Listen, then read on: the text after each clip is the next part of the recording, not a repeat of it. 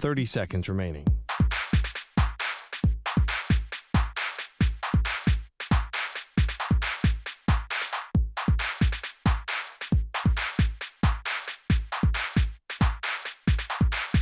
Fifteen seconds.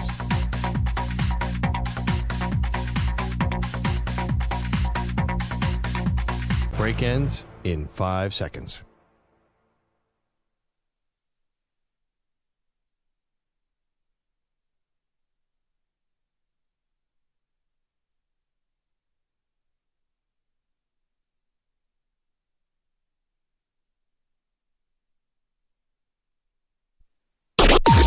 Maggie and Perloff on the Infinity Sports Network. Off the inbound. Holiday's got it. No timeouts. He's got to get it in. Throws to the corner. Jalen forces it up over C. No! He tied it. He did it. Jalen Brown from the corner with 5.6 to go. And the Pacers have given away game one for the moment. Now can they steal it back? Sean Grande, Cedric Maxwell, yes, that was wild. You know, anyone who thought that the Pacers, though, were going to go quietly into the night, that is not happening. Welcome to the show, Maggie Gray, Andrew Perloff. A classic game one. Celtics escape with a win, Perloff. The Indiana Pacers had this game in hand. They gave it away, 22 turnovers, and the Celtics survive. I don't know if the Celtics deserved to be in that overtime. They definitely didn't. No way. They end up winning. I came away with it.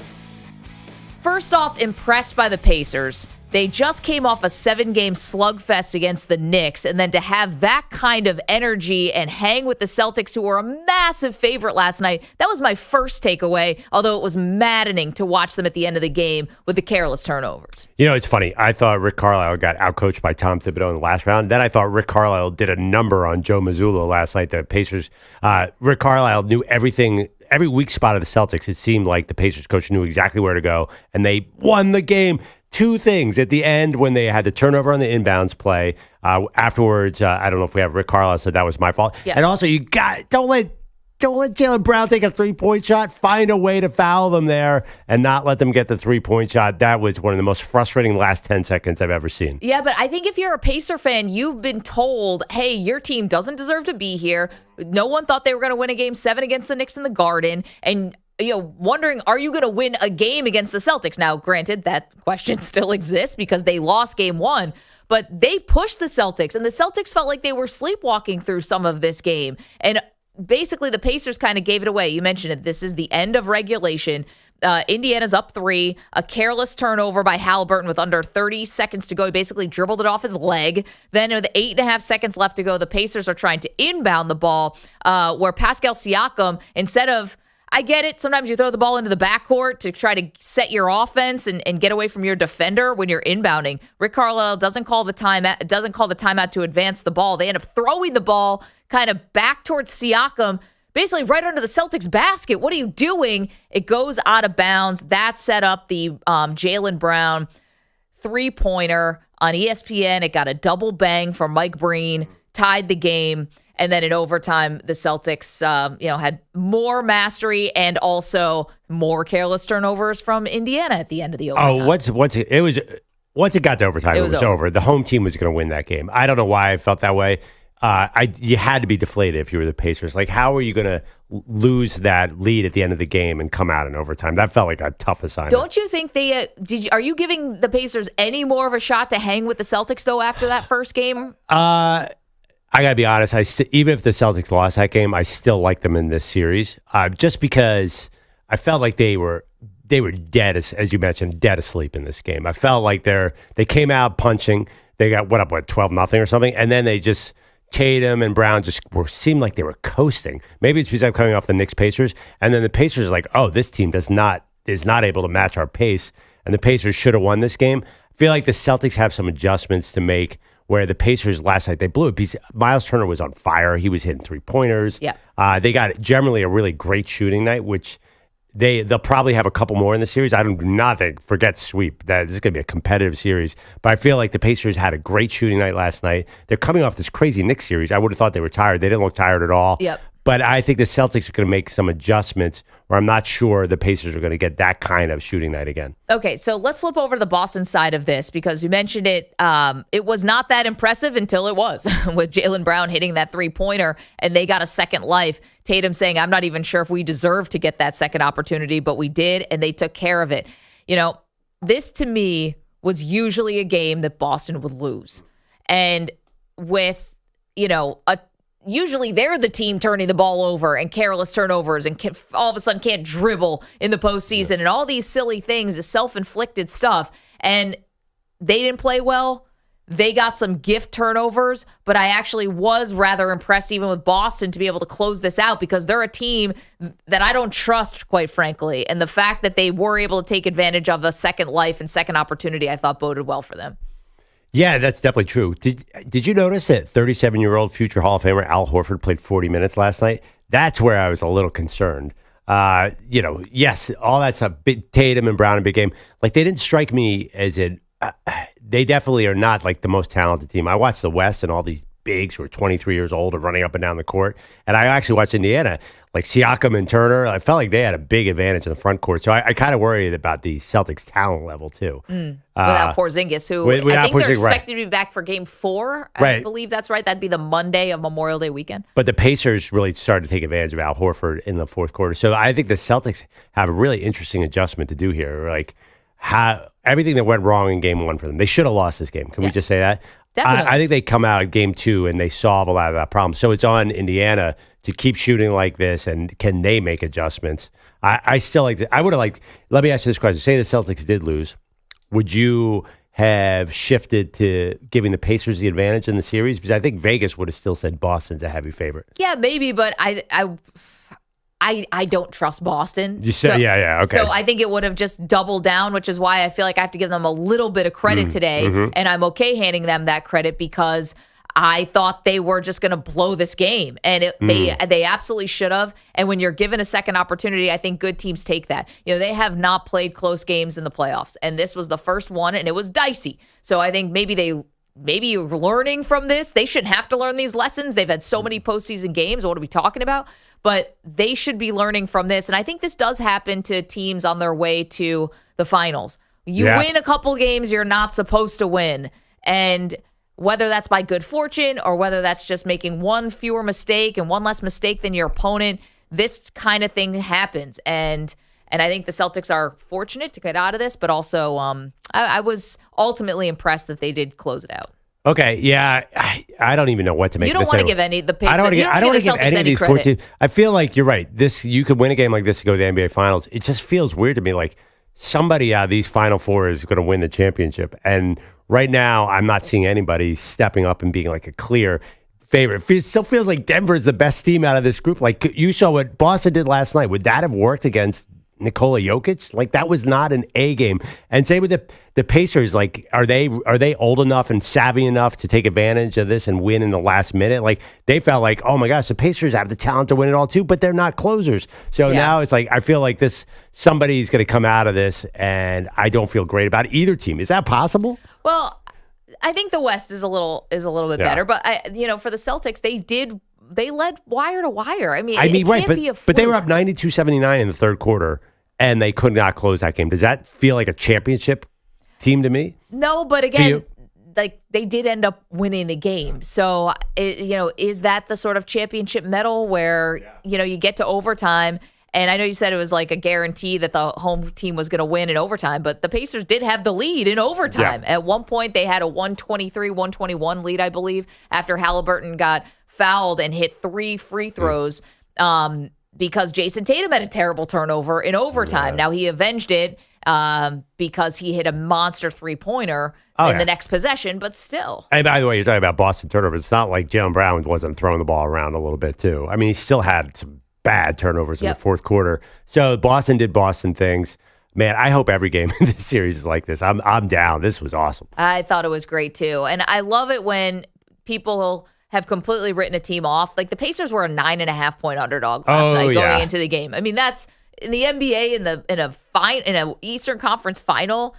That's like an exorbitant spread. And the fact that they should have won this game, I think Indiana, they're just going to have to keep proving it to people. Yeah, And again, people are not going to buy it. No. Either. But Draymond Green saying they're an 82-game team and like nobody fighting back on that. And that happens with young teams in the NBA because they're still coming up. I mean, Tyrese Halliburton is just arrived on the scene. It feels because we watched them play what felt like 6 55-minute games against the Knicks. Like we know this team, but they are coming up and they're going to eventually learn how to win these kind of games. I don't think it's happening this year. No, I mean, but it's funny. We do doubt teams that are like the early arrival teams. Yeah. But here's the thing. The Pacers, I know you guys hated the in-season tournament, but they took it seriously, and they had they were playing tight games in that in-season tournament against the Lakers and such. So you had a little bit there. Everyone called it a fluke. Yeah. They're this high offense team. Then the league started calling fouls differently, and I think they had to adjust a little bit because we weren't doing 150 to 145 games anymore. And what more do they need to show? They took out the Knicks. I know the Knicks were injured, but to win a Game 7 in Madison Square Garden, and now they basically should have taken Game 1.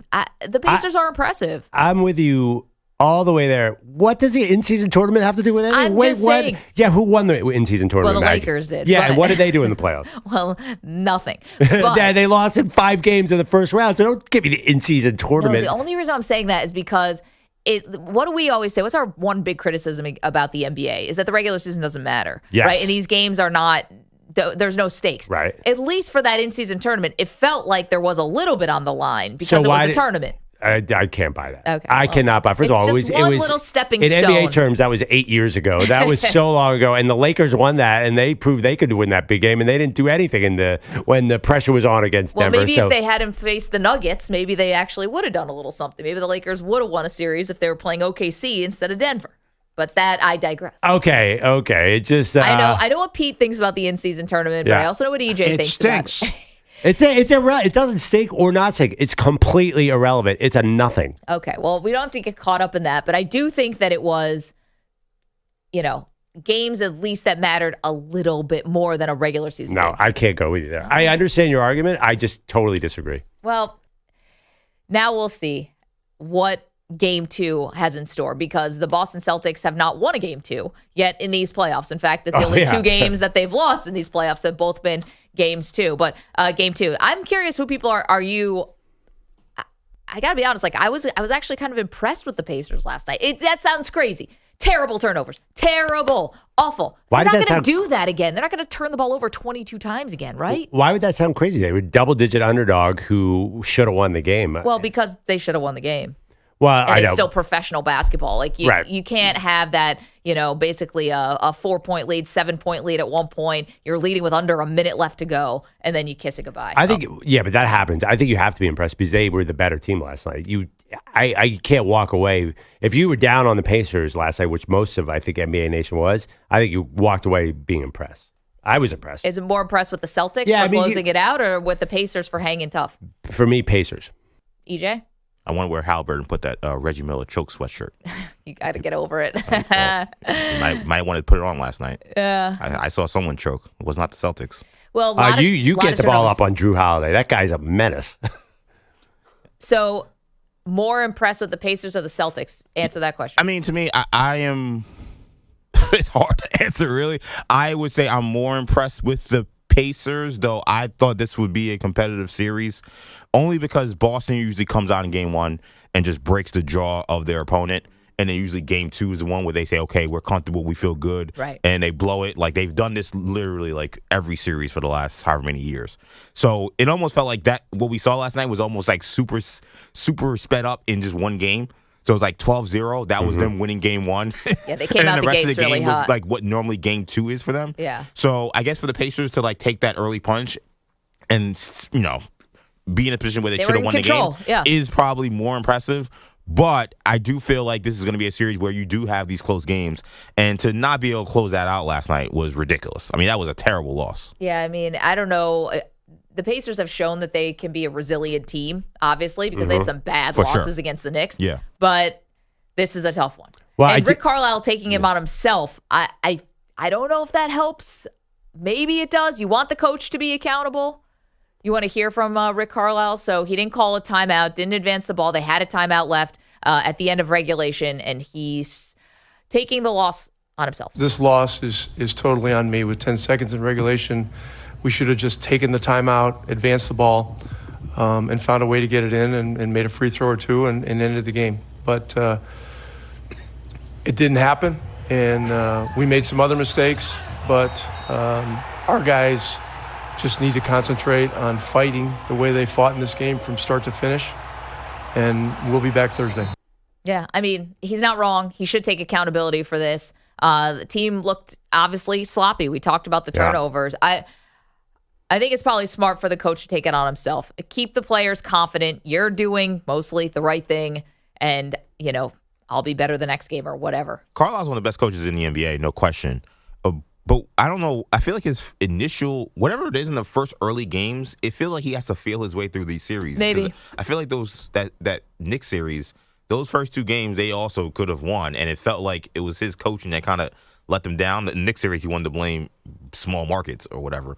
But here, again, it was like his team was in the position to win, and he made some crucial errors. You could talk about him not calling timeout, but also, I mean, he does not foul in these situations when they're up 3. And I think he wanted to foul there. There was a tough angle, as Doris Burke rightfully pointed out. It was a crazy angle on the pass, and Siakam couldn't get. If Siakam couldn't get to him before, if you foul a 3-point shooter, he gets 3 foul shots. So the Celtics had this brilliant. He wanted to foul. It was an insane circumstance that Jaylen Brown hit this game-winning 3. First of all, he jumped 8 feet in the air, had a guy draped all over him. I mean, it was a fluke. This is a fluke loss, and Carlisle is a good coach, but he screwed up the Jalen Brunson-Nembhard thing so bad last series. Right, that's what I'm saying. And also, too, I thought he was the better coach last night. One thing you guys are forgetting, though, for this game, too, what's that? Is somebody going to give smelling salts to Jason Tatum in the fourth quarter? Like this supposed MVP? Jeez Louise, show up. Get out of here. Like, I was like, is he actually walking in a coma there in the fourth quarter? But what about scoring 10 points in overtime? That was just like, at that point, the Pacers were gassed. Also, he did, to be fair, I'm not as hard on Tatum as Perloff is, but he did have a terrible turnover in overtime. Yeah, but it was brutal, and then it ends up with Halliburton getting fouled on a 3-point shot attempt. Halliburton hits all 3. They take the lead, and he comes back with actually, it wasn't even the 3. It was a bank shot where T.J. McConnell then fouls him, and then it was a 4-point play. Well, if he hits a shot in the fourth quarter, first of all, the Celtics win the game in regulation. But he just got so cold, and then he got timid, and then he's like, Derek White saved me. I do not like his body language in the fourth quarter. I didn't like anything about him. I mean, I think, he came in overtime, but that doesn't count because they should have lost the game. None of that counts to me. I know that makes no sense. Take those 10 points off. Take those 10 points off his record because that game should have won. He kind of blew it for the Celtics. I think you can feel it in the crowd. Like they were looking at Brown and Tatum, and be like, "Where are you guys? You're supposed to be these great players, and why is it that Horford and Derek White are taking all the shots in crunch time?" Well, maybe you credit the Pacers a little bit for that too. Maybe. But I think maybe there's another part of this though. Should we be doling out usually we don't dole out the blames until the series is over, or get a little later. I mean, if you're doing like the Mount Rushmore people to blame for last night or the top 5 people to blame last night, I mean, Halliburton's got to wear it. Oh, but you can't come away from that game saying Halliburton wasn't good. That's the bad turnovers. Yeah, he had what turnover? I mean, you want to talk about you can erase Tatum's fourth quarter. You can't erase Halliburton's overtime. He was dreadful. And the turnovers that even got you to the overtime. Last shot in regulation was a nothing. Like he had some bad moments. I didn't come away from that game being disappointed in Tyrese Halliburton. That's funny. You guys did. I mean, listen, I said I was encouraged by the Pacers, but you just got to call it like it is. I mean, that's so funny. Like he dribbled the ball off his foot with 30 seconds left. Yeah, I know. He made a mistake. Yeah, but Jaylen Brown threw the ball to Siakam with 4 minutes left of the game. I think you're picking one play. I did not come away being disappointed in Halliburton at all last night. Well, Halliburton also had a bad turnover without a minute left to go in overtime, but you credit Drew Holiday because he was all over him. Do either of you guys feel like there's a chance that the Celtics play up to their opponent in the next round if they get past this team? Because it feels like that's been the recurring theme with this team for years, is that they have these games where it seems like clearly play down to these teams, and then when they play against more competitive teams, they have more competitive series. If they face a Minnesota or Dallas, because assuming those teams are better than Indiana, do they play up to that and we see a different Tatum, a different Brown, or is this who they are? That's a great question. Did they play up against the Warriors? They did in games 1 and 3. They were 2-1. They were controlling that series at one point, and then Did they play up against Miami? They split. Wow. Yeah. They split 2 years in a row. I mean, They played up when they were down 3-0 and all of a sudden woke up. Right. You know? I mean, this is to me, they're the ultimate conundrum. Right? To me, they're not that good. I would say it right now, they're just not that good a team. They're not really a championship level team because I'm saying that because they haven't won a championship. Yeah. Well, I mean, you're factually correct. 855-212-4227. We're all about facts around For here. about 3 weeks, I'm factually correct. Okay, so you are willing, and we love it to hear from you about what you thought about this game if you were watching it last night. More or less encouraged by the Celtics in this miracle. And how do you feel about the Pacers, too? Yeah, I kind of want to hear, who do you blame? This is the blame game. I blame the Celtics for blowing a second half lead. I blame the Pacers for blowing the last 10 seconds. Nobody won, in my opinion. Yeah, but the Celtics actually did win, so just to confuse people. But if we're going to go with fact, yes. Let's just restart game one all over again. Play a new game. 855-212-4227. So much to do. We had training camps open all across the NFL, OTAs rather. Again, facts. OTAs, lots of fun sound coming out of these OTAs, including the quarterback controversy that is definitely going to be the story of the offseason. So much to do. Maggie and Perloff, don't move.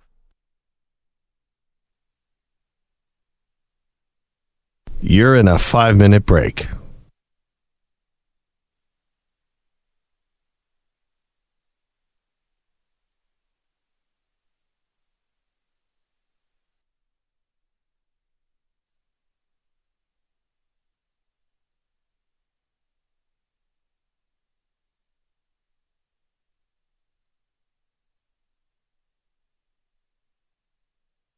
Four minutes, 30 seconds remaining.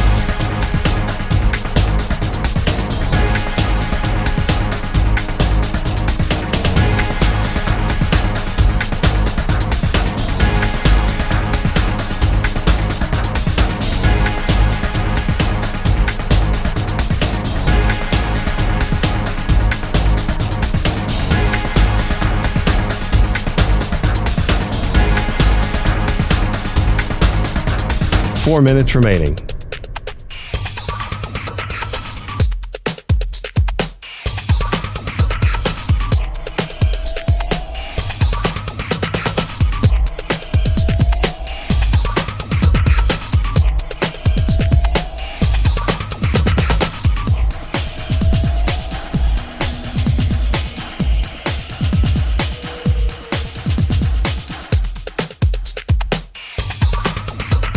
Three minutes, 30 seconds remaining.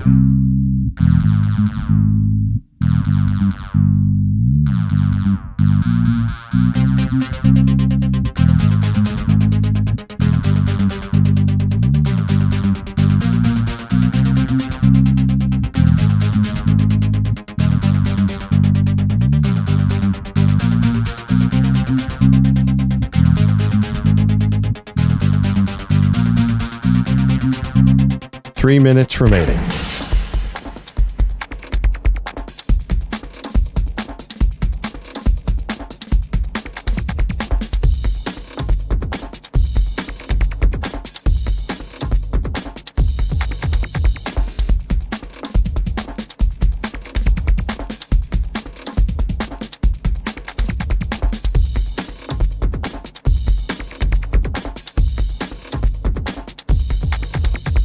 Two minutes, 30 seconds remaining.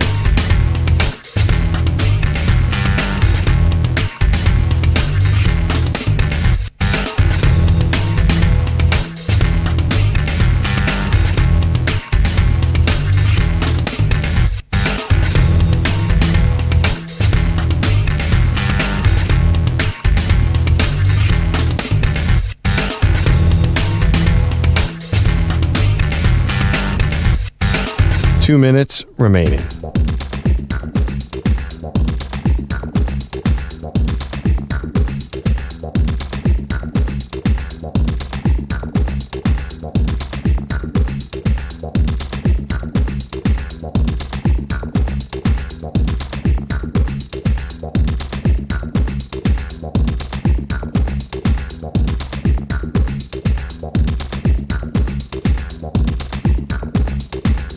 One minute, 30 seconds remaining.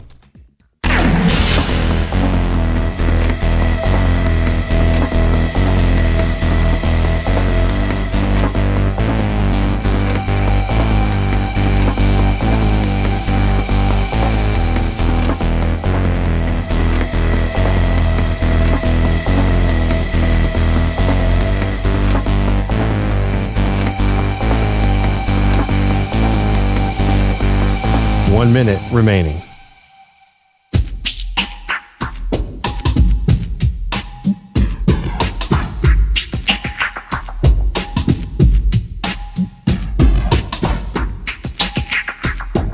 Forty-five seconds remaining.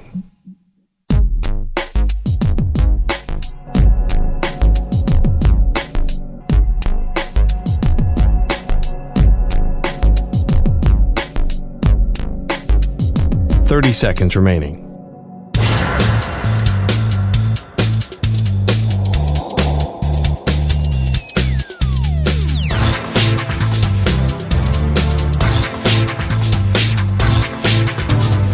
Seconds.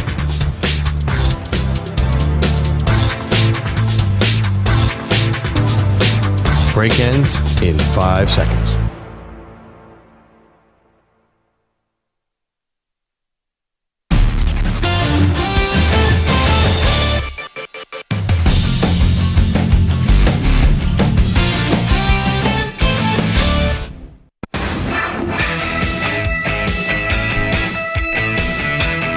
Welcome back to Maggie and Perloff, breaking down Celtics, Pacers.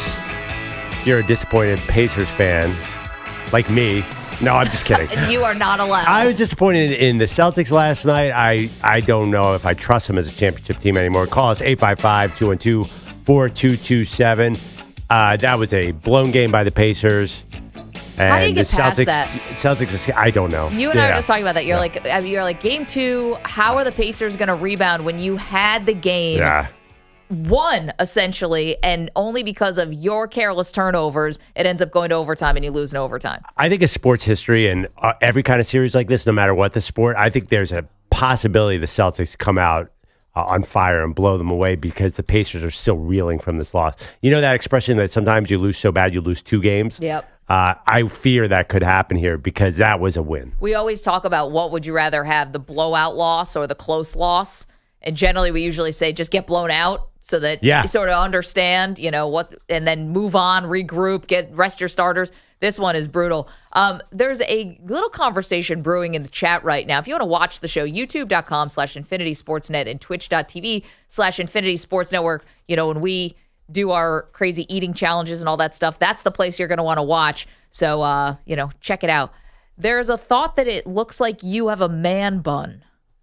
Do you have a secret man bun, like John Clayton style? Yes. No. I don't have a man bun. I'm not sure what kind of shadows would have been created in the studio where it looks like, I think it's the hooded sweatshirt you're wearing. Well, you also, from my vantage point, there's hair coming out of the back of your hat. Oh, that's it. That seems like it could be the end of like a scrunchie. Yeah. I didn't. It's funny. From my vantage point, I don't have that. Just to clarify, what hat are you wearing? My T-Wolves hat. Yeah, they play tonight. Big game. Shiny.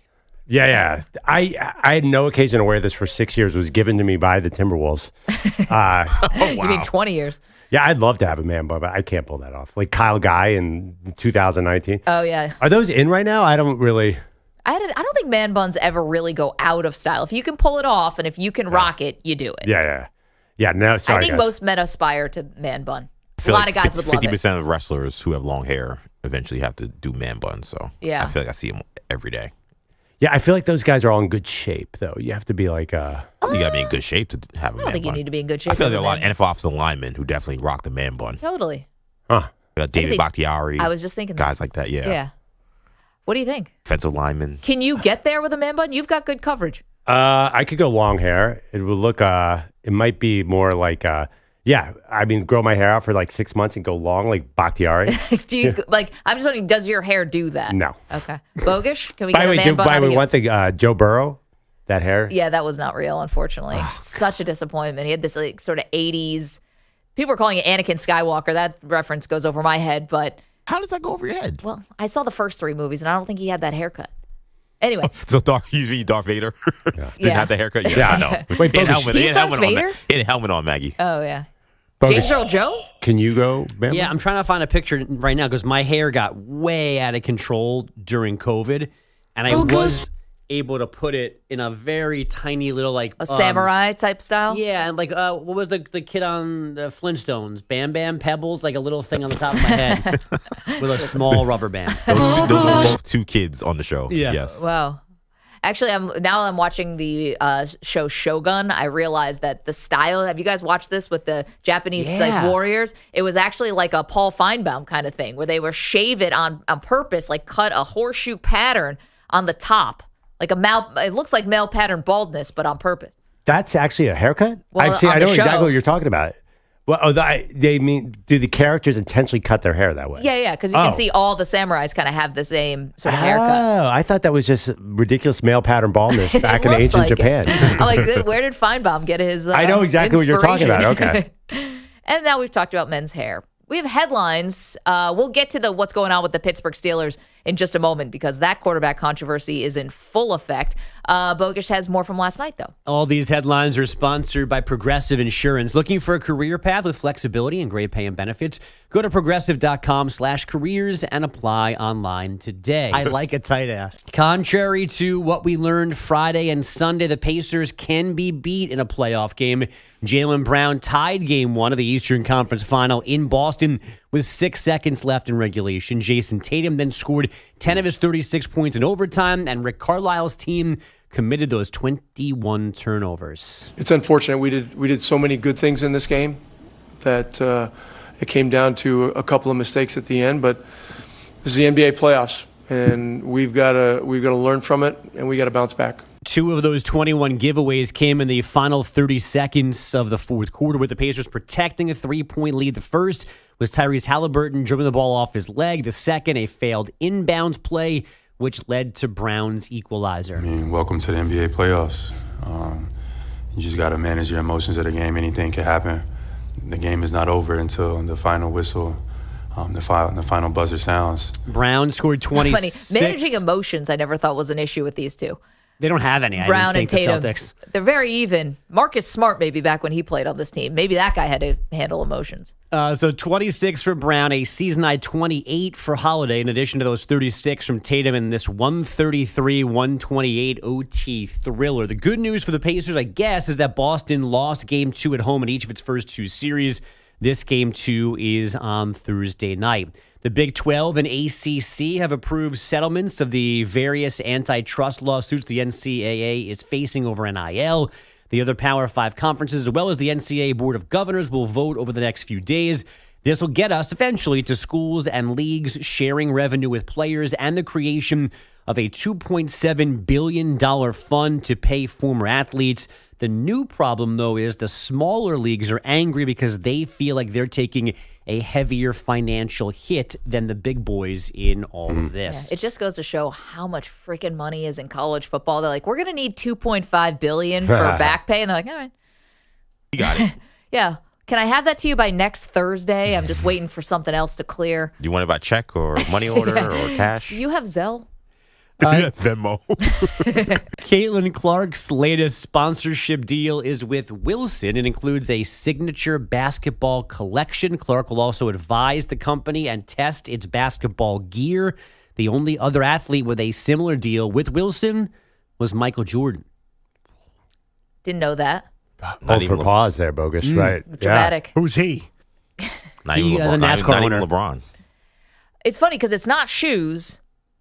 What other equipment is it? So apparently the basketballs. They already sell some of these balls that have they have things like emblazoned on them that part of Caitlin Clark's college career. Like a collectible item? That's the thing. Like, I don't know that I would ever want to buy this. Like, I'll buy a T-shirt, maybe shorts or sneakers, but am I going to buy somebody's branded basketball and put it on my shelf? I think 12-year-olds will. Yeah? I think kids will. Or Yeah. you play with it. Like how golfers, like, are you a Titleist or are you what kind of type of basketball you playing with? I think young girls who are getting into basketball would buy a Caitlin Clark basketball. Is it Rawlings is the other one who makes basketball? Who else makes basketballs? Rawlings and Wilson? Spalding. Rawlings. What a minute. That's baseball. I think Rawlings probably does make a basketball too if you go deep into the I remember dicks. I was in middle school and my gym teacher was the sister of Matt Doherty, who played for North Carolina and was the head coach, obviously, at the time. And like she knew I liked basketball and she knew I loved like college basketball. She got me like a signature North Carolina like Matt Doherty basketball. And it was the coolest thing I ever had. You didn't play with it, though. You just no, not really. Collectible item. Yeah, I might have played with it around the house or maybe whatever. But yeah, it's not something I went to the park. But it was the coolest thing ever. Wait. He signed a basketball or no, was it's his one of those things where basketball? like his signature's on it, but like he didn't like officially sign it. Yeah. But it was like only if you went to like a North Carolina basketball camp or you were at the camp or something. That's the only way you would have got this ball. Yeah. So like, did you guys have your baseball gloves that had someone's name on it? Right. Oh, yeah. Yeah. I think when I played baseball for 1 year, I think I probably had like Piazza or somebody. Mine was like a George Brett glove. But Those things is were it cool, though. like the basketball has a commissioner assigned it, like right? Yeah, Is it the David Duke, Stark? right? I don't know. Yes. Yeah, Roger Goodell Football. or whatever, Yeah. Paul Tagliabue. Like, that's weird. Like that Matt Doherty, Matt Doherty and Caitlin Clark had basketballs. I'm Michael Jordan. No, I've never seen a basketball like that. By the way, I hate. If you guys ever played with an NBA basketball, I don't know. Yes. They're rocks. They do not like them. They're not friendly to me.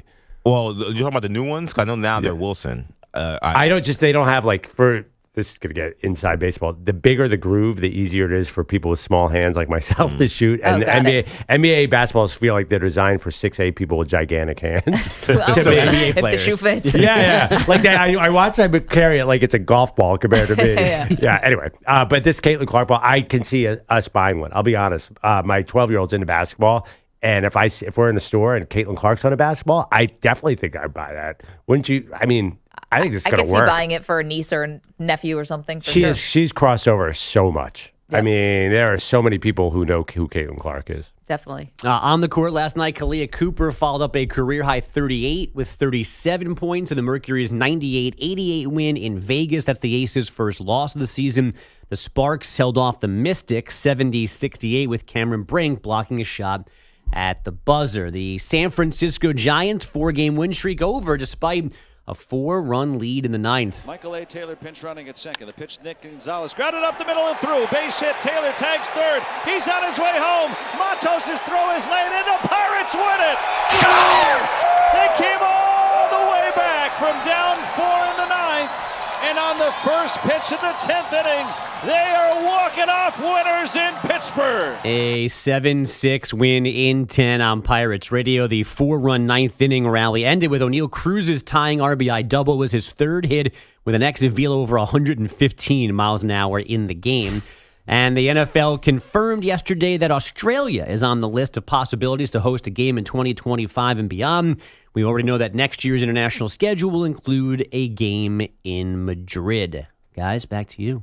Throw some shrimp on the barbie, Maggie. I knew you were going to say Throw it. some. I think go ate my fault. baby. Sorry, guys. Oh, can we go? And I can share my Australian accent with my people. Are you going to drive through Chicago to get there? This is the one thing that's keeping us. This is they're going to ban you from the whole country. I knew you were going to say it. A little football down under. Here's the thing. In his brain, I think he sounds like Crocodile Dundee. Yeah. It's just, You call that a knife? And actually, I don't know what that was.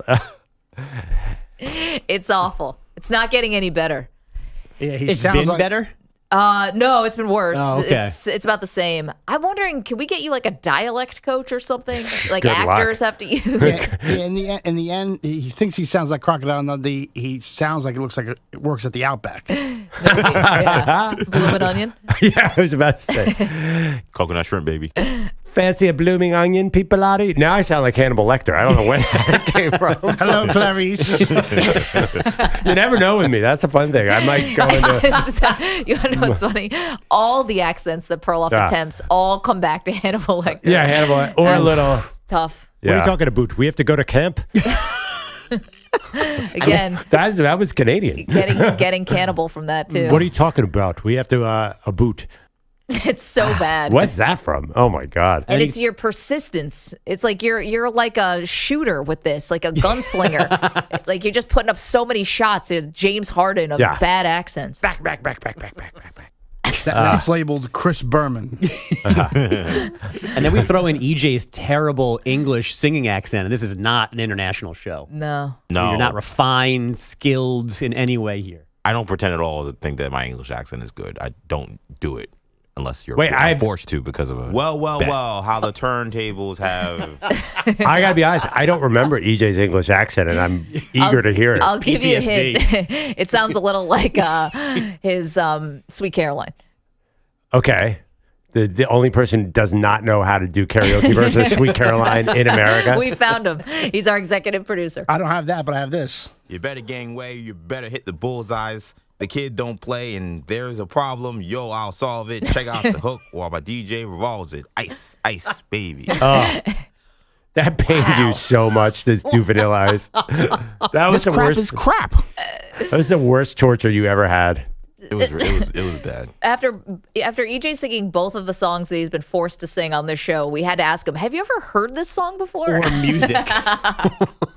I mean, it's hard, EJ, to be a bigger nerd in a room with me and Perloff, but somehow you did it there. Yeah. I don't know how it's to do karaoke with no lyrics in front of you and know where the melody is coming in is not easy, especially on live radio. We know. We're getting that. We're witnessing those struggles. We get it. Oh, by the way, Maggie, you're sitting here in judgment. I'm not exactly hearing awesome accents flowing off your tongue. This is why I don't do them. I'm a conscientious objector. Uh-oh, there it goes. Conscientious objector to both singing and also accents. Maggie, we're down under watching the Panthers play the Falcons. You're going to get into it. Michael Pennis. Give me like 10 Fosters and I'll sound like was born and raised in Melbourne. I don't even know if they drink that there. Another cliche. Okay, thanks everybody. 855-212-4227. Dorcas Malorcas. Me or them. We mentioned it. Major quarterback controversy. This one's big. Pittsburgh Steelers. Hear what Justin Fields had to say about his competition with Russell Wilson. We'll play it for you next. You're in a 5-minute break. Oh.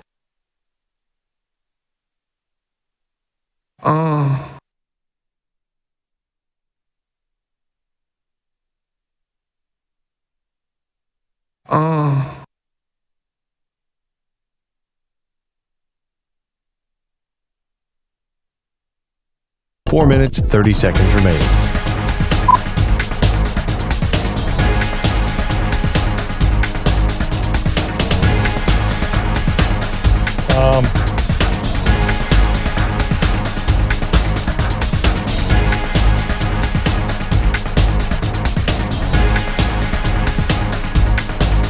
One word Celtics.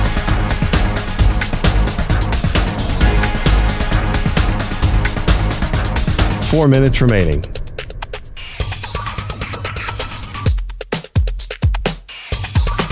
What are we going to do about these strippers? What are you talking about, Booth? We have to go to Kent?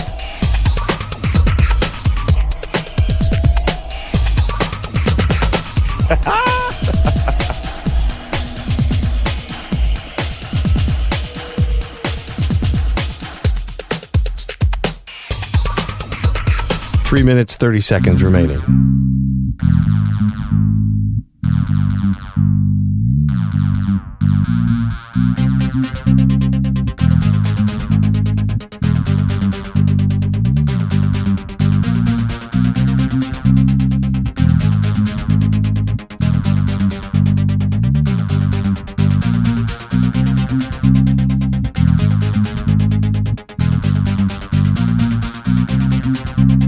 Three minutes remaining.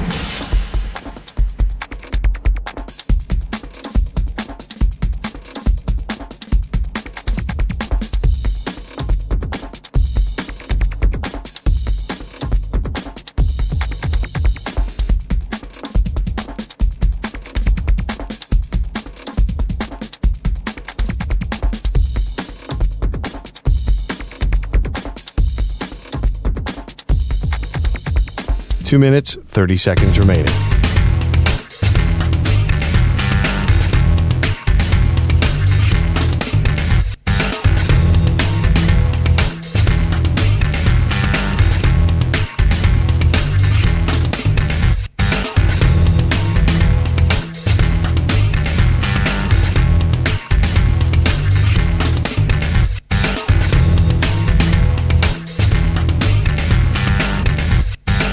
Two minutes remaining.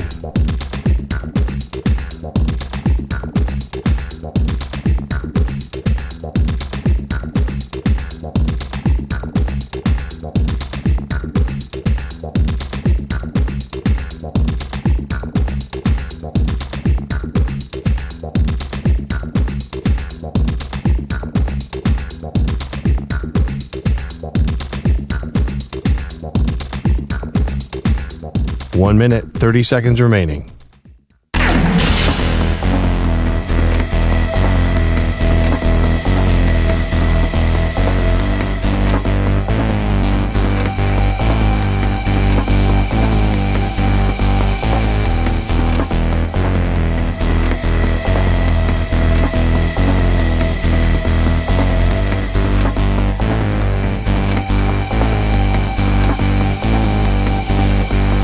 One minute remaining.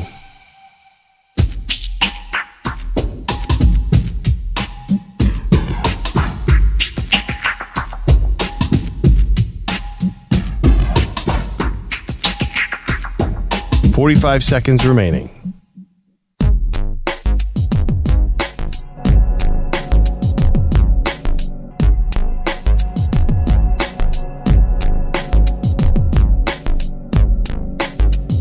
"30 seconds remaining.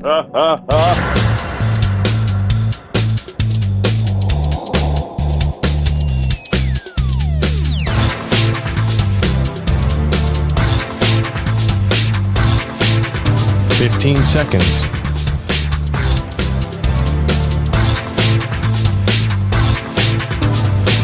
Break ends in 5 seconds.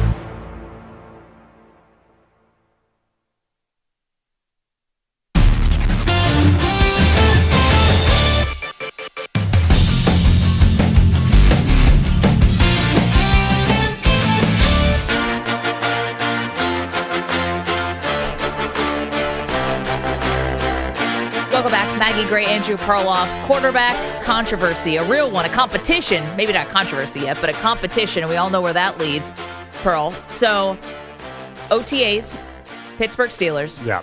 Russell Wilson signed first, and they've said that he has the quote-unquote pole position on the inside track. Here was Justin Fields speaking to the media for the first time since he was traded to Pittsburgh, and he is not ceding the competition to Wilson. I'm taking it day by day. I'm definitely, competing. I think, Russ knows that. We're competing against each other every day. Him being out there for me, that, helps me getting better. Us pushing each other. So, I definitely don't have the mindset of, me just, sitting all year. So, I'm coming in every day, giving it all I got, and, pushing him to be his best, and he's, pushing me to be my best each and every day. Okay, so can Justin Fields actually win this competition? Maybe not outright from training camp, depending how set in the ways Mike Tomlin is and the team about giving Russell Wilson the shot. But I think that Justin Fields is definitely going to be starting games for them this year. And I wouldn't be surprised, and I'm predicting, in fact, that by the end of this season, it is Justin Fields as the quarterback of the Pittsburgh Steelers moving forward, and Russell Wilson is finding yet another team to try to go to after this season. So you don't think there's going to be, you don't think he can win it in the preseason, though? Who, Fields? Jeff Fields. So you don't think there's a real competition? So I don't believe that this is a real competition right now.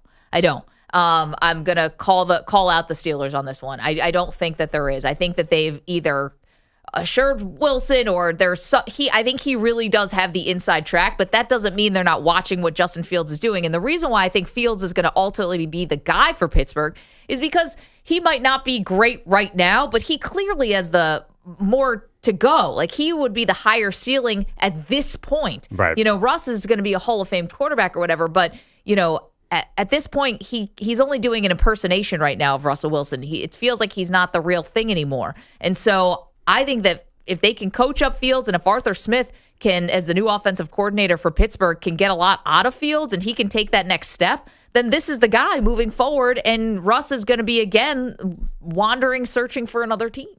I think there's two different kinds of quarterbacks here. Russell Wilson can be a point guard for this team where he can get to the ball to the receivers, where I think the problem with Justin Fields was he held the ball too long. There was this damning article this offseason that he couldn't read the field the right way. Yeah. Like, basically, his brain would just see 5 things in front of him, and maybe it was a sort of an indecision thing. Like, he just couldn't pull the trigger.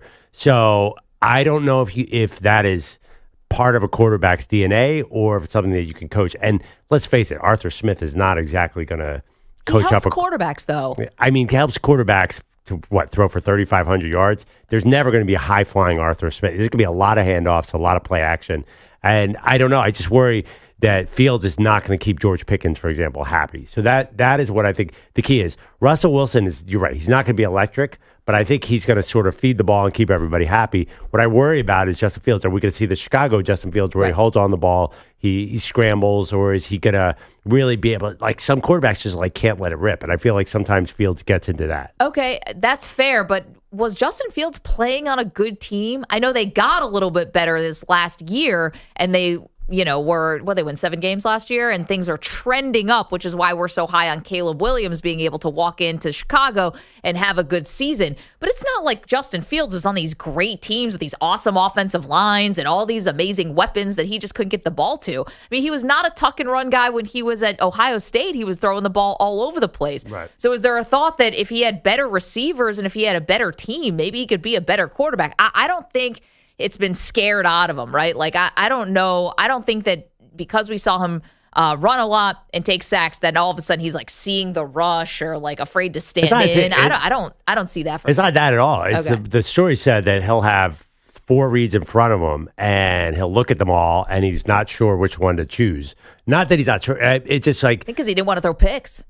I don't know. I mean, we'll see. Like you said, just because the people around him were bad doesn't mean he's good by associated property. I think there's a lot, quarterback is not really about arm strength. It's not about speed. It's not about talent. Sometimes like guys just like are just get into a rhythm and some guys don't. And Fields has not gotten into a rhythm yet. And is that help? Can Arthur Smith help him? Maybe. I don't know. It feels like the Steelers are going to be so conservative offensively, so maybe Russell Wilson fits that better. Well, or maybe Fields does because his ability to run. Now, but that's what I was wondering, too. Do you want a running quarterback because you're not going to throw it anyway? You're not going to throw it that much anyway, and you have a running quarterback. Now, all of a sudden, you have this like more dynamic type of offense. I mean, you see it in your own division with Lamar Jackson, and that's doing it at an extremely high level with the Ravens. I mean, the Steelers have at times have had some incredible wide receivers, and they've been able to make explosive plays, but I don't know if this is that team. I think they might want to be more of a ground and pound and win games with defense and all of that. Yeah, welcome to 10-7 and another first-round exit. Well, that's what they've been. But the other thing, too, about Lamar Jackson, he's a little different because he's so dangerous with his arm, too. That's true. He's much better. And Justin Fields could be that. I mean, but right in Chicago, we didn't see that. We didn't see where, because if you just play Lamar Jackson to run, and he's going to burn you downfield. We have not seen that yet with Fields. Yeah, 855-212-4227. So I think the question is, who's going to ultimately be QB1 for the Steelers? When it's all said and done, who's QB1? I'm saying it's Fields. And I think that Russ is back on the journey, on the path. I mean, it's got to be the end of the journey at that point, right? I don't know. I could see him hanging on. I think that he doesn't want to go out, as Aaron Rodgers said yesterday, I don't want to go out like a bum. It's got to be he'll be a backup, though. He can't possibly, this is his last chance to start. Maybe last chance to start, but I mean, don't you see Russell Wilson as the kind of guy who would just say, like, just get me in the building and I'll win him over and I'll, show everybody wrong and this will be, my big comeback. I feel like he's big on that kind of stuff, like people doubting him and then showing that he still got it. I don't know how quickly he's just going to want to say, all right, I'm done being a football player. I think he'll be, I think he'll hang on as a backup. I don't think there's no way someone's going to, I feel like Washington Commanders would have signed him 5 years ago at 38. If he can't keep this job in Pittsburgh, it's over. He was lucky to get this opportunity. Yeah, and then Pittsburgh signed him and then signed another competitor right after him. Basically signed a guy like just right directly over his shoulder. And I know we have a lot of Steelers fans who are listening. I'm curious if you're optimistic at all about the quarterback situation, too. No matter who you think it's going to be. It doesn't feel like the cliche, if you have 2 quarterbacks, you don't have one, because I think there's enough talent there, but I don't feel that great about what they're going into, especially when you got Lamar and you've got Joe Burrow, and we'll see what Deshaun Watson is. But I don't know how Pittsburgh Steelers fans are feeling about this quarterback competition. Maybe Justin Fields is like a big swing. Like maybe if Justin Fields gets it all together and Arthur Smith, gets him playing the right way, which he was at Chicago. The coaching staff wasn't great in Chicago. So maybe he's a different quarterback here. So maybe the ceiling's higher with Justin Fields. Will you buy that? Well, that's why I think he's going to end up being the guy. Yeah. I think he's the guy who's left standing at the end of this. And I guess you have to hope that you found your quarterback of the future and you just happen to get him super cheap and for a steal, and he becomes the 11th overall pick that he was. That'd be cool. 855-212-4227. Coming up, an ultimatum, essentially. Playoffs or we're all gone for one QB. Who's drawing the line in the sand? I'll tell you next. Maggie Perloff.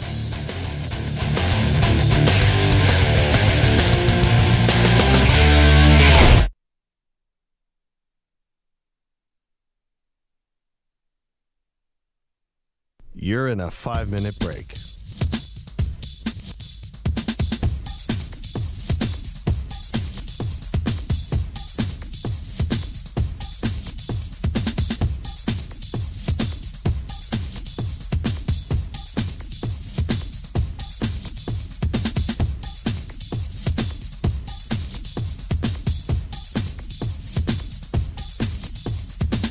Four minutes, 30 seconds remaining.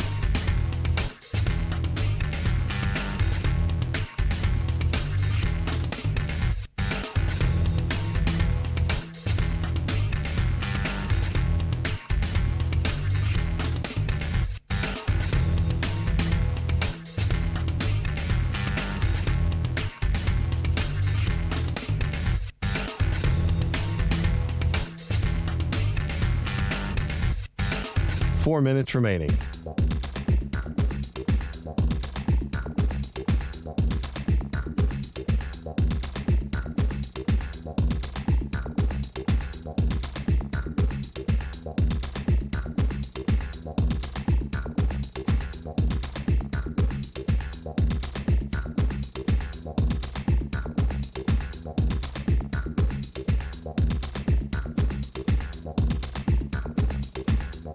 Three minutes, 30 seconds remaining.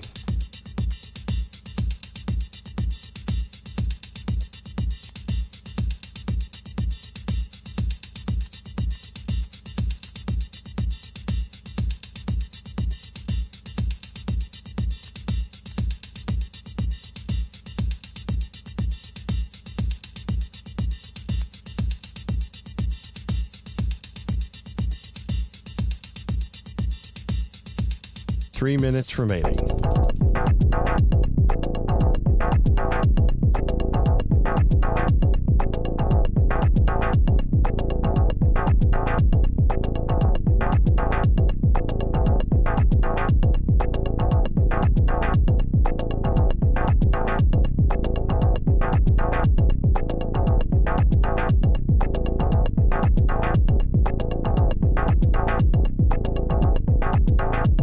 Two minutes, 30 seconds remaining.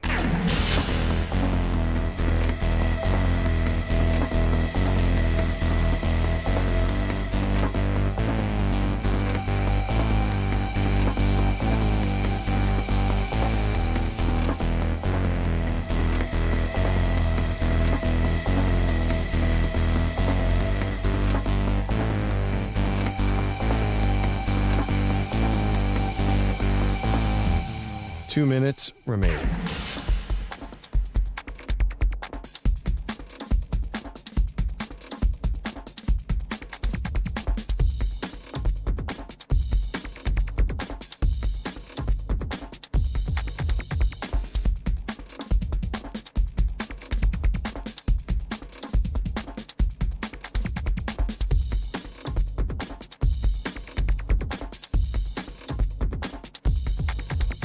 One minute, 30 seconds remaining.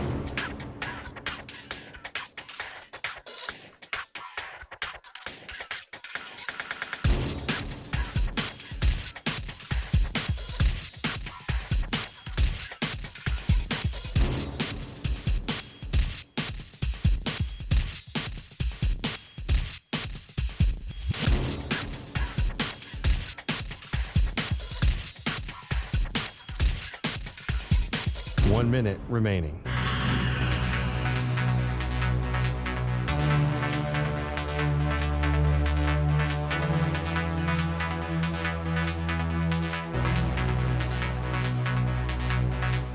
Forty-five seconds remaining.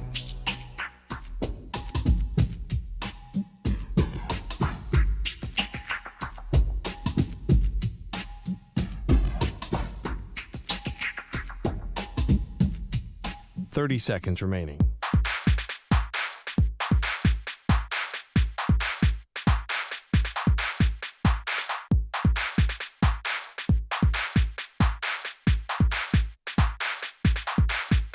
15 seconds.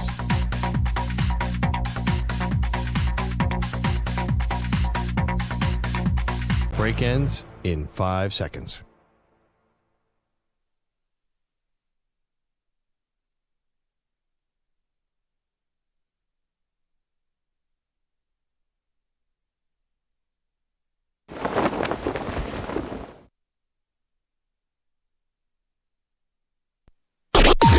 Maggie and Perloff on the Infinity Sports Network. Well, it's playoffs or bust. That's for the New York Jets and Aaron Rodgers putting it all out there yesterday. Welcome to the show, Maggie Gray, Andrew Perloff. Aaron Rodgers meeting the media yesterday. There was a lot of ground to cover, as there generally is with Rodgers. But let's start, Perloff, with the expectations for the Jets this year. Acknowledging that everyone feels a little like, cheated because last year only lasted 4 plays. There was so much hype around Rodgers switching teams, and now it's all right there. So let's listen to Rodgers saying he knows that the Jets will blow this whole thing up if they underachieve. You said earlier there's pressure on all of us. All of us, yeah. Why do you say there's pressure on you? Well, I think if I don't do what I know I'm capable of doing, we're all probably going to be out of here. So I like that kind of pressure, though. I mean, we're all going to be out of here. Yeah. The coach and the general manager have to be like, ixnay on the we're all out of here. How about you could be out of here? He just put a lot of pressure on this team, Perloff, and I know it was there. Well, I know, but they're veterans on this team, but there's a lot of young guys who have not experienced any meaningful winning. And to put this on them in that way, I don't like where this is headed here with Rodgers. Well, what do they care? I mean, what is Garrett Wilson? Garrett Wilson and Sauce Gardner aren't going anywhere. But this is. I mean, that was so obviously Joe Douglas, the GM, and Robert Saleh are going to get fired if they don't make the playoffs. I heard on a podcast today on The Ringer that if they don't make the Super Bowl, that Saleh and Joe Douglas are going to get fired. Now, I don't believe that at all. I don't believe that either. That's way too high a bar. But, the team hasn't made the playoffs in 13 years. Right. All of a sudden, it's Super Bowl or bust. That seems a little crazy. To me, that's not really a hot statement from Aaron Rodgers. That's a fact. Like, if they don't make the playoffs, Saleh is gone, the head coach. And honestly, if they don't win a playoff game, he might be gone too. Like, this is very clear. Of all the spicy things Aaron Rodgers says to me, this one feels down the middle of the road. I'm not bothered by him saying this. See, I think that you set this kind of expectation. You can set this in your building. You can do this internally. You can say, guys, there's pressure here. Rodgers already has not only a season under his belt, kind of understanding this franchise and organization, the media market you're in, all of that. He saw it go haywire and basically, go sideways last year because he had to call out the BS, right? At the end of the year, he had to call out the leaks and the BS and all of that stuff. Why would you put more red meat out there? He is not learning the lesson, which is if you want to lead this team, you've got to do this behind the scenes. And he's telling everybody who will listen, I'm not a distraction. I'm not a distraction. Prove it. Don't do McAfee this year. Don't do it. It would hurt us. We love it. It gives us fodder for days. We have a whole segment called What the Bleep is Aaron Rodgers Up to Today? But if you are really serious about this being a playoff team, maybe a Super Bowl team, I don't know, and you really don't want the distractions and you want the pressure, prove it to everybody and don't do Pat McAfee this year. And he can't do it. He cannot do it because he wants to get his opinion out there more than he actually wants to win. Yeah, but what does that have to do with that comment about I have to win otherwise everyone's going to get washed out of here? What about the Jets? Even if you're there for 2 days, let alone a year, even in and out doing rehab, what makes you think this organization handles pressure well? Nothing. They're not that kind of a franchise because they don't have a winning culture. They don't have something to rely on where they have these winning ways. That Super Bowl is from 1969. Right. There's nothing really here outside of a couple blips up and down, a few things here or there where you can say, the Jets were successful. There's nothing about this particular franchise that shows you that they can handle external pressure and they can turn that into something positive. And you just put it out there in the first OTA. Honestly, is it blind? You're tone deaf and blind. Well, maybe, but what he said there adds zero pressure because that pressure. I mean, they would have to be completely oblivious to think that this wasn't the case. I mean, do you think Joe Douglas is like, whoa, wait a second here. If we don't win this year, I'm going to be out of here? Of course he knows that. So why say it then? Like, why do you have to say it? Because it doesn't matter. I mean, who cares? That, of all the things Aaron Rodgers said, that one to me was one of the least controversial, problematic. And honestly, like, you have so much pressure just being an NFL team. This is not adding to it. And a lot of teams are feeling that kind of pressure. I totally agree with you about the distractions and Aaron Rodgers ironically calling out the team for, doing non-football stuff and then doing more non-football. That's called transference. Yeah. One finger pointing at you and 4 pointing back. Of course, Aaron Rodgers is the most non-football focused player in the entire NFL right now. But him saying like, yes, there is pressure, because that's reality. They know this. You don't think Robert Saleh is aware of what's happening here? Is that going to make him a better coach? Just putting it out there is harmless to me. Maybe I'm wrong, but there's so much pressure on that building right now because there's so much hype. They have a 40-year-old Hall of Fame quarterback. Yeah. By definition, that is pressure. And what he could have said, and we're talking about Aaron Rodgers yesterday, his first media availability of OTAs. Yeah, what could he have said? What he could have said is, I know I'm out of here if we don't play and I don't play like I should. I know I'm out of here because I know the organization would want to start with a younger quarterback. I know I'm out of here.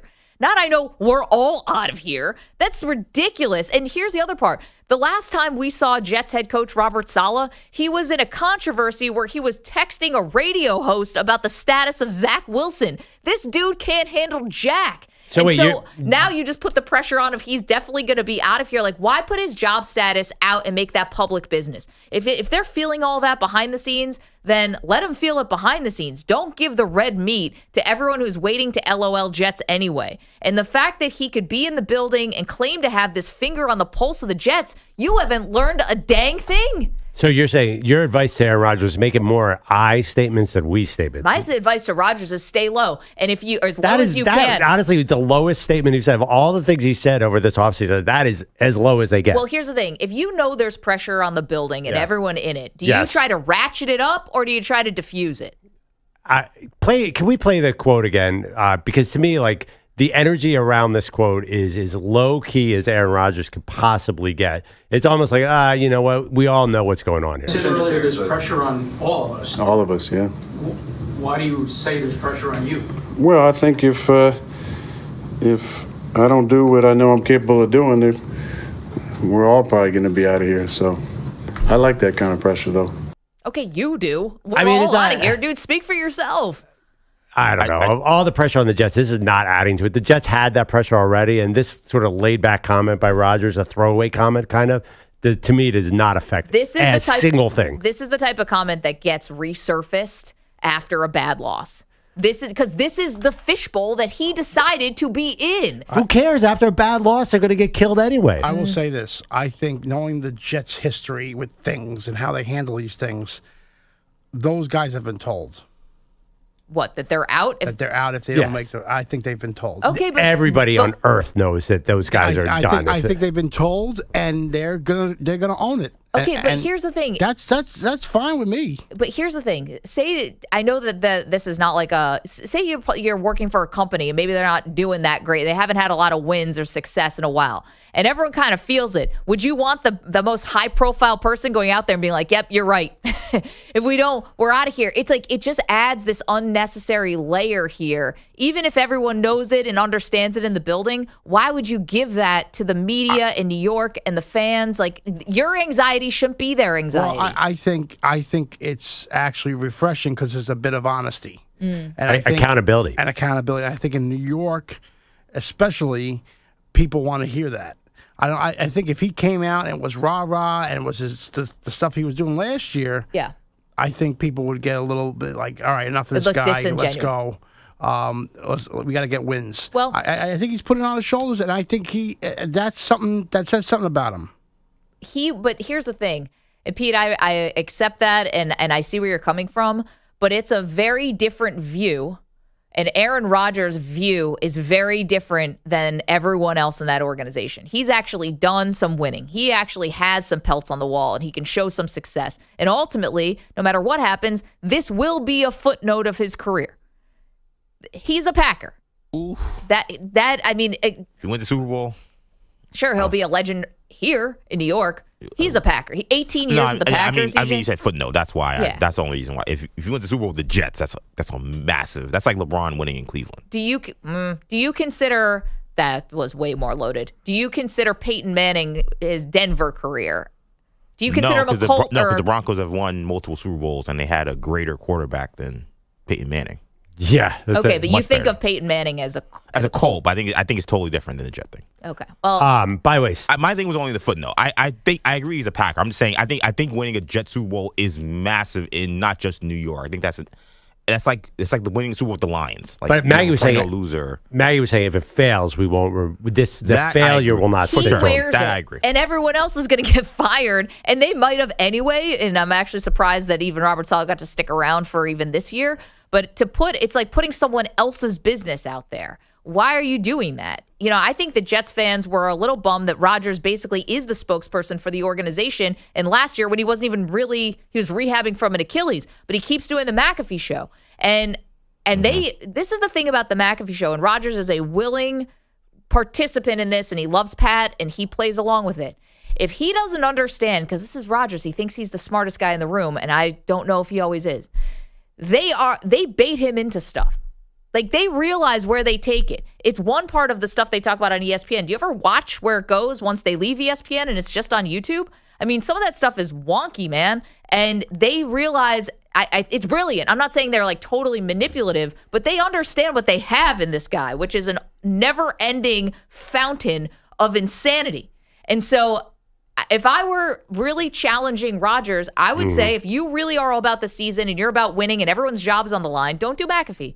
Well, forget McAfee. I mean, it's Tucker Carlson and all these.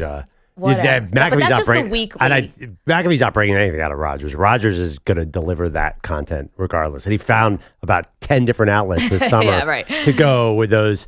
Honestly, I can't speak for Jets fans. I'm not a Jets fan, but I think most Jets fans are like, dude, just get out there and be healthy, and I don't care what you say. Just go out there and sling that rock around like you're doing in slow-mo on Instagram right now. I hate to be middleman because that's not what we do in this business, but like there is a part of me that, and you know I rip Aaron Rodgers 100 times on the show. There's part of me that did appreciate the accountability he's taking on this, but the reason why I nodded when we played that clip again to you, Maggie, was the question is, why do you feel that way? And he's like, well, it's us that have the pressure. That was the only thing that made me feel a little weird. Because, yeah, if you want to put it on yourself like you keep saying, then, yeah, put it on yourself. Put it on yourself. I'm going to be out of here. The fact that the guy said, you said you have pressure. Why do you feel that way? He's like, well, because we're all going to be gone. Well, I said, I'm like, well, if I'm Rob Stein, I'm like, what the hell? He didn't ask about me. But he said, I feel responsibility. If I don't perform my best, I'm letting the whole team down. Like, that's like what you want to hear. Say I'm letting the team down. Not we're all going to everyone's getting fired. I think that was the implied message. Like, if I don't do my job, I'm really hurting this team badly. That's what I read out of it. And also, too, it's like, I mean, I always say this. He's a quarterback up at a podium. He's just trying to get out of there. He revels. That was such a harmless. To me, that was one of the most harmless things he's ever said. We have more from Rodgers here. This was about the fact that he may have been running for vice president at some point, but he cleared that up and said it was really kind of like a fork in the road for his life. I love Bobby. We had a couple really nice conversations. But there were really two options. It was retire and be his VP or keep playing. And I want to keep playing. I mean, basically saying he had it in the bag, which is kind of interesting. Confirms those rumors that he was sort of offered. But to me, it's really funny, too.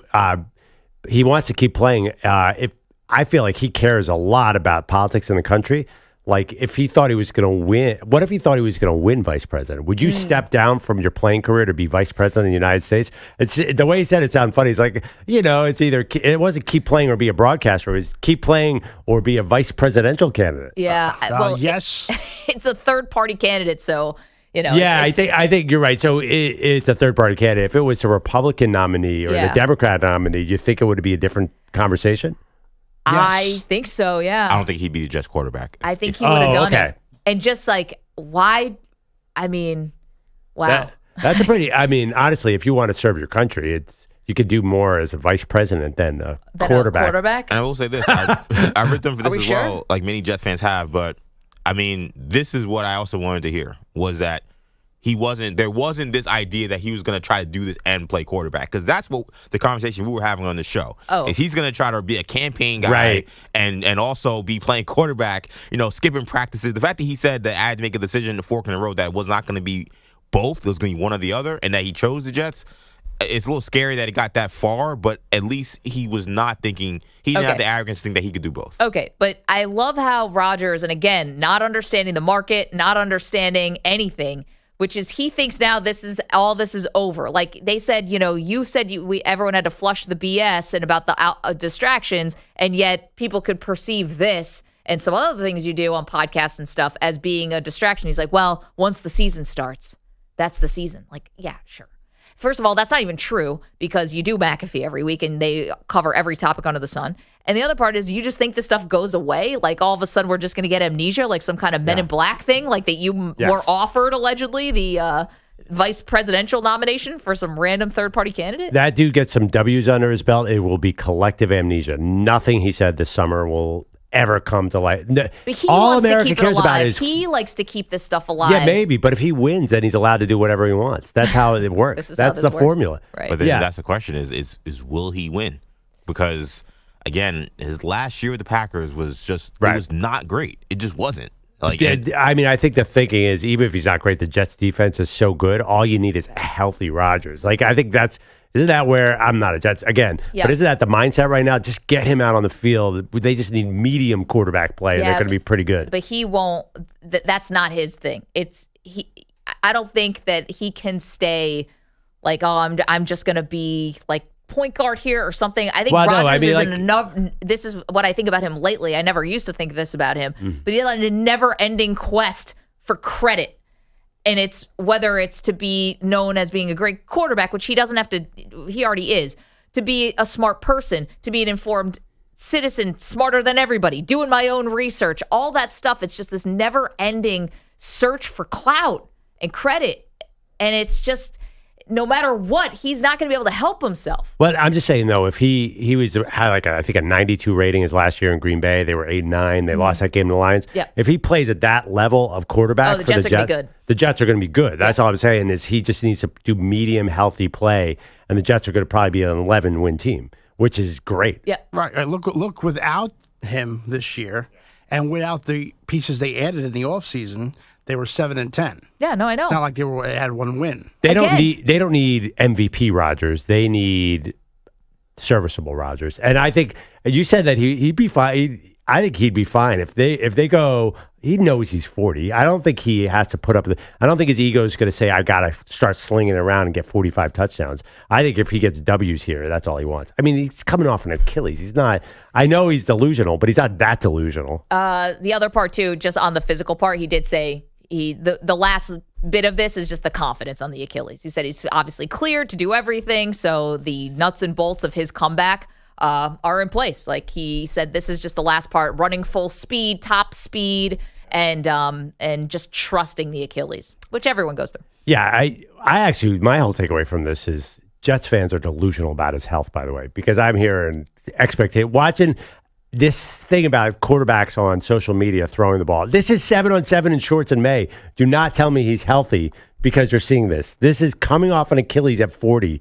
There's a long way to go. We're taking the fact that he might be healthy this year a bit for granted to me. You're welcome to weigh in on Rodgers at 855-212-4227. Is he going to be able to make good on this pressure and kind of the promise of, hey, if I play the way I can, we're all going to be good. And if not, we're all gone. So pack a bag, Joe Douglas and Robert Saleh. Yikes. Okay. Let us know what you think about Rodgers, 855-212-4227. Coming up, we do have a Scotty Scheffler update for you from Louisville. So we'll do that in a moment. Oh, great. Get ready, Pete. The story that is your personal torture chamber as an update. Call on to your wigs and keys, folks. Maggie Perloff. You're in a 5-minute break.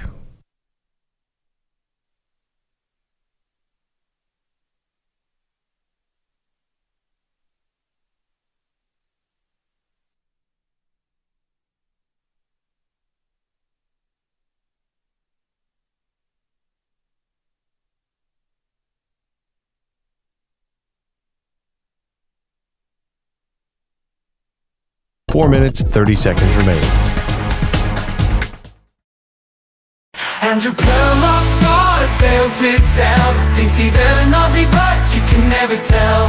Tries to talk like he's from down under, but his accent's thunder. Oh, what a wonder. Andrew makes you belong at the outback, not living in the bush, but serving up a snack. Your G-Day sounds more like G9 at the Outback Steakhouse. You'd be just right. Crikey says, but it sounds all wrong.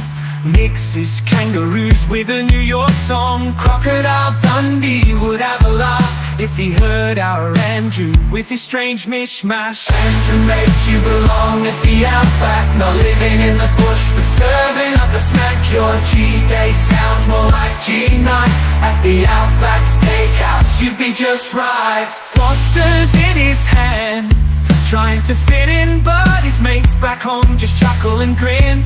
He should be slinging steaks, not slinging slang. In the kitchen's where he can really hang. Andrew makes you belong at the Outback, not living in the bush, but serving up a snack. Your G-Day sounds more like G9 at the Outback Steakhouse. You'd be just right. So here's to Perloff, I wanna be Aussie. Andrew makes you belong at the Outback, not living in the bush, but serving up a snack. Your G-Day sounds more like G9 at the Outback Steakhouse. You'd be just right. So here's to Perloff, I wanna be Aussie.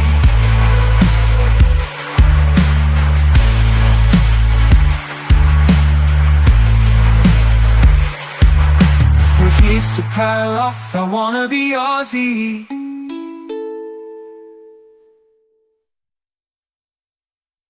Seconds remaining.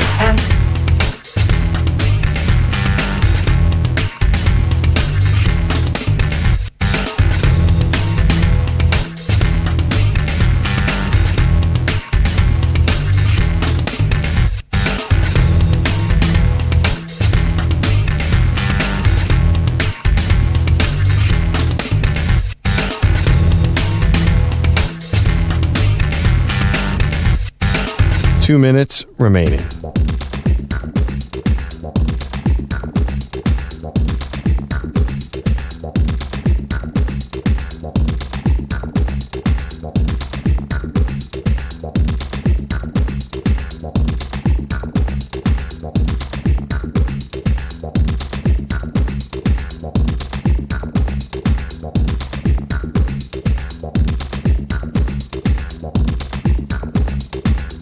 One minute, 30 seconds remaining.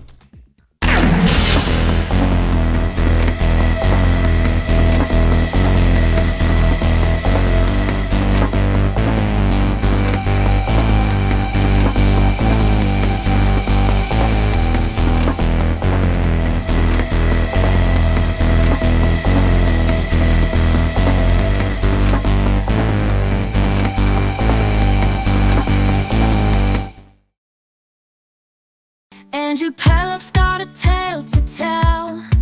Thinks he's an Aussie, but you can never tell. Tries to talk like he's from down under, but his accent's a blunder. Oh, what a wonder. Andrew made you belong at the Outback, not living in the bush, serving up a snack. Your G-Day sounds more like G9 at the Outback Steakhouse. You'd be just right. Crikey, he says, but it sounds all wrong. Mixes kangaroos with a New York song.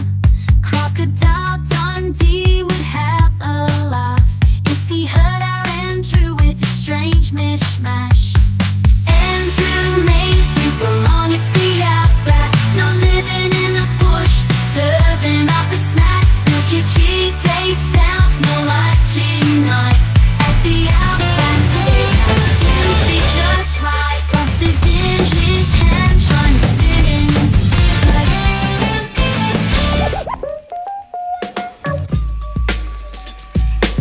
Oh my God, I can't wait for Aaron Rodgers' career to be over so we don't have to ever talk about this man again. He's taking us into, anytime his name comes up now, there's conspiracy theories floating around here.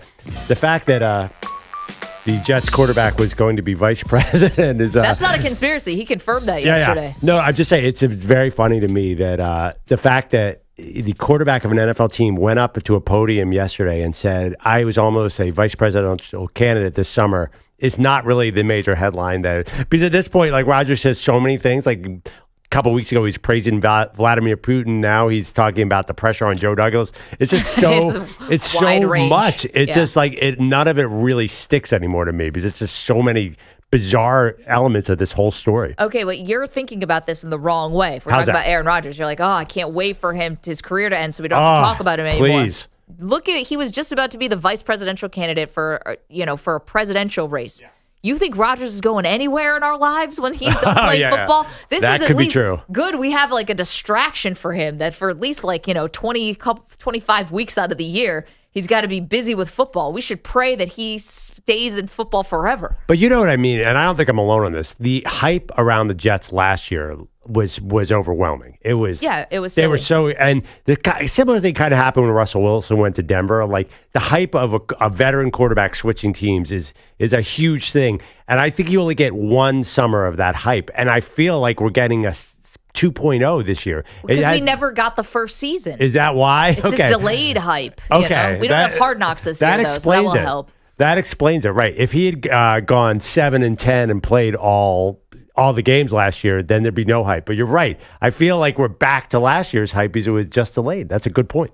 855-212-4227. Rich is in California has a thought on Rodgers. Hey, Rich. Hi. I don't think anybody who has ever dealt with Aaron Rodgers or watched with Aaron Rodgers doesn't realize that he's an aging quarterback with various sketchy health, as most aging quarterbacks have, and he hasn't run into a microphone that he instantly hasn't fallen in love with. Mm-hmm. The point being, I think he's just overstating the obvious, overstating Aaron Rodgers. Not that far-fetched. The point being... About the pressure, you mean? He said, just to reset it for people who are just tuning in, Rodgers said he understands that if he doesn't play well, that everyone's going to get fired. So kind of implying that the coach and the general manager, everyone's going to be out. And offensive coordinators, defensive coordinators, everyone's going to be gone if he doesn't play well. Well, yeah. Guess what? They were the ones that made the choice to go get him. I don't know that you're spending a whole lot. Yeah. And, well, even the owner. But you never fire owners. Owners get to hang around forever. Mm-hmm. You know, the reason why they get rid of coaches, too, is because they're a lot cheaper than ball players. You know, this is the thing, though, Rich, and I appreciate what you're saying, and Pete's saying it, and EJ said it's refreshing, and that, you know, at least he's putting it out there, kind of what we all know, which is this is a situation where a lot of people are on the hot seat if this goes wrong. Here's the difference. There's a chance that if this doesn't go well in the beginning of the year, that Robert Saleh gets fired in the middle of the season. Yep. A general manager can get fired in the middle of the season. So it's not even like he set up the pressure immediately.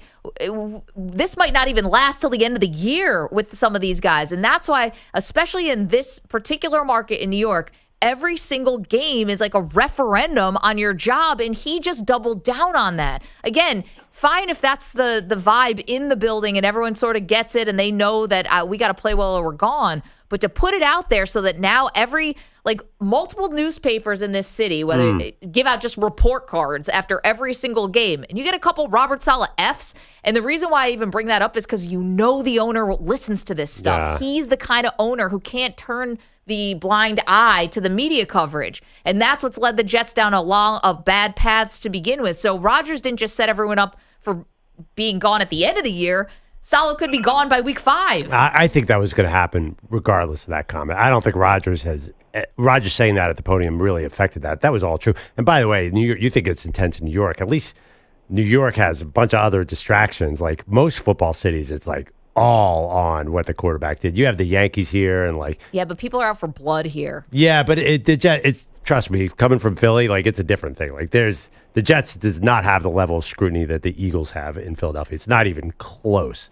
I'm telling you, it's loud. It's loud, and it doesn't matter I because listen to the owner WFAN, and in hears September, you'll hear a lot about the Yankees. In September, the Phillies don't exist. And that's like most NFL cities. Do you remember the like sort of end of the season Jets thing that came out, which was that the owner actually is looking on social media? Like it's just the owner might be sensitive, but I'm telling you, this city is not the problem. Like every NFL team has scrutiny. I mean, Aaron Rodgers got a lot of scrutiny in Green Bay. He was the headliner there, and that is not like New York. We're a city that's split with interest, but I think Jet fandom, I wouldn't say, is less intense than Eagle fandom. No, but it's not like you don't have a sports talk radio station that's obsessed with Jets. Okay, but here's the other part, my too. sense is that it doesn't exist. But here's the thing.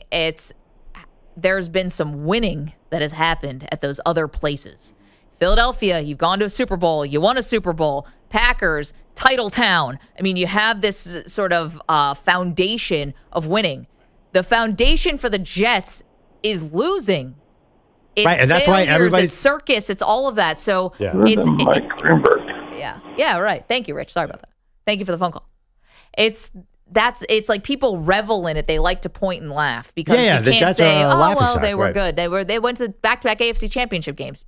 2010. It's been a while. Well, for example, but that's not because of New York, because the Giants are in the same exact boat. They've been a loser for a decade. And they don't get nearly the scrutiny. Right. The Jets bring this on themselves, not because they're a New York team. It's because they're the Jets. And I just think, I just disagree with you a little bit about the impact of a statement like this from Rodgers, because we all know that Robert Saleh is in big trouble here. It's got to work. Just look at the records. I mean, guy's been here and not winning in football. And that's just, it doesn't matter if you're the Jets, you're in Indianapolis, you're in Texas. If you don't win in the NFL, you're going to get fired. And I think Rodgers is pointing out the very obvious here. Like, this is do or die for them. Bogusch is here. He's got an update. I promised one about Scotty Scheffler's legal woes. We'll get to that in just a second, Okay. so Pete, sit still. The Boston Celtics don't make it easy for their fans or defenders. Up 13 late third quarter on the Pacers in Game 1 of the Eastern Conference Final, but then they needed Jaylen Brown's 3 with 6 seconds left in regulation just to get to overtime, where they beat those Pacers 133-128. Jason Tatum breaks it all down. That was wild. Exactly. Tatum scoring 10 of his 36 in extra time, but also turned the ball over, keeping Indy afloat. The Pacers made multiple mistakes in the final minute of regulation, including a botched inbound play that set up Brown's clutch 3. Tyrese Halliburton looking at the bright side. We have been trash in game ones, first series and second series, and today we played great for about 47 minutes. Just didn't sustain it for 48. So we'll go back, watch the film. There'll be good, there'll be bad, and we'll learn from it, and we'll be a lot better in game 2. He and the Pacers lost by 15 in game 1 with the Bucks. Then they gave away their opener with the Knicks. This game 2 in Boston on Thursday night. This guy keeps making history for a bust. Victor Wembanyama is the first rookie ever to be named first team all-defense, receiving 98 of 99 votes. Defensive Player of the Year, Rudy Gobert, a unanimous pick. The others selected Anthony Davis, Bam Adebayo, and Pelican Herb Jones. Oh, my! First of all, my guy Joel Embiid put 70 on Victor Wembanyama. So the all-defense voters are idiots. Yep. And the Defensive Player of the Year vote is even more ridiculous. So the NBA writers don't know what they're talking about. I just want to point that out. Thank you. Still means you're driving to San Antonio. Yep. Well, I mean, the guy is awesome. And Joel Embiid is a first-round loser. That's another thing. He scored 70 on the number 1 player in the league, Victor Wembanyama. That's great, but he's still eliminated. Yeah. Most of the times he's a second-round loser, though. To be fair to you were him. being literal about first-round loser. Yeah, actually. first-round loser. Oh, Not like a first-ballot loser. Yeah, I thought you were talking about like if I ranked the losers, he's one of the first-round picks. He's not up there. There's a lot of losers in front of him. Yes. No, you are right. He did lose in the first round. All right, Pete. Thank you. Here you go, earmuffs. The Louisville police chief confirmed yesterday the department investigating the protocols used while arresting Scotty Scheffler Friday morning. An update is coming tomorrow. Mayor Craig Greenberg said yesterday he understands why Detective Brian Gillis did not have his body cam on initially, but it should have been activated during the arrest. Louisville officers must keep those body cams operational at all times, must make sure they are turned on before any law enforcement encounter. Okay, what does that mean? Means Scotty might get off on a technicality? Well, we know that already. Why is that a technicality? That's a technicality? Well, I'm just saying that he should have had, it is technical. He should have had the body cam on and he didn't. To me, that's more than a technicality, but okay. Right. Yeah. What it means is neither one of us know exactly what happens. You're no more right than we are in thinking of what went down. And this would have been a really useful tool to figure out just how wrong everybody involved was, and we don't have it. Look, I've said from the beginning that this is probably a giant misunderstanding by all parties. Right. But my issue was just the lax response after that, going back to playing golf, laughing on the golf course, like no respect for what has happened. Right. Was my issue. Moved on a little too fast for your liking. Yes. Right. But he did say a lot of respectful things about the way the police dealt with the thing. Like, the guy cannot be more Johnny Law and Order afterwards. I wish I had 5 kids just like him. Who gets arrested and says, man, those police did a wonderful job. Those are true protectors. Like, most people would be angry at the police. Right. Especially if they got roughed up for no reason. Or, right, I mean, but you said we don't know. If We it was don't know, no reason. right. But like, I don't know how I would act after either scenario, whether I was wrong and got arrested and was lucky to be out, or I got completely overreacted to by somebody. I don't know what I would have been like 3 hours later. I'm going to be surprised, or I'm surprised rather, that they have not dropped the charges yet. Now, they can still do this at any time. Like, if it was this big misunderstanding and there doesn't appear to be any, like, maybe malice coming from Scheffler or maybe even the cop, like it was just this big, nobody knew and it was chaos, I thought that they would have dropped it, but they have not yet. Yeah. You mentioned there's an update tomorrow. Maybe that's what we get. I mean, in overall, I think most folks should be fine with the idea of like seeing if police did their job correctly in any situation. I think what maybe some people will have difficulty with is it feels like, again, it's another example of like a privileged person getting this, where because it's high profile. Oh, yeah, a couple of days, we're going to review everything that happened, where there are a lot of other incidents where, we know months, years, where there's finally, okay, let's actually go back and see what we did wrong. Like, that's the only thing about this that I think maybe could turn people off is the celebrity VIPs. In a day of now, course. like, we're going to just investigate the entire police department on this. This is a police department that has been maligned for how they've handled other investigations and how long it took to launch them. So that would be the only thing. And I think the mayor did say that yesterday, that these reviews should happen all the time, whether or not there's any suspicion of, things being broken, rules being broken, or whoever is involved. Like, you should always be making sure you're doing things correctly. Yeah. Do it all the time. Just not when, number one player in the golf is. It's just funny that Scotty Scheffler is going to be the one. That's Yeah. like the line in the Of all sand the people, here. right. Yeah, it's the world's number one golfer. Scotty Scheffler is going to lead to like any kind of like changes or reforms to the police department in Louisville. Does anybody else think it's odd that we haven't seen like a picture of the cops, even his ripped pants, let alone like an I was injured wondering knee or about something? that. Like, wouldn't there be like you take pictures of that if this is obviously this is a legal matter? Well, I read the description. It was like a laceration on his knee or something. And I was his like, wrist too, right? Yeah, that felt like, okay, there's a civil suit coming here. Somebody's trying. That was language that seems like, oh, I'm emphasizing a minor injury to try and get There's money. also, it's probably very much union protected. That's a good point too. Sure, but you also can, if you want to get it out that you were victimized here, you could just have it be put out anyway. Well, they're probably putting together their own response to it, and they're probably it's not ready to do it yet. It's 6 days. I mean, And all it's they're doing is getting taking too heat. late. All they're doing is taking. I think they're trying to find a graceful exit out of this, and they cannot figure it out. That's where we are. That's what's so crazy about this, because it's like, it's crazy how 6 days later we're like, we still don't know anything. Like what happened exactly, right? The only detail we have is that the dude's pants cost $80. That might have gotten ripped. Like that is the most detailed thing we have. Oh, really? of $80 all of this. That's what the police report says.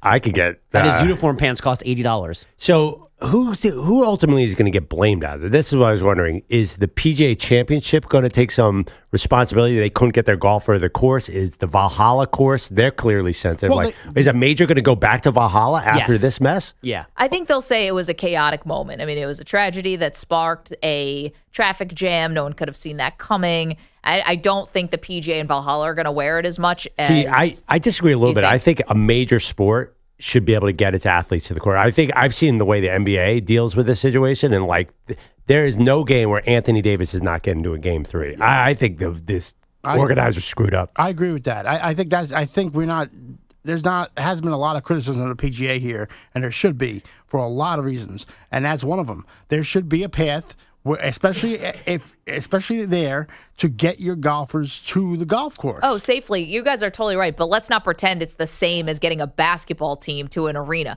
This is how many golfers were there? Right, coming at all different times of the day. But how many? They're all driving themselves. Like, yeah, that's true, but they're not that many golfers. I mean, it doesn't seem. I'm sorry. No, there are a lot of golfers. This is based. How many people are in the tournament? Over 100. Over 100. Yeah, I mean that's not like 2,000 people. You got to make the sure. basketball team is like 12. Well, and I'm just saying. 2 buses. This is 100 plus people plus their caddies.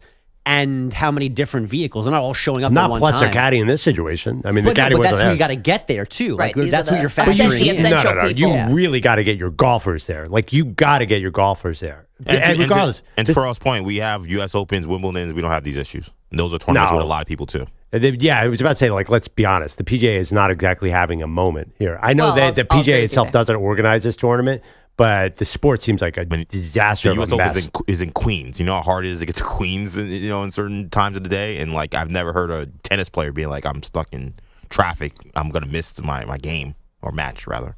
Yeah, that's true. Like, how do they always get into? They can get to. They don't live at Arthur Ashe. No, they drive in from Midtown. Though I always say there's a documentary about Marty Fish having a nervous breakdown in the car going from Midtown Manhattan to that's the U.S. daily Open for most people. And actually, that's a good question. How did he get there?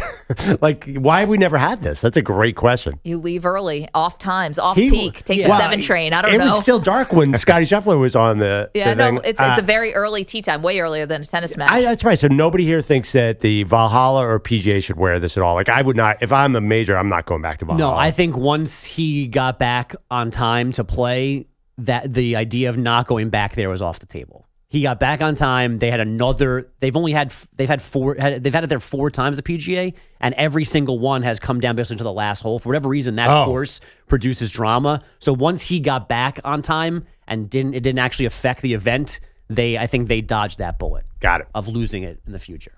They fixed it fast enough. Well, that's what we got. BOGUSCH. Okay. Yeah. No. We'll save it for next hour because we've got lots to do. Thank you for that. This was a surprise. Someone, a superstar, Pro Bowler, very important person to their team, not at OTAs yesterday. We're not talking about Justin Jefferson. We're not talking about T. Higgins. This one was genuinely stunning. We'll get to that next.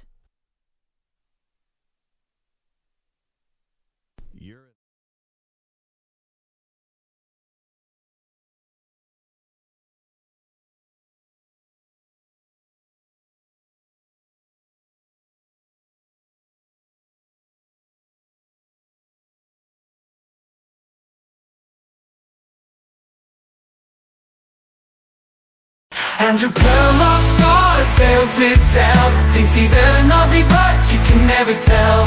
Tries to talk like he's from down under, but his accent's thunder. Oh, what a wonder. Andrew makes you belong at the Outback. Not living in the bush, but serving up a snack. Your cheat day sounds more like G9 at the Outback Steakhouse. You'd be just right. Crikey, he says, but it sounds all wrong. Mixes kangaroos with a New York song. Crocodile Dundee would have a laugh if he heard our Andrew with his strange mishmash. Andrew makes you belong at the Outback. Not living in the bush, but serving up the snack. Your cheat day sounds more like G9 at the Outback Steakhouse. You'd be just right. Foster's in his hand, trying to fit in, but his mates back home just chuckle and grin. He should be slinging steaks, not slinging slang. In the kitchen's where he can really hang. Andrew makes you belong at the Outback. Not living in the bush, but serving up a snack. Your cheat day sounds more like G9 at the Outback Steakhouse. You'd be just right. So here's to Perloff, I wanna be Aussie. Andrew makes you belong at the Outback. Not living in the bush, but serving up a snack. Your cheat day sounds more like G9 at the Outback Steakhouse. You'd be just right. So here's to Perloff, I wanna be Aussie.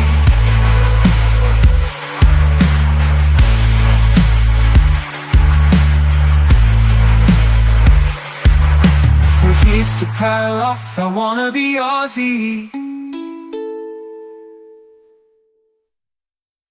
Andrew Bogusch, lost in the fog of golf. Bogusch can't see his way. People out his voice in his ears every day. Tom Brady's glory, it's all too much. Andrew Bogusch needs a break. Bogusch has had enough of Pete.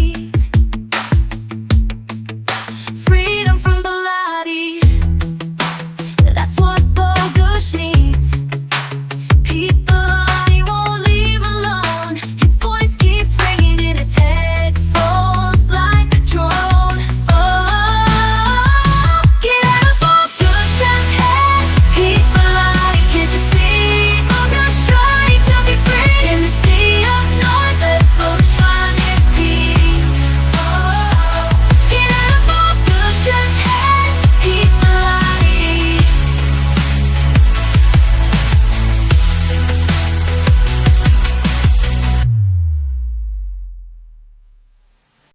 Andrew Bogusch. Andrew Perloff's got a tale to tell. Thinks he's an Aussie, but you can never tell. Tries to talk like he's from down under, but his accent's thunder. Oh, what a wonder. Andrew makes you belong at the outback, not living in the bush, but serving up a snack. Your G-Day sounds more like G9 at the Outback Steakhouse. You'd be just right. Crikey, he says, but it sounds all wrong. Mixes kangaroos with a New York song. Crocodile Dundee would have a laugh if he heard our Andrew with his strange mishmash. Andrew makes you belong at the Outback, not living in the bush, but serving up a snack. Your G-Day sounds more like G9 at the Outback Steakhouse. You'd be just right. Foster's in his hand, trying to fit in, but his mates back home just chuckle and grin. He should be slinging steaks, not slinging slang. In the kitchen's where he can really hang. Andrew makes you belong at the Outback, not living in the bush, but serving up a snack. Your G-Day sounds more like G9 at the Outback Steakhouse. You'd be just right. 15 seconds. So here's to... Break ends in 5 seconds.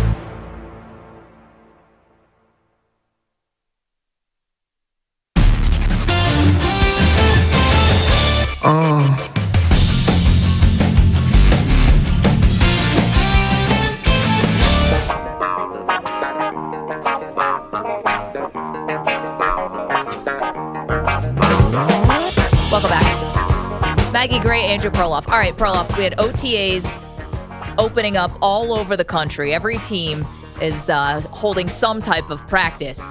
And we know some of the people who are not going to be showing up, right? Like CeeDee Lamb is not showing up. Justin Jefferson's not showing up. T. Higgins is not signed as franchise tender. He is not showing up.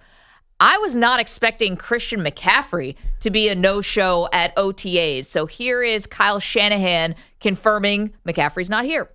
No, just like everyone else, it is voluntary. I mean, I'm not too concerned about Christian, but no, he hasn't been here. Okay, but he's not exactly sure why he's not here. I'm not sure if that is the case on any of those guys. I'm not throwing them all in. Who's here for that reason, who's not. But it is all voluntary, so we'll see when it becomes mandatory. Yeah, and the question was, is he not here because of a contract situation, or maybe he wants a new contract, and the coach said, I don't know. Yeah. That is not believable. If I'm just going to throw that out there, I do not believe that Kyle Shanahan would have no clue whether Christian McCaffrey is upset with his contract or not. I do, because he had no idea. He was not ready for that question. I was thinking about this yesterday. You know how NFL teams are. The PR guy is attached to the coach. It felt like he did not have an answer for this question. Where's Christian McCaffrey? Somebody should have given him an answer before. I feel like he got to practice. He's like, wait, where's McCaffrey? I don't think he knew coming into today. Do you not think it's the responsibility of the head coach and one like Kyle Shanahan, who is not just taking the direction from the general manager? You don't think he should have an overall awareness of where Christian McCaffrey may be? I think it surprised him. I guess he should. I'm not questioning whether he should or should not. I just think he did not know. And I don't think he had any idea. If it is a contract thing, I don't think Shanahan was aware of that. Why would they be getting blindsided? He's like the second most important person on the team. I don't know why. I have no crazy idea. to me. Well, his contract runs through realistically through 2025. I don't know why he's being blind. But if he wasn't blindsided, wouldn't somebody have prepped him for this? There's just a lot of questions about why McCaffrey isn't there, especially when Nick Bosa is there and Purdy's there and Kittle's there, and especially about Bosa. They're going on and on about how I felt like it was important to be here and I needed to, I know I don't have to be here, but I wanted to be here. And Purdy saying, how much this means that Bosa's there. And just beyond this, McCaffrey can do whatever he wants to do, but you have to understand, you guys just lost the Super Bowl in overtime. And that was the second devastating postseason exit in back-to-back years. And you could blame it on the injuries when they lost to the Eagles in the NFC Championship game. And last year, all you could do was blame yourselves because you had the ball in overtime first. And the fact of the matter is, if I'm trying to, just even for the optics of it, I'm showing up. And there was another reason they said it might be a contract or... And this was a speculation, he's getting married soon, and so maybe he's distracted or something with that. I don't want to do a stereotype thing here, but what man on earth is missing work because they're wedding planning? Maybe it's just I'm working with you guys, and I don't see that happening too much around here. I can't imagine a professional football player being like, guys, I got this wedding, and it's really crazy. That just seems a little... suspicious. I agree with that. Believe me. Men just want to show up at your wedding, God, we just want to survive the wedding planning. At least that's how I took it. But the thing about the optics, who cares if Christian McCaffrey's at a Monday practice in May? That has nothing to do with anything. He's a running back. He's not the quarterback. And even if he was the quarterback, it was May 21st when he missed. But if nobody knows if it's a contract that part is weird. thing. But if he shows up on Wednesday, there's no way we're going to talk about this ever again. And if he shows up at the beginning of camp, it is, there was a day and an age where actually people did skip these workouts. Remember, Aaron Rodgers went to the beach with Miles Teller and skipped all of his OTAs. So I think we're putting a little too much emphasis on him being there. I just think that if he's not going to be there and the other veterans did show up, then, that's so unfair. No, but you would think that he would have given a reason. Right. And there should have been some framing around this about there should be a narrative, a story that we can grab onto. Yeah, guys, he's not here because XYZ. And it makes me think that the contract could be a thing. And to be honest, I thought the contract situations with the 49ers is Ayuk going to get paid or traded? Yeah. Didn't even dawn on me that McCaffrey might have a contract situation. And then obviously Purdy will come up next year. But if this is a contract thing, it just threw a whole different wrench into this that I don't think anyone was accounting for. Right. It's definitely not a good thing. McCaffrey has a big contract for a running back, but it's very manageable. This should be a huge pain in the neck for the Niners if all of a sudden he was unhappy. That being said, is it on McCaffrey to get the word out there why he's skipping it? Does he have to say this? Or what would you do if you were McCaffrey? I mean, this must be an expensive wedding if he needs more money. He dude, just I think he definitely had the biggest running back contract of all time. Yeah. So 4 years, $64 million. What do you think they're booking Rihanna as the musical guest or something? Is he getting married to Olivia Couple? I assume. I never actually followed through on that. Yeah, I probably will have Rihanna there. But anyway. Louis in the chat says those gift registries don't just write themselves. Oh, so tedious. One thing about McCaffrey, if he is putting pressure on them, you don't want to sign a 28-year-old running back to another gigantic deal. This is not, 27, turns 28 in June 7th. The Niners are going to be oh man, I get paying Ayuk. They definitely don't want to pay McCaffrey again, right? Definitely not. I don't think McCaffrey's getting another big bite at the apple here, but again, he's a big part of what they do now. And so I thought he was more the MVP last year than Brock Purdy was. So if I'm McCaffrey, I'm going to go into negotiation I'm really a slot receiver. I'm not a running back. And in a way he is. He's just not a typical running back. You can't just tell me that everything's great here in 49er land. And the reason why I don't believe that is because I do think the losses build on you. They've done a lot of winning, so I'm not, but these have been some high-profile failures also, and I think those do weigh on you. And I do think that it's odd to me that Kyle Shanahan, known for what? Detail, precision, everything kind of buttoned up. He's the czar, and sort of he and John Lynch know everything. And I just find it odd that, this is basically their third most important guy on the team, maybe second, and they don't know. And it's on the flip May side, OTA, though. But if it's McCaffrey too, like I'd probably give my employer the heads up that I'm not coming. Yeah, I mean, I honestly, my early inclinations were making a little bit too much of this until McCaffrey comes out and says, or his agent leaks that I need a new contract. There could be honestly, he could show up tomorrow and I would not be shocked. And that thing about the big losses, I hear you, but they lost the Super Bowl to the Chiefs, right? They were definitely not the better team. Like they should have lost. They had a lead in the fourth quarter. They had a lead in the fourth quarter, and they had an opportunity, but they were a little too early to the party. And last year, I understand Shanahan did the wrong thing in overtime, but they did not lose to a worse team. Like I don't feel like this is a team that's blown it. I think like they've been, as Jerry Jones says, hanging around the rim, and I think like they're on the right path. They're doing everything right. They have a lot of great players. They've managed their cap well. I am not ready to panic about the Niners. Curious how the Niner fans think, because I don't think Kyle Shanahan was very popular after that Super Bowl. 855-212-4227. You are welcome to weigh in. You can watch the show, youtube.com/Infinity Sportsnet. Wednesdays around here, we do the great debate. Got a fun one for you today, encompassing all sports. Get to it next.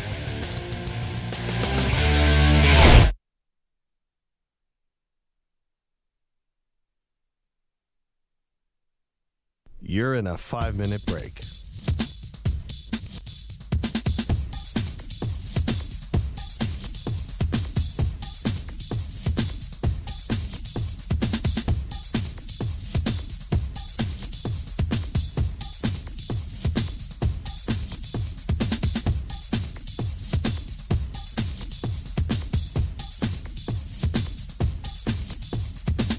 Four minutes, 30 seconds remaining.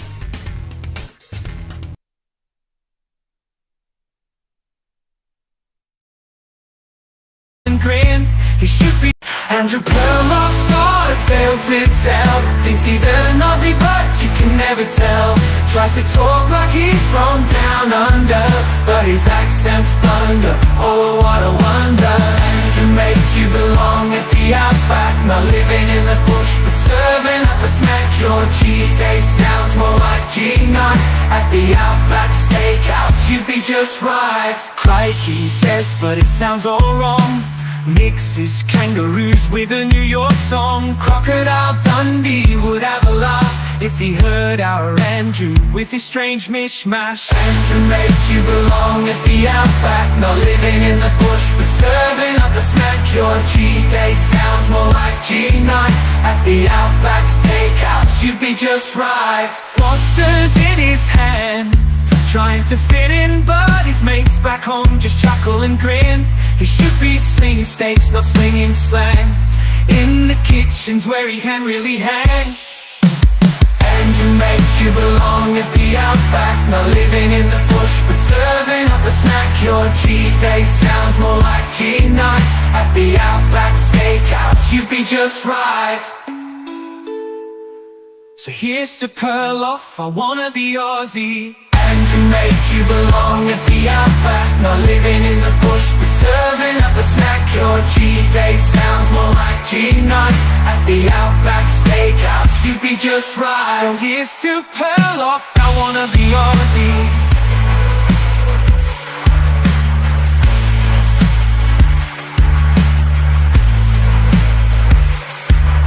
So here's to Perloff, I wanna be Aussie.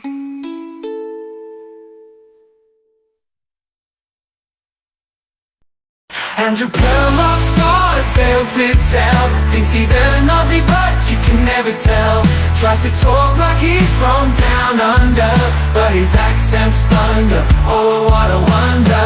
Andrew makes you belong at the Outback. Not living in the bush but serving up a snack. Your cheat day sounds more like G9 at the Outback Steakhouse. You'd be just right. Crikey says, but it sounds all wrong.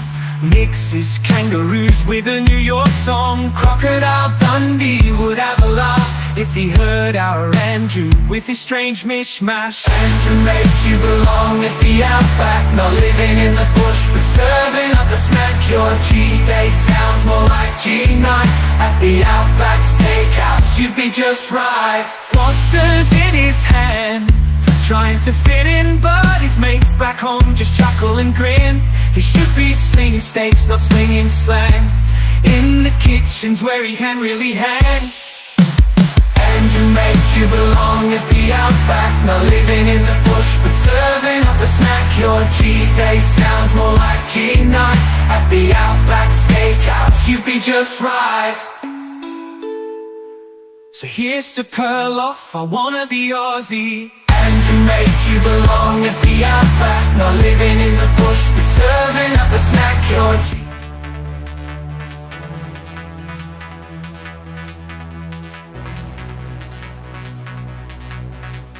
45 seconds remaining.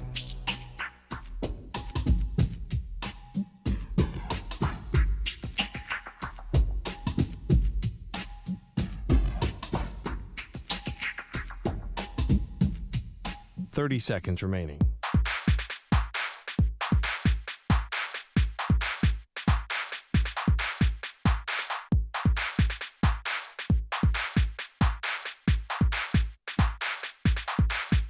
Fifteen seconds.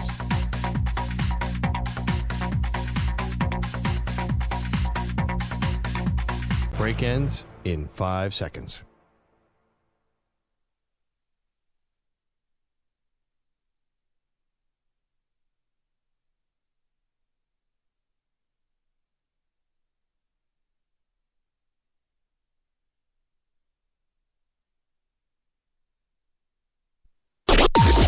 Maggie and Perloff on the Infinity Sports Network.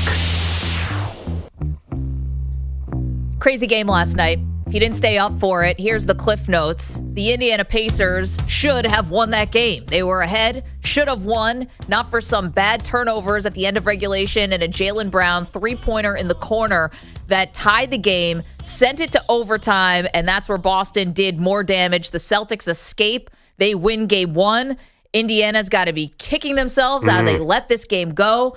Coach Rick Carlisle blaming himself for not using a timeout at the end of regulation to advance the basketball, which led to an ensuing turnover on the inbounds. It was just a folly of errors by Indiana, and yet they were still in this game, should have won this game, and even had a lead briefly in overtime. Yeah, Rick Carlisle's got to learn to foul in that situation, too, at the end. I understand it was a weird play where Jaylen Brown was able to jump 7 feet in the air and hit a three-pointer, even though he really was not shooting that well. That was a crazy loss. It reminds me so much of in the Knicks-Sixers, there was a Tyrese Maxey 4-point play. There was the Andrew Nembhard shot against the Knicks. Like the NBA playoffs, like you got to really watch that last 10 seconds. I'm telling you right now, you can't go to bed. I learned that the hard way earlier. I stayed up for that one. Oh my God, you could not write a script like that. There's no way it should have played out that way. No, and I know you worked with Yogi Berra once upon a time, so it ain't over till it's over was definitely the theme last night because 2 turnovers inside the last 30 seconds, and I said that crazy shot by Jaylen Brown. And so if you're the Pacers, listen, you had them. However, I think if you're not so devastated by the loss, you could take away from this, Perloff, that nobody thinks you have a shot in this series, and you just had a game one that was in your palm of your hand. So perhaps you get a little bit of a boost there, like, hey, we're not just going to lay down and roll over because we're such big underdogs. Yeah, you have all sorts of matchup advantages, too, especially with no Porzingis on Boston, because I don't think Boston has an answer for Pascal Siakam. I don't think they have an answer for Miles Turner. And if Halliburton can play his A game, I mean, you're right. They kind of wasted a game with no Porzingis. Totally. Yeah. Well, even when Porzingis comes back, he's coming off an injury, and who knows if he'll be 100%. So I think the Pacers look at that game and say, wow, we're just as good a team. That one they can walk away from with some confidence. So I think teams go one of two ways. Either they get totally deflated or they realize, oh, man, we have them where we want them.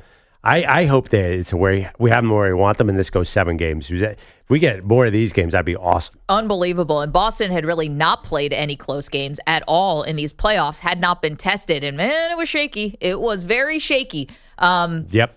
I mean, they obviously made enough plays to win the game, but they had their own bad turnovers, whether it was at the end of regulation, also in overtime. I mean, this could have easily been a devastating loss for the Celtics. And I got to be honest, I was very disappointed with Jason Tatum's fourth quarter. I know he played well in overtime, but if you really want there were MVP chants going around this arena. If you're really an MVP, you don't disappear for stretches. That's what always bothers me about Jason Tatum is like he's supposed to be in this level of superstar. He's just not right now. He's not in the whatever. Like if Michael Jordan's at the top of that mountain, like he's not in that conversation where you really trust him in the last 3 minutes of the game. We talked about that earlier. Is Tatum a guy who's going to win a game, a big playoff game? You just don't know. Yeah, it's tough though because we do have evidence where he has come up big in big games, 50-point games and game sevens, closing out games and teams on the road. So he does have these flashes.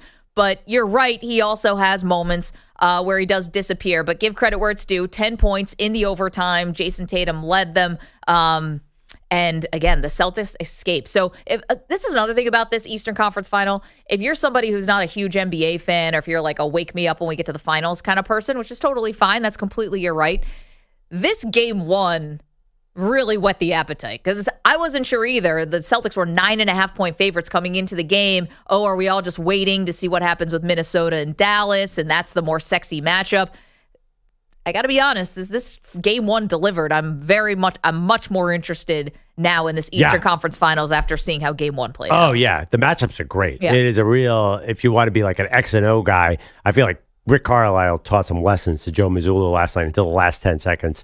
This will be great. And Halliburton is the up-and-coming face out of the series is Halliburton, right? I mean, you got to see a lot of, even though he didn't play consistently throughout the night, there are a lot of shots of him hitting a big shot and then celebrating the camera. I'm sure they drove EJ nuts, by the way. But, I feel like you do have the Pacers now. There's a path to where you have some star power there, and they've really become a little more on the radar for everybody. So that was what went down in game one. It is Wednesday, and every Wednesday at this time, we do the Great Debate.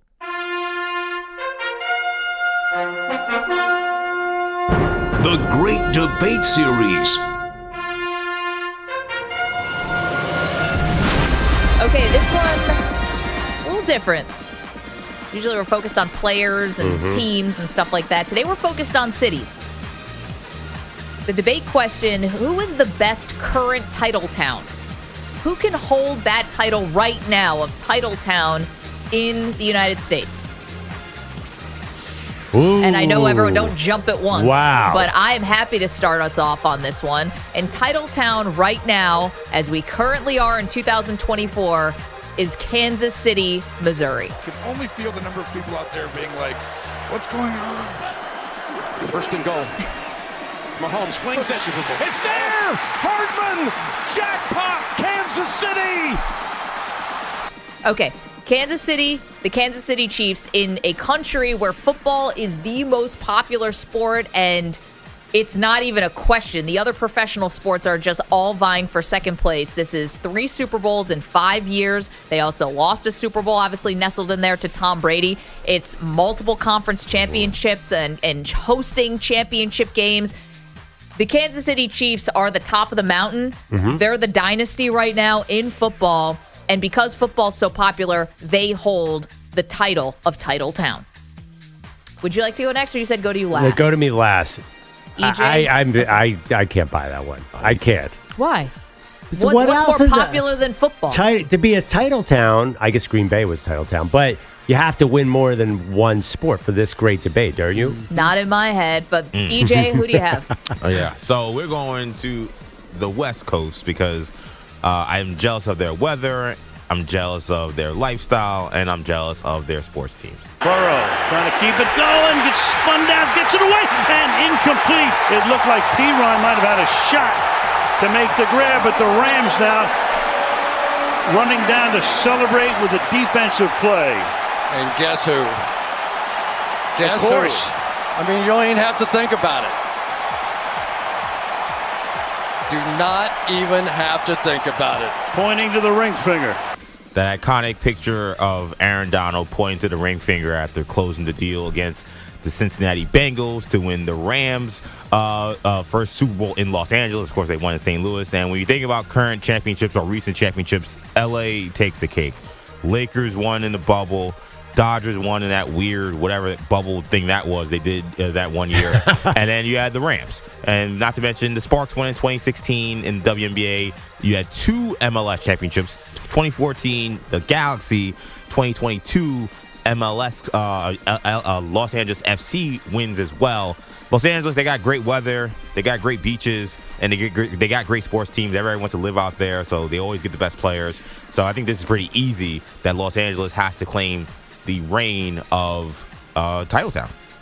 Man, I got so many problems and issues with that one. I mean, bubble title, Yeah, you need 60-game season. The Dodgers, this is the most fugazi thing all time. I'll give you the weather. Also, the Rams fans, I don't know. You have needed a pandemic to get that sitting through, an unprecedented pandemic. So your debate has an asterisk. Yeah. Basically what we're Okay, sure. All right, let's keep going. The great debate today is which city currently holds the distinction of Titletown?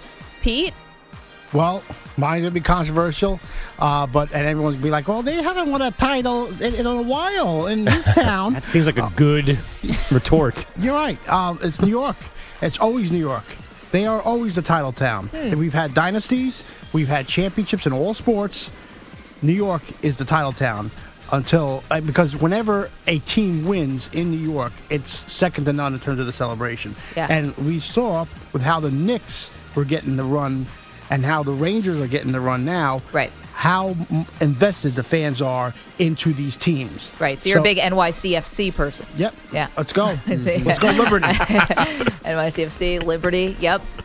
Just in terms of the major sports, just to remind our audience, in terms of the major sports, the last team to win was I'll answer it, the New York Giants in 2011. Yep. That Giants. Just trying to make sure there was no other no one team. snuck one in. Okay, who holds the distinction of Titletown currently in the United States? Andrew Bogusch, who is it? I mean, maybe I didn't understand the assignment, but I'm going to go with Las Vegas because they actually have two reigning champions, the Golden Knights in hockey and the Aces from the WNBA, and it's Las Vegas. So City of winners? City yeah, of I mean, I losers? just went with Yeah. fun People and lose there, actually. entertainment and blackjack and the Aces and the Golden Knights.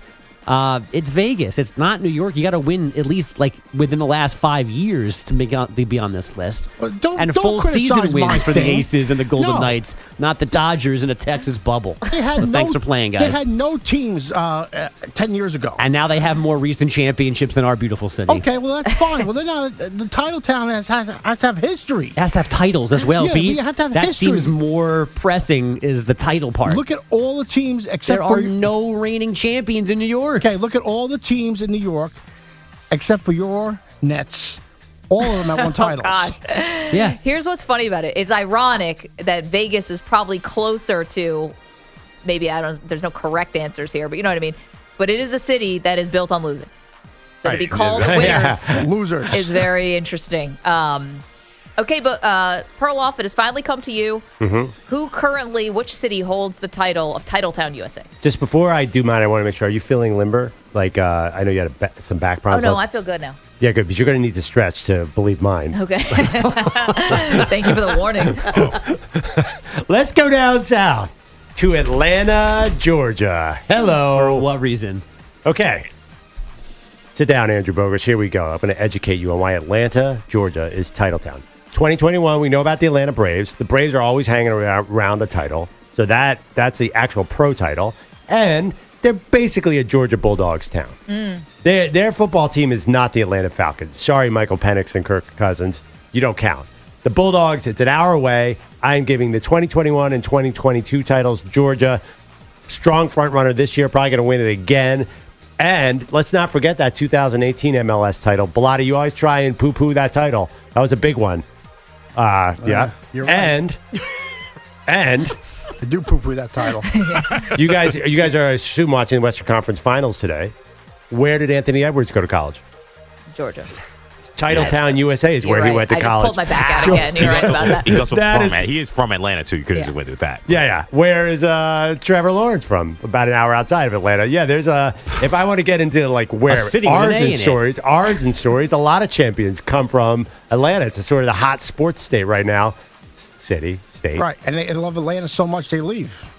The Falcons and the Hawks did not help me out here much. No, they didn't. You know the Braves. But I think the trajectory is up for every franchise in Atlanta. Titletown, USA. Okay, so that's our great debate today. I don't know if any of us win this one. I know who lost it. The audience? Who is currently Titletown? Wait, is Waco, Texas part of Houston? That was one of the, I was like doing a lot of Google Maps here. Yeah. How close is Baylor to... Yeah. Does Baylor count as Houston? So I actually think that I deserve a little bit of credit here because I said the Kansas City Chiefs and I stuck all with football. I could have brought up the fact that the most successful pop star is now most associated with that city in Taylor Swift. I didn't do it. But when Bogusch said that Las Vegas is because of blackjack and the Aces and the Knights, I was like, oh, I should have played the Taylor Swift card. But anyway, there we go. Maybe So when I played the Anthony Edwards card for mine. that's also when I thought I left something on the meat on the bone. We have already getting some contributions in what the do we chat. got?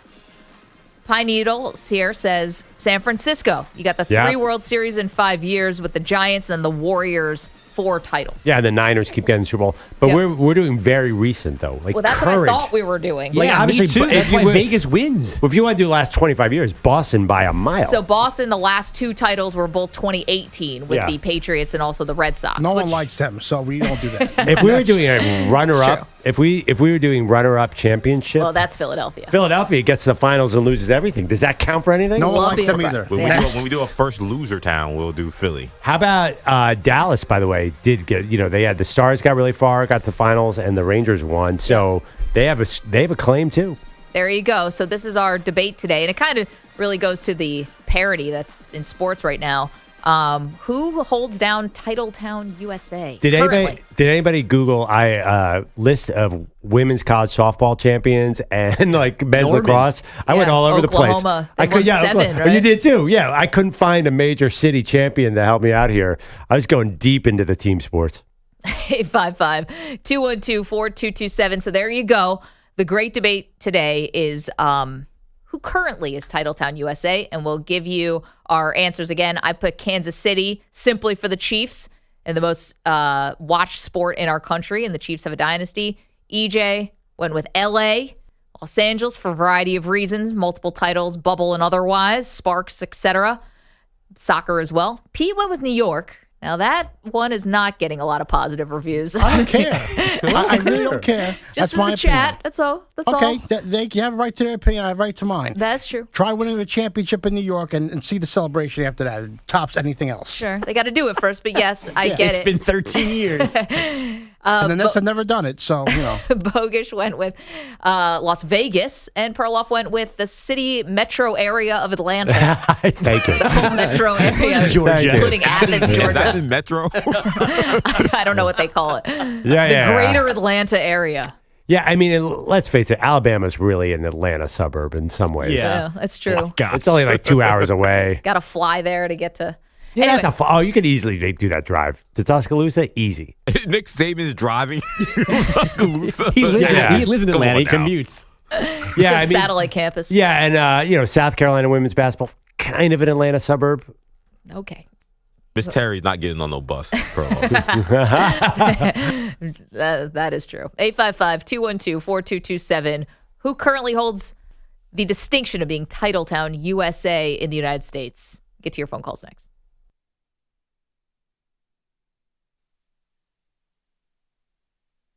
You're in a 5-minute break.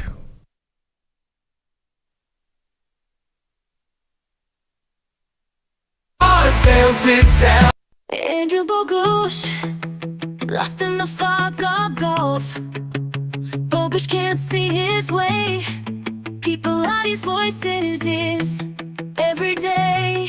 Tom Brady's glory, it's all too much. Andrew Bogusch needs a break. Bogusch has had enough of Pete.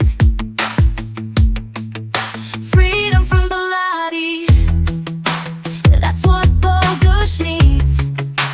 People he won't leave alone. His voice keeps ringing in his headphones like a drone. Oh, get out of Bogusch's head. People, can't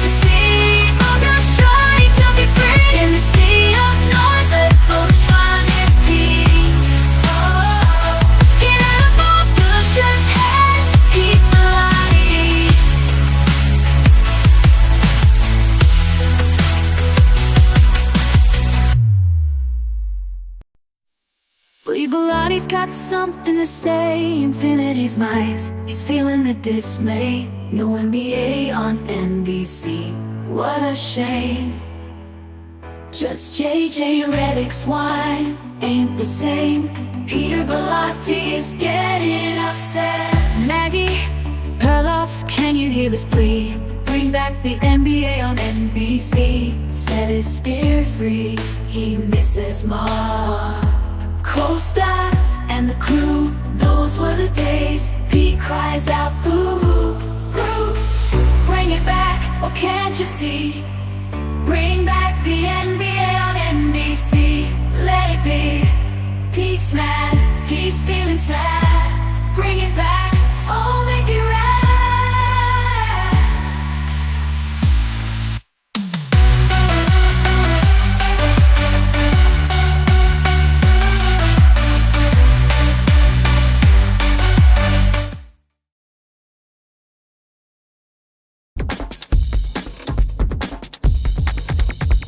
2 minutes, 30 seconds remaining.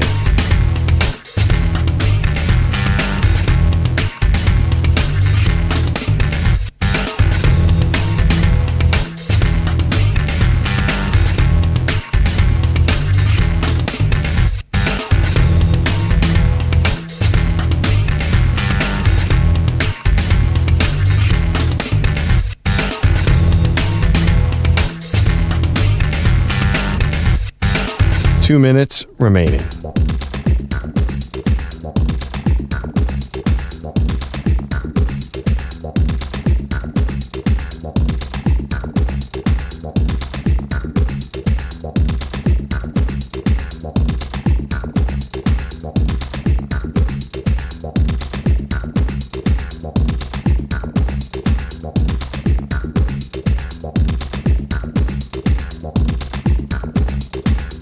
One minute, 30 seconds remaining.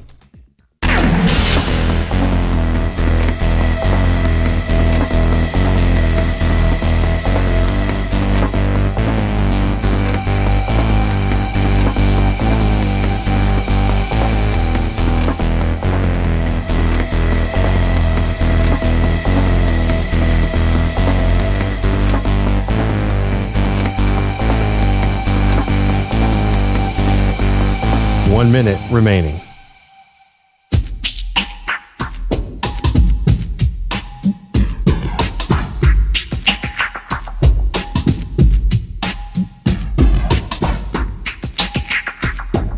Forty-five seconds remaining.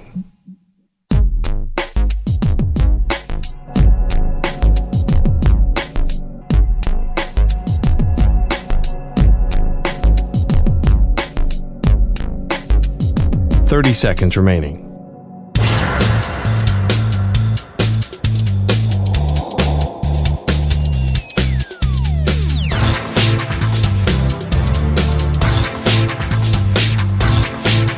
Fifteen seconds.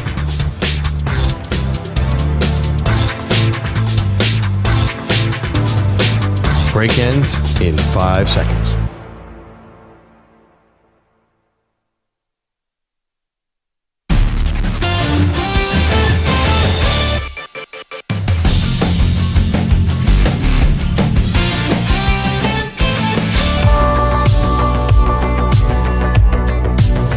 Welcome back to Maggie and Perloff. Can I solicit calls on what we just asked about? I just can't. I don't know why you turned to me and was like, I think you'd find this interesting. And what came out of your mouth next was something I find I don't want to talk about or care about at all. Haven't you been around them at some point? Okay, I don't know if the young people are aware of what goes on. Welcome back, by the way. Yeah, welcome back to Maggie Perloff. When I was in 7th grade, they asked us to wear a jockstrap to gym class. So Andrew Bogusch, who's sitting to my left here, his son plays Little League Baseball, and he mentioned that they had to get a jockstrap of some sort. I've never understood what a jockstrap does. No. I feel like it's tighty whities with the butt cut off. I've never understood a jockstrap, and I've heard about them for years. And then Perloff turns to me and he goes, Well, you might find this interesting. Aren't you curious? What does a jockstrap do? No. First of all, I think I get the general idea. I don't. Explain it. Why don't we try to figure it out? I don't think it's rocket science. No, it is to me. Like what? It's just underwear with the butt cut off. What do you think a sports bra does? It's kind of the same general No, idea. a sports bra is tighter and like holds things in, right? Isn't that kind of what it's a protection? No, the jockstrap was just like normal underwear with like maybe a little extra cotton there. I thought the purpose was to put a cup there so that. But why can't you do that in Protect it. normal underwear? Why do you need a jockstrap? Why do you need no butt? The jockstrap has like that little sleeve thing for the cup part, which your underwear doesn't. If you just put it in your underwear, the plastic part would just be flopping around, not protecting things. Yeah, it'd be uncomfortable. The jockstrap brings support and protection. Uh-oh. You go for a layup, and then it's... I might not have been doing the jockstrap right. Sounds like it. Wait, there's a little pouch in front of the jockstrap where the cup goes? Were you wearing it backwards? I have no idea. I never actually wore one. I've never worn one my whole life. I thought you said they suggested to wear them. They said you have to wear a jockstrap and not a cup. Interesting. They said just wear the jockstrap. I'm like, why? I'm not wearing that It's thing. one of those weird things where when people say wear a jockstrap, I think the assumption is you're wearing a cup. Right. Like you don't have to say, like either you say, hey, make sure you bring a cup, or you say, hey, make sure you bring your jockstrap. Yeah. Like you're assuming, I don't know. Yeah. 2-Ton Tony's in the chat said, thank goodness Perloff doesn't have any sons. Well, I got to tell you. They'd be really in danger. It's specifically, we were told you have to wear a jockstrap, but you don't have to wear a cup in gym class. Right, because I think the jockstrap they thought was holding things together, not letting it bounce around while you were running and jumping in gym class, and that was for safety's sake. I think there are other people out there like me who do not understand. And why couldn't they have a back of the jockstrap? Why did it have to be? I can't answer the open butt part. I don't know why that was necessary. The design of this contraption. Like, think about it. Like, all right, let's design these underwear, but okay, so we're gonna have a place where the cup goes, and then we're gonna have no butt. Like, That's it just definitely makes an inside no joke. What? It's definitely an inside joke. Like, let's see if they'll get them to wear like this. in 1965, some gym teacher came up with this. Like, get this, Bill. I'm not going to have a back on this kind of new underwear. And they're trying to figure it out for years, and they still won't figure it out.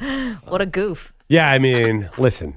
Also, when I was a kid, the gym teachers would wear those bike shorts that like Bill Parcells would wear.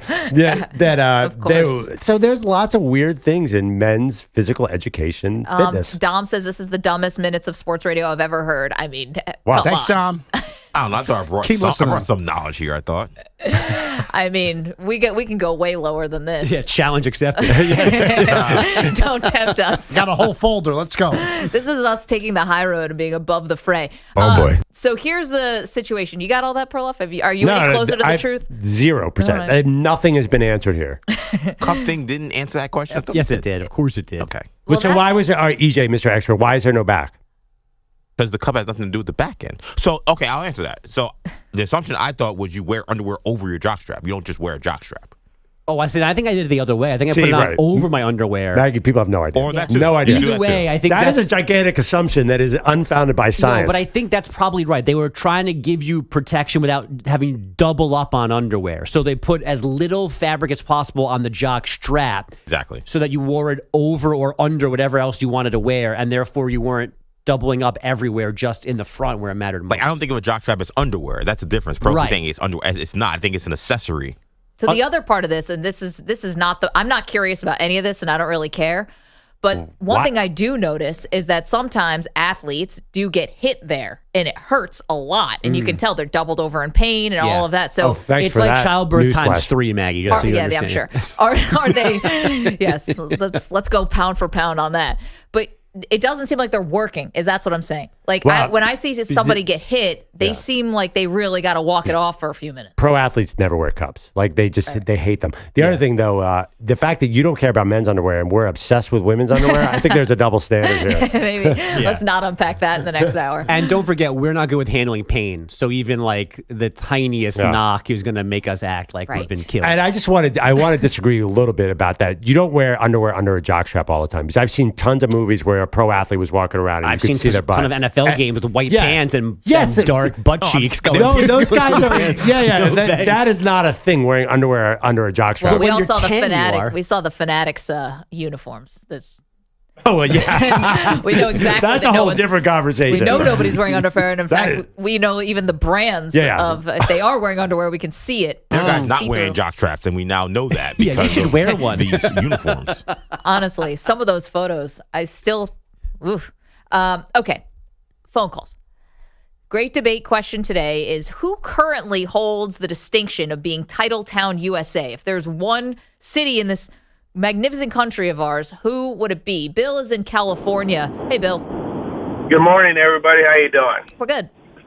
Good. The sad part of this whole fact of your guys' debate today is that actually the only person that has an argument is Pete Lottie. Yes. The rest of your guys' choices are just garbage. Wait, current titles, and you think that Pilates saying New York is city without one? What have they won, though? Let me tell you. Okay. Actually, the best Titletown, and I already told EJ this. I don't know how you went with La La Land. That place is just garbage. But the actual current, and for a while now, Titletown is the San Francisco Bay Area. Yeah. You got titles in the NFC. You got titles in the AFC. You got titles in the National League, the American League. You got college titles at Stanford, at Berkeley. You even got a national basketball championship at the University of San Francisco. So, I mean, if you want to go all the way around, it's the San Francisco Bay Area. Nobody can touch it. Okay. Well, Bill, I'll give you the NFC, I'll give you the Western Conference, and I'll give you the National League. But how are you getting who's the AFC? Because San Francisco Bay Area encapsulates Oakland, which was the Oakland Raiders. I know, but we're talking about current.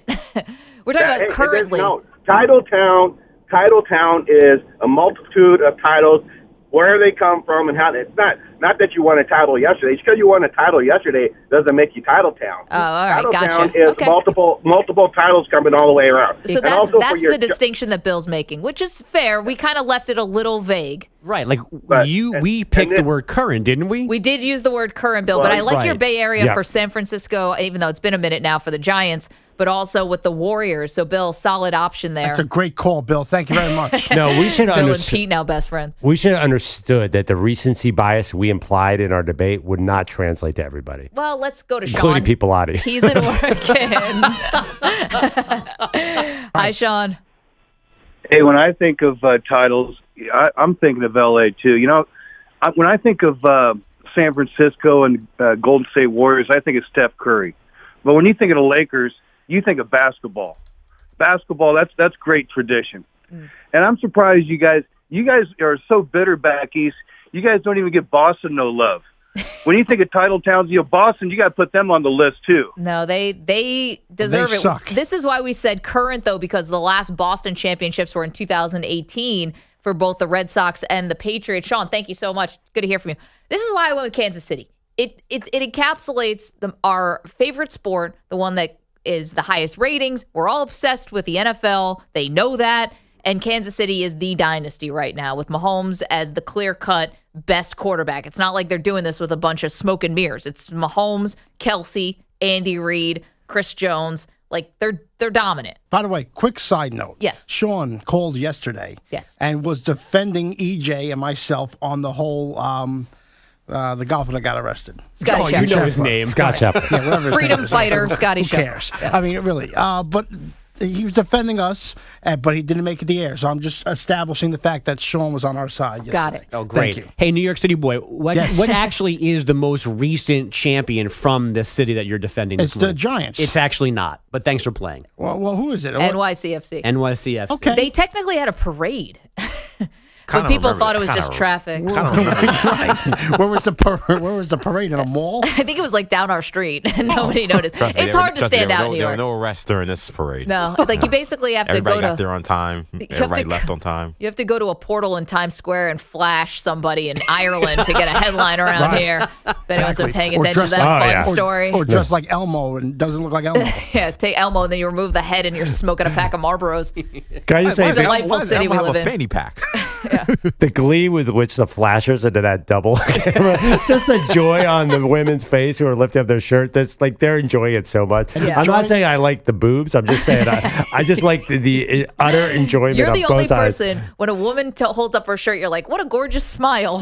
No, they're acting like they're She's having so much fun. Everybody is laughing on both ends about how stupid this thing. The fact that the human race has devolved that two-way camera into a way to flash each other is amazing. Oh, sunny day. It's like the only universal language is just like seeing somebody. It's like, flash them. This incredible feat of technology. Wow! It's Mardi Gras. Girls, It's fine by me. Not a lot of complaints from the men. Or anyone, really. Some other bad things happened in that portal, though. Yeah. It wasn't all just T and T. There wasn't really any A. Oh, there might have been some A. I'm sure there was. Yeah, if there's going to be T, A's not long behind Yeah, it. it was all. I was thinking we were just showing their A. Well, that's Randy Moss style. Oh, yeah, maybe. Some jock straps. A little mooning. Maybe some jock straps in there. That would have been odd. Let's do some headlines. Sure. It was a big enough shot to elicit a double bang from Mike Breen. The Celtics inbounding down 3, 8 seconds left in regulation. Game 1 with the Pacers. Off the inbound. Holiday's got it. No timeouts. He's got to get it in. Throws to the corner. Jalen forces it up over. No! He tied it. He did it. Jalen Brown from the corner with 5.6 to go.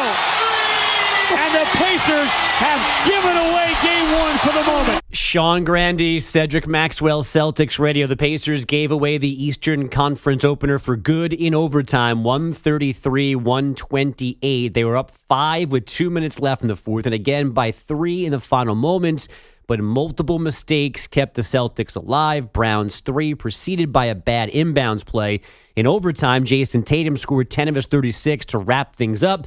Apparently, all of that made sense to Joe Mazzulla. Nothing other than what I expected. Two high-level teams competing for a great opportunity. And so I expect all the games to be like that. Thoughts and prayers then to both fan bases. Game 2 tomorrow night, still in Boston, of course. One of us has been around Will Ferrell, so we can provide confirmation here, I think. Yep. This is Chargers linebacker Denzel Perryman on new head coach Jim Harbaugh. I hope I don't get in trouble for this, but like he reminds me of Will Ferrell. I don't know if it's the way that he talks, like his analogies and everything, but like they really remind me of Will Ferrell. Yep. And I don't know, it's just funny to me. Like it's funny, but I know like he means well. Like everything's come from the heart. But I feel like you got to have a sense of humor to understand like some of his lines and gimmicks. But I love him. I love him as a coach. Like I said, I love the direction that he got us going in. Now, Perryman would not pick a specific character. Talladega Nights, Step Brothers were mentioned. He just said overall Will Ferrell vibes. There's no serious Will Ferrell, so they're finishing in last. One thing, it reminds me of the Will Ferrell, the Get Off the Shed sketch, where he's just like, yeah, Bill, so get off the shed, yelling at his kids. Do me a favor and get off the shed. It's a great sketch. I think that's an amazing analogy because Jim Harbaugh, for better or worse, I don't think it means he's bad at football. He is transformed into the comedic coach of all time. He gets up on in front of the podium and has like 15 jokes. Yeah. I see him as the Will Ferrell character, and this is a little bit from old school, a little. Not the we're going streaking guy, but when he goes out and he's working on his car, his muscle car, Jim, yeah. and he walks in and he goes, hey, Mike, as he's like waving to this unseen neighbor. I feel like Jim Harbaugh would definitely greet his neighbors in the Will Ferrell way. I see him as the Will Ferrell character from Saturday Night Live that couldn't lower his voice. I forgot what they called it, but he could not lower his voice. He could only speak in one octave, and it was a loud octave. Yeah, I feel like Will Ferrell's an interesting pick. Is this a compliment? Yeah, but I kind of think more of Steve Carell than a Will Ferrell. Oh, Steve Carell could definitely play Jim Harbaugh in a movie. Yeah, because Jim Harbaugh is awkward, and that's what Steve Carell does the best. Yeah, but he's also kind of doofus. So is Harbaugh. A doofus. No, I said Steve Carell was a doofus. I was not implying that Jim Harbaugh was Jim Harbaugh is definitely a doofus. The khakis? He's a little dopey. I mean, like he's championship coach. The dude wore khakis, the same khakis every day for 5 years. Michael Scott was the #1 boss in the world. Doesn't mean he wasn't also According a to his mug. Yeah. I mean, the best coach, Bill Belichick, is the single most awkward person. I mean, to be a great football coach, you have to be completely unstylish and out of touch. So I think that most football coaches, whether this is right or wrong, I think they believe themselves more to be like generals. You know, I think that's what they kind of fancy themselves. Like, I'm the leader of men. I'm not Will Ferrell or Steve Carell. Well, Steve Carell, I think Mike Scott's a great analogy, I don't too. think that's a compliment, guys. I think it can be. I think the NFL, honestly, I think the NFL is so serious and so buttoned up. And I think that if you think about like Andy Reid, for example, like he is somebody who like is very okay with joking about how big he is and how he likes cheeseburgers. Like, I think that stuff is such a difficult sport. I think sometimes this kind of levity, I think, is good for some teams. Yeah, but no one says Andy Reid. He reminds me of Chris Farley. Like that. It's not. Oh, I like that. He does. Yeah, he kind of does. I mean, Okay, I can see that cat. By the way, one thing did you see Harbaugh's introductory press conference? He was clearly delivering jokes, waiting for laughter. That stuff about now I love chickens. You think he was being dead serious about football, about talking about his love for chickens? I thought he was trying to misdirect people and do some kind of misdirection because he was answering questions about Connor Stallions and that whole thing. No, he's trying to, in the Chargers? No, when he was doing the chickens thing. That was at Michigan. No, but, okay. But how he said he loved, whatever. At the Chargers press conference, he was just a joke a minute. He loves this attention now. He's embracing that character. That's a funny grandfather coach who's got better than us.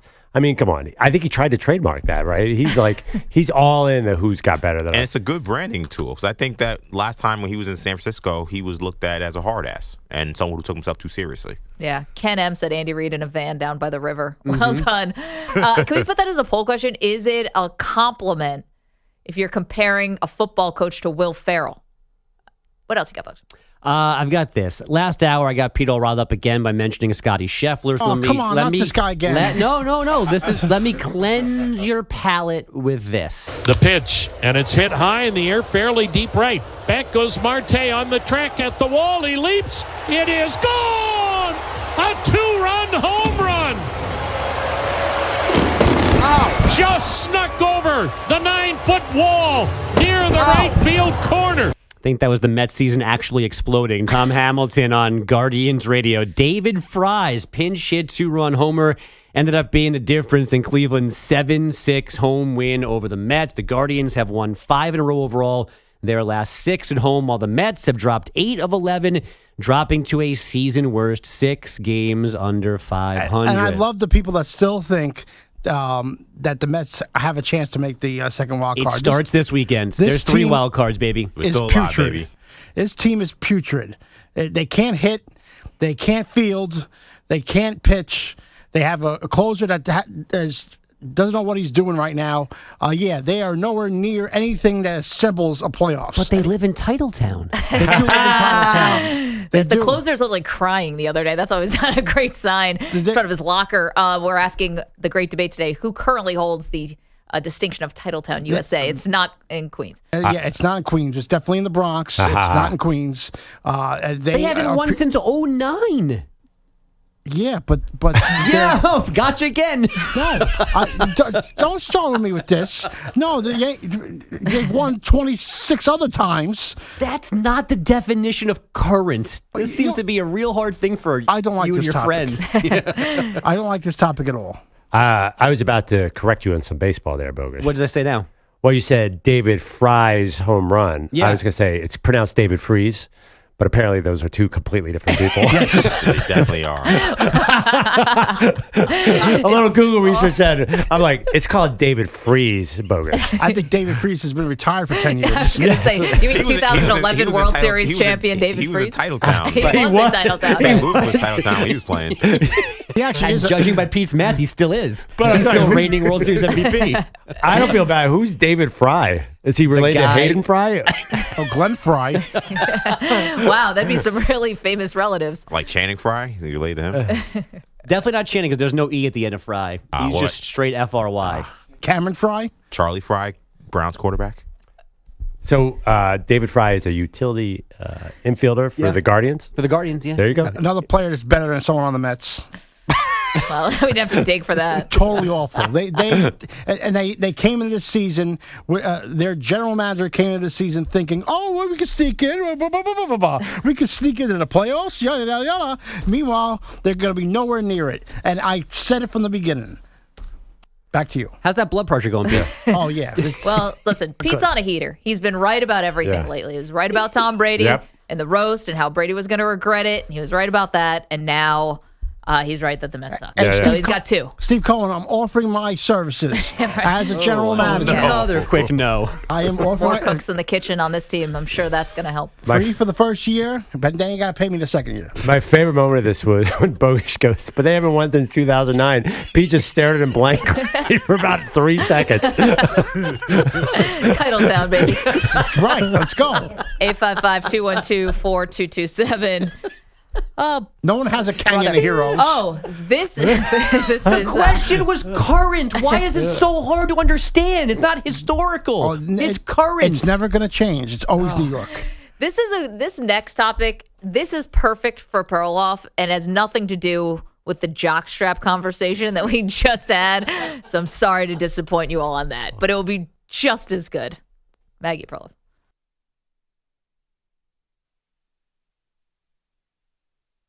You're in a 5-minute break.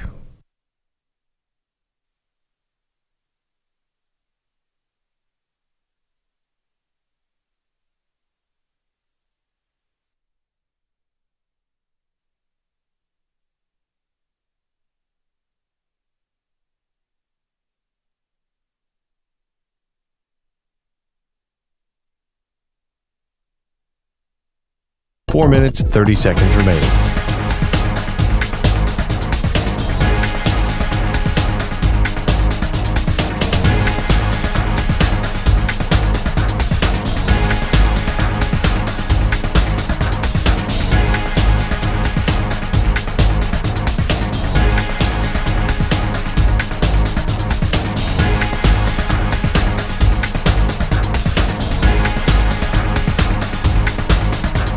Four minutes remaining.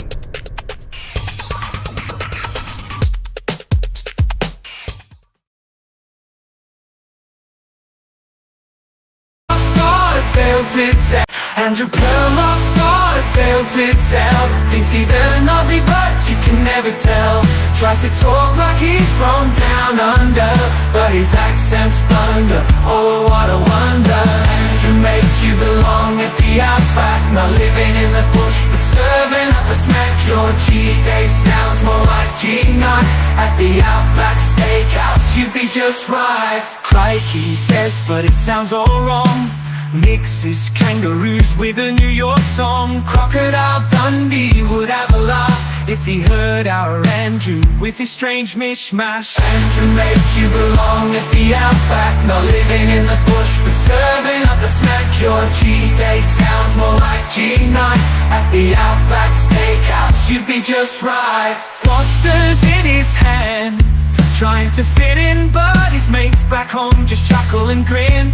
He should be slinging steaks, not slinging slang. In the kitchen's where he can really hang. Andrew makes you belong at the Outback, not living in the bush, but serving up a snack. Your G-Day sounds more like G9 at the Outback Steakhouse. You'd be just right.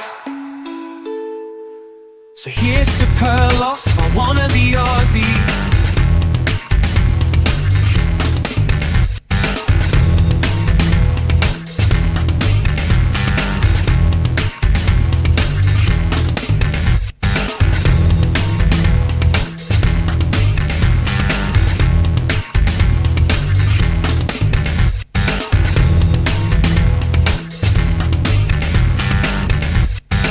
Two minutes remaining.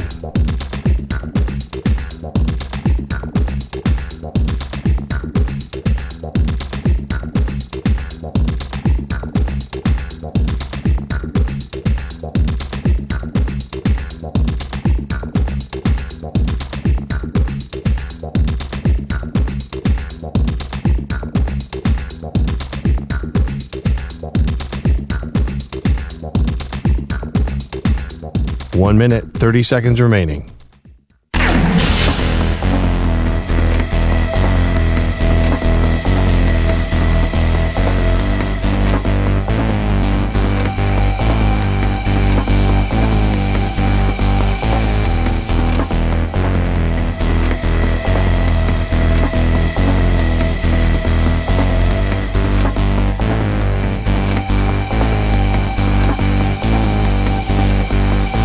1 minute remaining.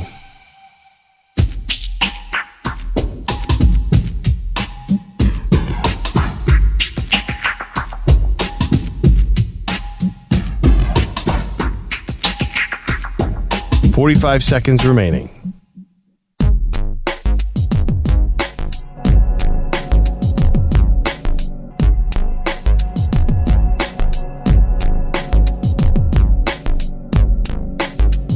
.30 seconds remaining.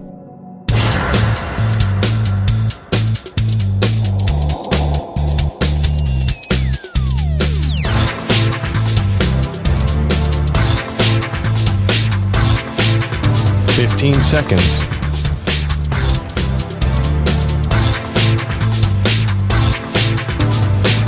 Break ends in 5 seconds.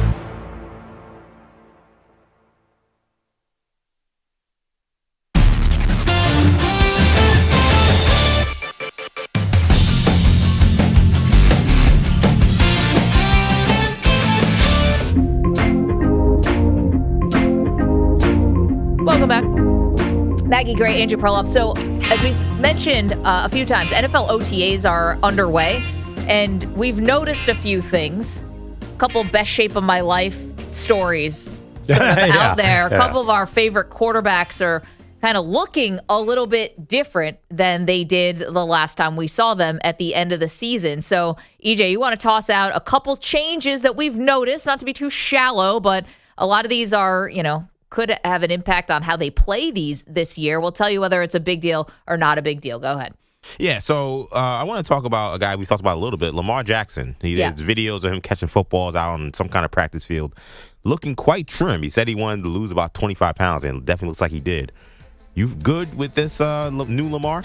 I do not like this. I think it's a bad idea. I understand he wants to get faster, but he's fast enough. He's already faster than 99% of the quarterbacks anyway. And I don't think it was an accident, Perloff, that he gained that 20 pounds of muscle last year or put on about 20 pounds. And he did stay healthy all throughout the year.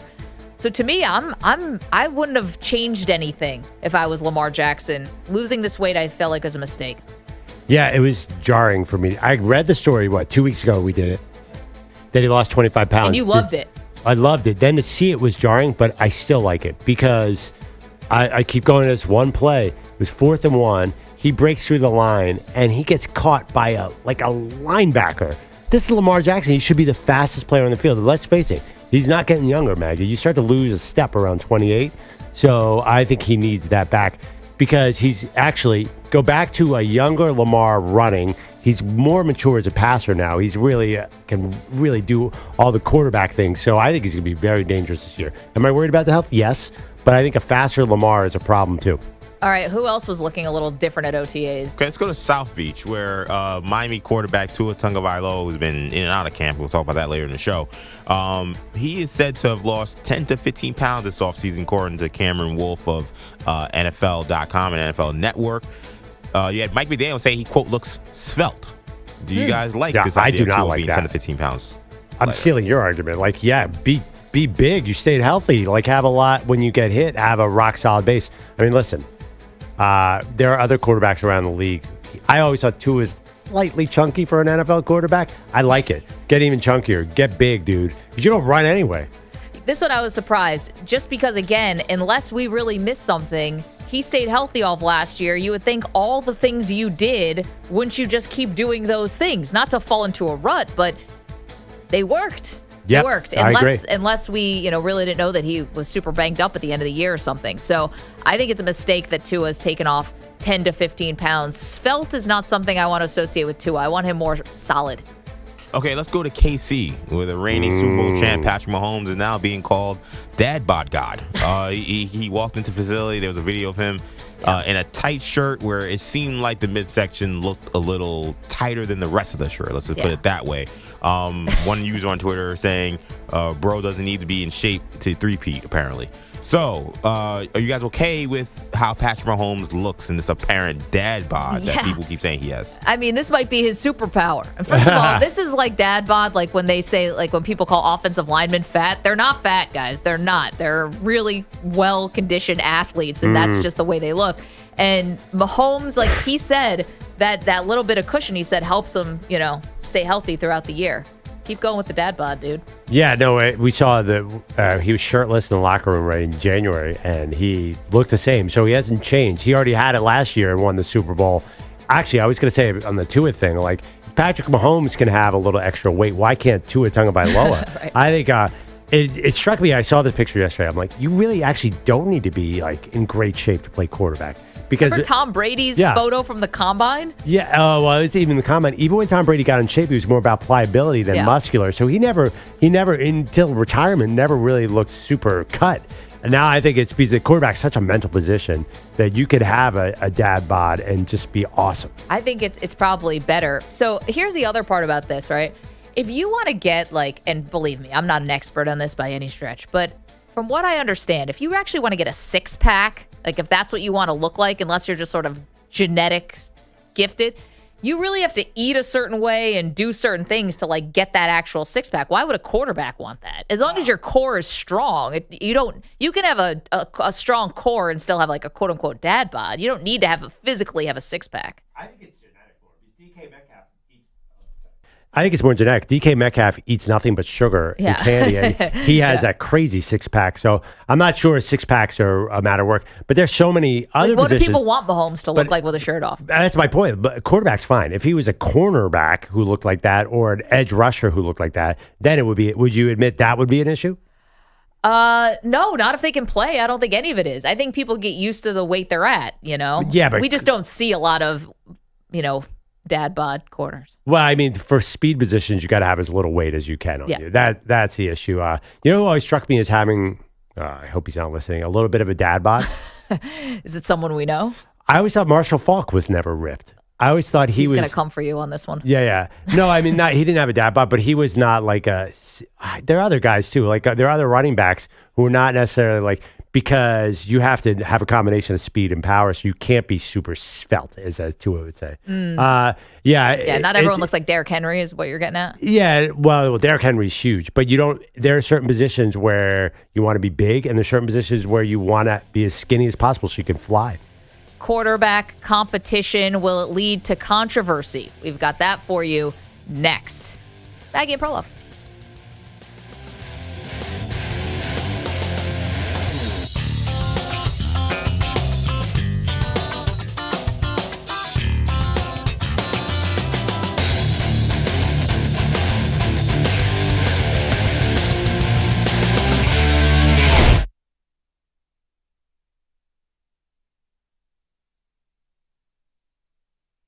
You're in a 5-minute break.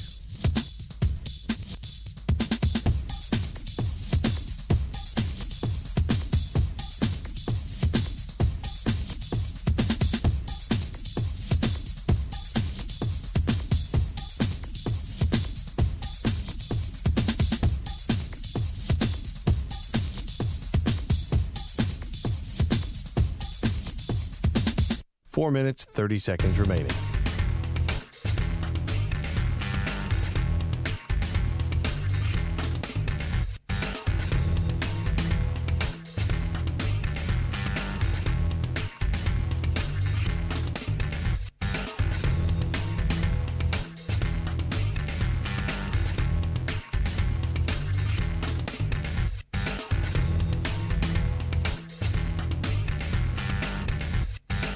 Four minutes remaining.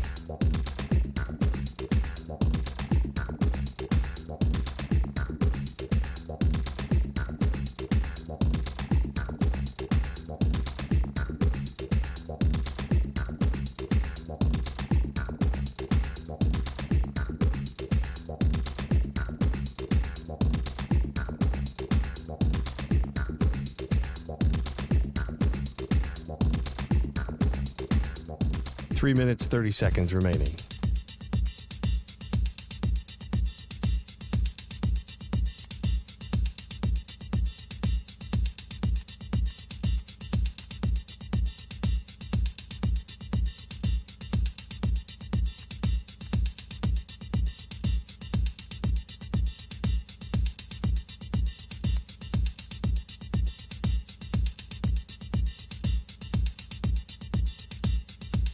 3 minutes remaining.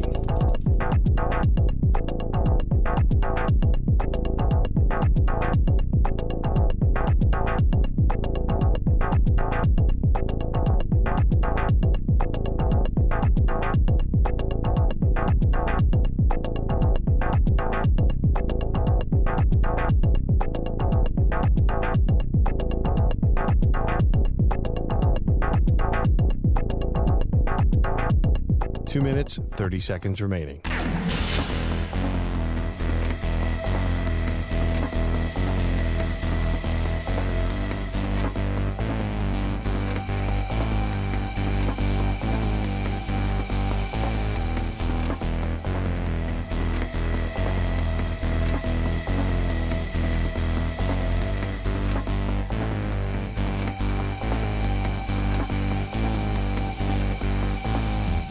Two minutes remaining.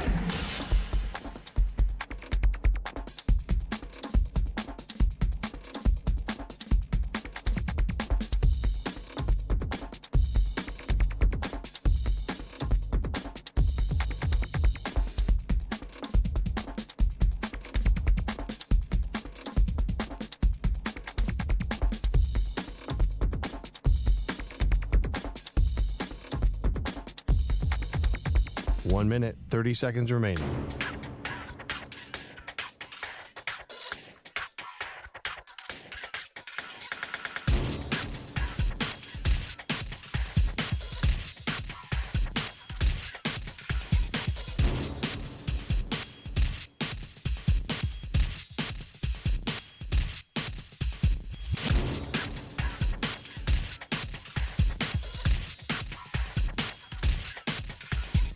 One minute remaining.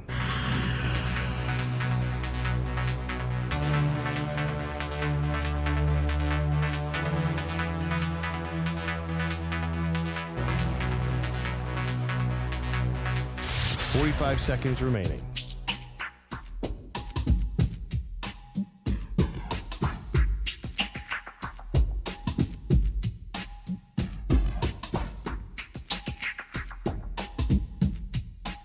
Seconds remaining.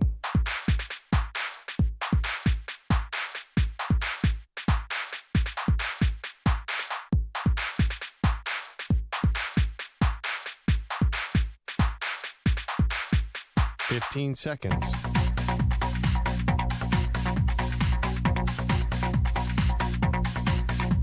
Break ends in 5 seconds.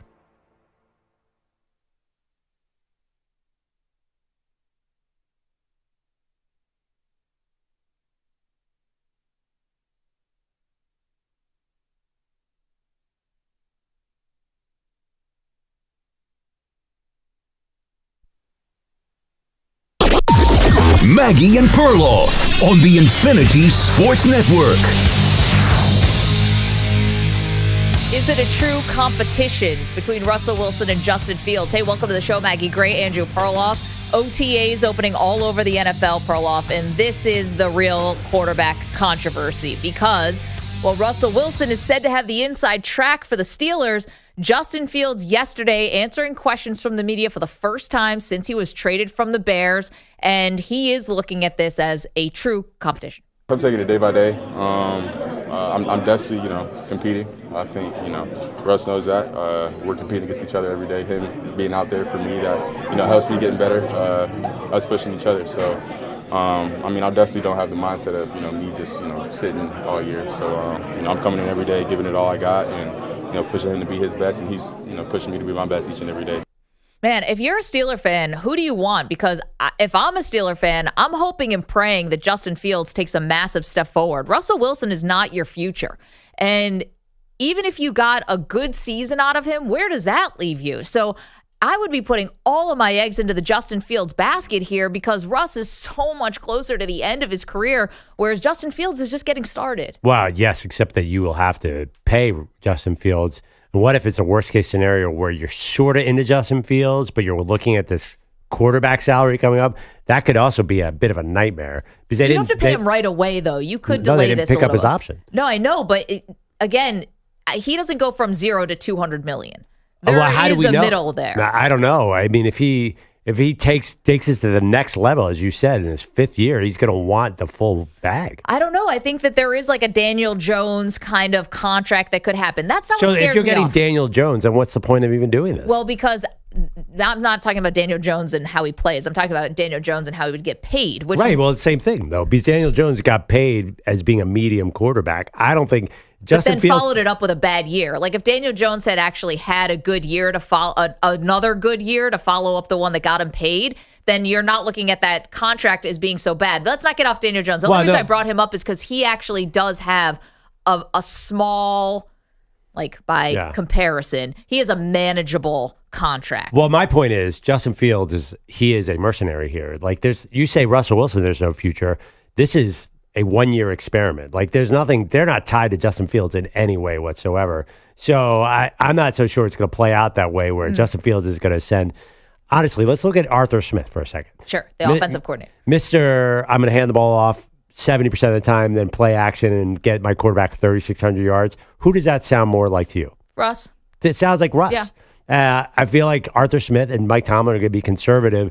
And to me, that feels like a Russ project. I'm not saying that's a good thing, but that kind of feels like where we are right now. Okay, but I also am looking at the landscape of the NFL, and I'm watching running quarterbacks who are very appealing. And running quarterbacks who maybe you can develop a little bit more of their arm talent if you have some better receivers to be throwing the ball to and more options in terms of offense. Like we saw Justin Fields could throw the ball at Ohio State. It's not like this totally left him. They just need to do a little rewiring, I think, on Justin Fields, on how much he's going to trust his receivers, the offensive line, the coaching staff, everything, so he doesn't tuck the ball and run so often. I just think he did so have DJ much- Moore last year, right? He did have DJ Moore last year. And you know what? They weren't a terrible team last year, which is why I think a lot of people believe Caleb Williams is going to step in and he's going to be okay, better off than most number 1 overall picks. So it wasn't terrible. He got hurt for 4 games in the middle of the year. Don't trust the coaching staff. Like there's just, I know it hasn't been good for Fields, and they basically had traded nothing for him. So that's probably an indictment, but man, probably? I've got to be praying if I'm a Steeler fan that it works out with Fields, because if it doesn't, where am I left? With mid-30s Russell Wilson, Kenny Pickett's already out the door. That was your first-round draft pick. He's a backup now in Philadelphia. Like, where are you going to go for a QB? Because it's the Steelers. You're never going to be bad enough to get a top 5 pick. Well, right. That's why they got Kenny Pickett at 21. Yep. I think what you're saying sounds great in an ideal world. The reality is, let me give you a real preview of what's going to happen. You have Mike Tomlin as a coach. You have Arthur Smith as your offensive coordinator. You're meh on offense, and you have a coach who does not want to win 35-31. He wants to win 17-10. He wants TJ Watt to win this game. So I agree with you that there's a great chance that Justin Fields gets in at some point this season. I'll bet you he is medium. I bet you he's average good. I bet you his numbers look a lot like Kenny Pickett after that awful offensive coordinator left last year. Or actually, Mason Rudolph at the end. I bet you he throws 10 touchdowns, 7 picks, and then you're stuck in this, oh, crap, what do we do? I don't think that this is an ideal situation because they have to pay the dude. They didn't pick up his option. So I think that they do not really have a good plan here. Well, to be honest, I still want Justin Fields even in that scenario. Okay. Because at least if this is the way I'm going to play, like if that's what you're positing about the Pittsburgh Steelers and they just want to be conservative on offense and win games on defense and win every game 13-10. If that's just the way they're going to play, then give me the younger version of that. And a running version. And a running version of that. Oh, well, yes. yeah, I guess Russ ran early, but not, he gets caught from behind a lot now. Yeah. And, it's just, he's just older. So still give me the younger version. There's no scenario with the Pittsburgh Steelers where I don't want the younger version. Now, if this was 2013 or 2016 Russell Wilson walking through the door, well, now we've got something, but it's not. The one thing is the early version of Russell Wilson was wildly successful. I mean, I know the defense won those early Super Bowls, but Russ had a bunch of monster seasons. He's got one of the highest passer rating in the history of the NFL. Justin Fields, that's not the guy right now. That's not who you're getting right now. But there's no earlier version of Justin Fields. We've never seen any of that from Justin Fields. So you might not. You're saying give me the earlier version of Justin Fields, but he's never proven that he can be that 40 touchdown 10 pick guy in the NFL. I think that this detail came out yesterday from Fields as well during his first media availability since he was traded by the Bears to the Steelers, and he said that he told Ryan Poles, right, the general manager from the Bears, that he would like to be traded to the Steelers. He specifically said, I want to get traded to the Steelers. And he did this and said this. Then Russell Wilson gets traded there, and he thought, oh, now they're probably not going to trade me there. And they did anyway. And he said, thank you publicly. Like, I want to thank Ryan Poles for doing this. Like, he wants the smoke here. He wants this competition, I think, because he feels like he can win it. And he wants to come to Pittsburgh. I think he sees himself as, if I just get a change of scenery, then I'm going to be able to sort of be myself a little more, because we know when he got to the Bears, whether it was his fault or whatever, it was not a great quarterback room. Particularly him and Nick Foles did not get along, allegedly. So maybe that doesn't have anything. He just wants a fresh start, totally. But, I mean, not getting along with Nick Foles has no impact on how good of a quarterback you are. Just because you're, the third-string veteran quarterback doesn't like you? What difference? That doesn't sound like a good excuse for not working. They called it toxic. Like, I'm just wondering if he is a guy who benefits a lot from a change of scenery. Okay, you have a quarterback room with longtime pros, Andy Dalton, Nick Foles, and Justin Fields, and it's a toxic quarterback room. Yeah. Those other two guys have been in a million of quarterback rooms. Do you remember any of them being called toxic? No. Well, Yeah, I mean, so maybe Philadelphia was with Wentz, but actually, yeah, that's a good point. But generally, though, like it seems to me, if those guys were toxic, just because the other guys have been around for so long, then maybe Fields was the toxic part of that. and maybe he's learned. So maybe you get a little of that. Nobody learns. But Scenario. anyway, but the other thing too is the coaches were not good in Chicago. I'll give you that. Yeah. I just don't know if Arthur Smith is the coach that I want either. Like, they went from a terrible situation with Matt Canada. It just was not working. Now, Arthur Smith, I saw what happened with Desmond Ridder in Atlanta. It was painful. It was painful to watch those talented wide receivers and running backs and tight ends just not get the ball. So all of a sudden, what's going to happen with George Pickens if either of these quarterbacks gets the ball and is not really running a modern offense? I'm just down on the whole situation. I wonder if Arthur Smith is the kind of guy who's just a better coordinator than he is coach, because he was good in Tennessee. He turned Ryan Tannehill ended up getting paid because of Arthur Smith again when Tannehill's career was on life support. Tannehill came in as the backup to Marcus Mariota. But was he ever a top 10 yardage passer? I don't think so. I mean, they weren't opening it up. It was all Derrick Henry. And they were number one seed. And again, it got Ryan Tannehill like over $100 million. Yeah, I know. But if you look back on that, like, honestly, like, it's going to be hard to win right now. They can't recreate. That team was in the AFC South and won a lot of games like that. Never really did too much. I know they made the AFC title game, but they were never a threat for a Super Bowl. It is conservative offense. And I think that's why Arthur Smith and Mike Tomlin were attracted to each other. Well, they beat Baltimore on the road on the way to that AFC Championship game. I mean, come on. Did you for 1 second think that particular Titans team was going to win the Super Bowl? Well, I'm just saying. Okay, we have a question for you at Maggie and Pearl on the Twitter. Who will be quarterback one for the Steelers by the end of this competition? 58% holding strong with Russell Wilson. I think Fields will be the last man standing, though, in this season. And who's third string? Because this is the NFL. Who is the third string? I don't know. Rudolph, it's not Mason Rudolph. Rudolph went to Tennessee? Or where'd he go? Else.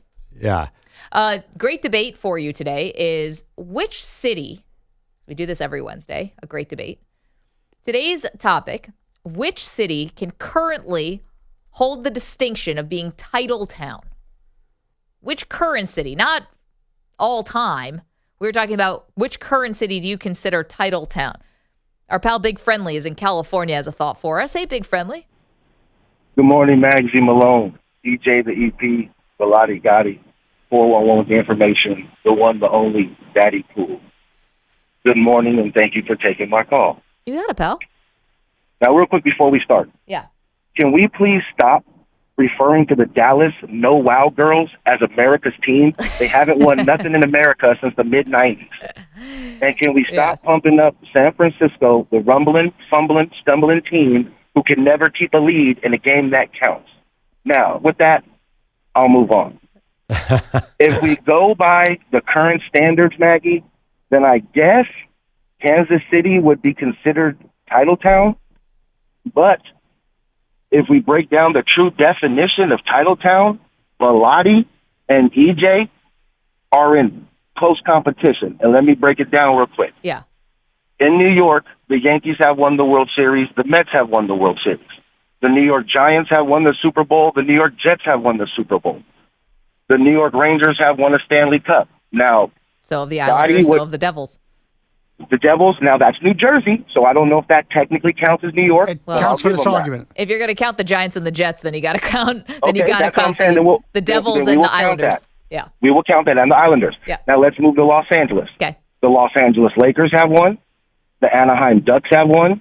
The Los Angeles Kings have one. The LA Dodgers have one. And the Los Angeles Rams have one. And the Angels. And now, Did you right? mention the Angels? And the Angels. Yep. No, I was going to say the Angels. Yep. Now, for my man Billy Boy, since he wanted to bring in Stanford and the Dons, I'll raise him UCLA. They won basketball national championships. I'll bring in USC. They won college football championships. And I'm going to bring in the Long Beach Dirtbags. They won college World Series championships. Yeah, that's true. So if we're going to break down the true definition, Maggie, but you're the boss, Yeah. so we're going to go with Kansas City. The true definition of Titletown, L.A. and New York are neck and neck, and it just depends on who pulls the calf first at the finish line. Yeah, well, listen, Friendly, you broke it down for us, and you're right. If we're going all-time Titletown, right, New York and L.A. definitely in there, but also wouldn't Boston have to be in there, too? If we're going to be true to ourselves, then Boston's also got to be right in the mix for Titletown. But we were doing current, and that's why I said Kansas City. Can I just correct Big Friendly? If we're doing all-time, it's like we did some research yesterday, that New York is number one, but you are dead wrong on number two. All-time sports championships, it's Toronto. Well, we said USA. Well, no, but that would have counted. North American was in spirit. But are we going to... I'm sorry, go ahead, Maggie. No, go ahead. So are we counting the Toronto Argonauts? Yes, they have 25. I know They're the I know Yankees they of do. CFL. Ricky Ray from Shasta College, Reading, California, won a lot of those Yeah, for the there you Toronto go. Argonauts. So I know my history, Daddy Cool. I love you for that. but Magsy said America. I did. So Oh, we're come gonna on. have to- Toronto counts. We are I on will in give Toronto, so we I love will Toronto. Give Toronto. Yeah. I will not disrespect Toronto and take nothing away from the great state and country of Toronto. The Canucks, the Canadians, I love them. But once again, man, I'm a Long Beach boy, tatted. It's got to be New York and LA 1 and 2, and I will give Boston 3 just because I don't like Boston, but I will still put Boston at the top 3. Yeah, well, Boston, it's great. Big Friendly, thank you for the breakdown. And now I'm wondering, should we have just done all-time Titletown? But we liked current because it was a little bit of a different spin. I think it's tough because New York with the Yankees would be really hard to 27 titles, battle. hard to top. I feel like this is ridiculous. What? I feel like I should be winning this by a landslide. I don't think this is close. Yo, you said LA, but they've got 2 championships that are just total asterisks. Is there an asterisk on that Larry O'Brien that they gave the Lakers, or an asterisk There should be. next to that World Series title, that piece of metal that Rob if Rod Manfred actually cared about the World Series, there would be an asterisk. on it. There's nothing on those things that are asterisks. They didn't give them half the title. They gave them the whole title. When you list the champions, they're all champions. And I know, but EJ, that's just marketing. We all know marketing. We all know what this is, right? Which is, first of all, definitely baseball. 60 games. We've all been watching baseball a lot. We've seen a lot of teams that have gotten off to 60-game starts. Now, I appreciate all the protocols and stuff they had to do, but 60 games is absolutely nothing in baseball. And the bubble was very different for basketball because no crowds, no home courts, no travel, a massive break in the middle of the that was season. a disadvantage for the Lakers. They would have had home court advantage. They didn't have it because of this bubble. No, the big break in the middle was definitely an advantage for 37-year-old LeBron James. Them not being able to have those games in Los Angeles. That's a huge thing. Not having your home crowd. They played literally the whole season to get that advantage. But also, that was a while ago now. 2020. I don't know. I saw you tweeted out some other LA, like you went back to 2015, 2016. I thought there were rules here. Otherwise, we all would have gone Boston. I thought we had to be like now. Who is now? He's talking about rules. He's putting Athens, Georgia in Atlanta. Come on now. You ever go to Atlanta? You see some Georgia Bulldogs there? I think so. Here's the other part. I was going to say something now. I missed By the way, if you want to do Titletown, I'm just looking. Yeah. Boston has a lot of titles because they got the Patriots with a ton. They got the Red Sox now with a bunch. They got the Celtics with, I don't know, the Lakers passed the Celtics, I guess. But the Bruins. And the Bruins. I mean, that's pretty good. The bean pot between Boston University and Boston College hockey. You got a lot of stuff there. Oh, this is what I was going to say. That championship that the Lakers won, they never did a parade, did they? No, LeBron, in fact, wanted the Lakers to be included in the Rams parade. He was like, you know what, since us and the Dodgers didn't get a parade because we were in a pandemic, you should include us in your parade, which a lot of, the 5 Ram fans that existed were like, get lost. Why couldn't they get that done? I still think don't they should know. have done that, or you think they should have? What do you mean? You think they should have done a Lakers parade? Absolutely. It was a pandemic. That's why they didn't do No, it. they didn't do it because of the pandemic, but Later? a delayed parade. Well, by the time I think most people would have been comfortable maybe with a parade, I mean, we were probably celebrating whoever won the next year. Was it the Bucks? So imagine having the Bucks parade and then the Laker parade the next day. EJ, the next day, that would they be hung a hilarious. banner for the in-season tournament. They're clearly we're not getting too precious about what we're doing here with the Lakers. No, So I'm just saying though, like that would have been. You want to talk about optics? Imagine Giannis is hoisting the title in Milwaukee. Like, meanwhile, let's go to LA where the Lakers are celebrating their championship from last season. LeBron's got no shirt on, just like waving to the crowd, Yeah. chugging beers. JJ Redick going to be in that parade. Well, he would have been there probably. You know, one thing I want to ding New York too for one thing we're not forgetting. They have double the amount of sports teams, so don't they have to have double the amount of Fair. titles? So I think they have more bites of the apple, Big Apple, if you will, and therefore they've not delivered. Boston is definitely ahead of New York. Sorry, Pete. Yeah, well, the Yankees are doing the bulk of the winning here, too. Okay, so 855-212-4227. That's the great debate question today. Currently, which city do you think holds the distinction of being title town? I did say USA. I didn't mean to leave out our brethren in Toronto. You We forgot love about Toronto. those 12 Winnipeg CFL titles. You forget the Blue Bombers, don't you? I didn't mean to. I can't believe this list is amazing. Ottawa's 13th on this list. Hamilton, where Johnny Manziel played, 14th on this list. I'm disappointed in you, Maggie Gray. I love Toronto. Disappointed. Frequent guest on Toronto radio. I love talking Bills with the fine folks in Toronto. 855-212-4227. Again, so much more to do, including another big headline to come out of OTAs. We will tackle that next. You're in a 5-minute break.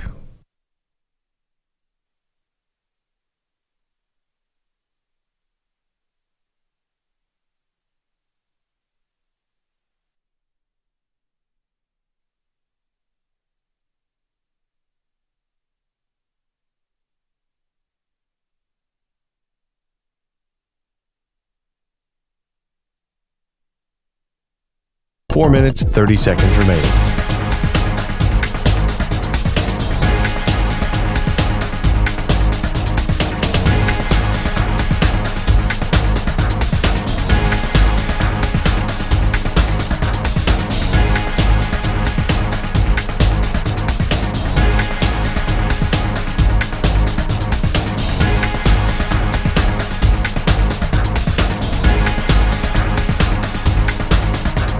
Four minutes remaining.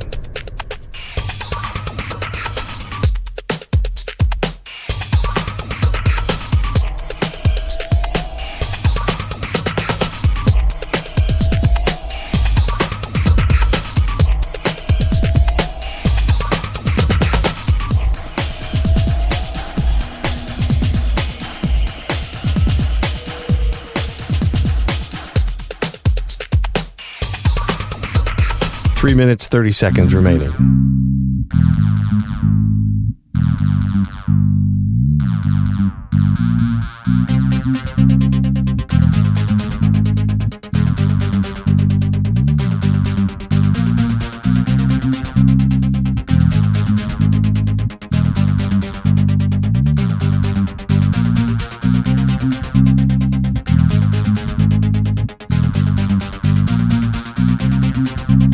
Three minutes remaining.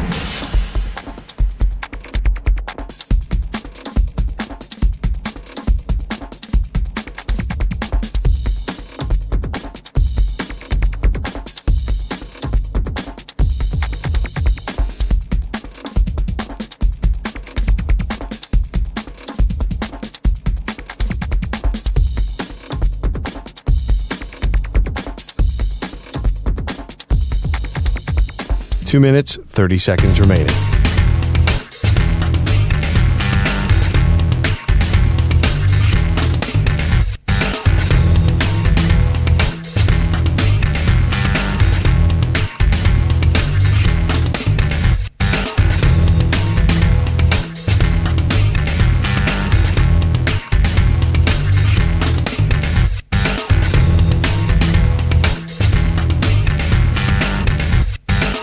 2 minutes remaining.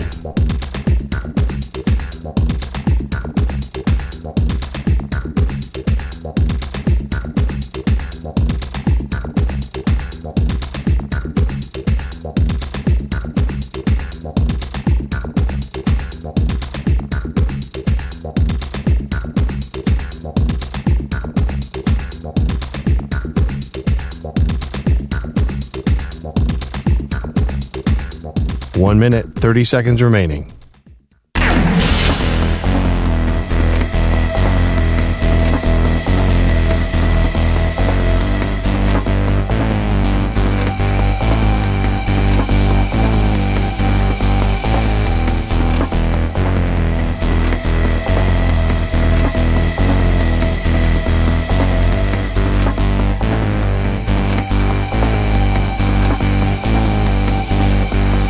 One minute remaining.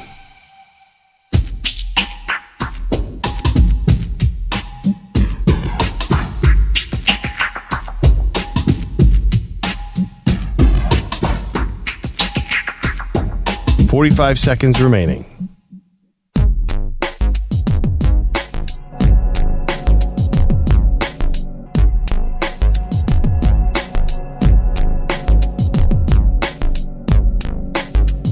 $30 seconds remaining.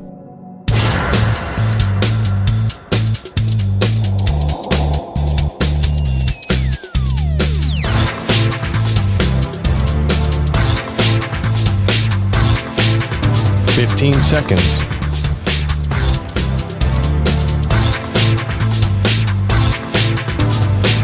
Break ends in 5 seconds.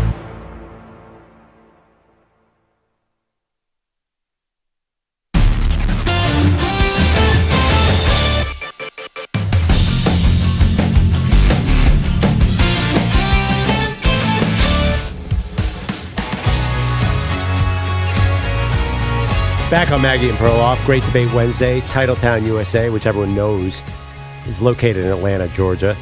Call us with yours, 855-212-4227. That must have sounded weird if you're out there in your car. We're debating which is current Titletown. Current Titletown. I stretched and did Atlanta, included Georgia. Maggie, you had? Kansas City. Yeah. The dynasty in the NFL. We have a poll up there, and I don't even want to read the results.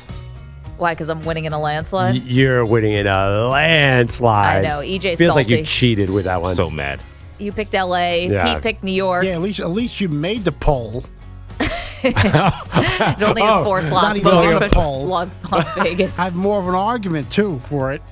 Oh, man. It's 4 slots on the poll, okay? Take it up with Elon. What's the order? I know Maggie's killing it with Kansas City. Yeah, so it's Maggie's. As last I checked, she was at like 80. Yeah, she's at 80%. Oh, now it's dropped. Now 73%. Give it to Kansas City. 13% LA. 10% Las Vegas, which was Bogusch's pick. And Atlanta has 3%. 3%? I mean, I've already voted twice. How could it really be 3%? Another time we'll do all-time Titletown USA. Hey, can I tell you that a retirement happened yesterday? I don't know if you saw this. No. Japanese competitive eater Kobayashi is calling it a career, Perloff. Why? Well, I'll give you one guess. He's full.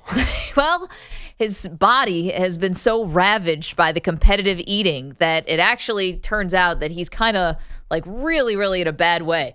Not that it's fatal or anything like that, but he's definitely done a lot of damage to his body with all the competitive eating. So he's 46 years old, announced his retirement in a new Netflix documentary, because if you don't have a documentary, then you didn't exist.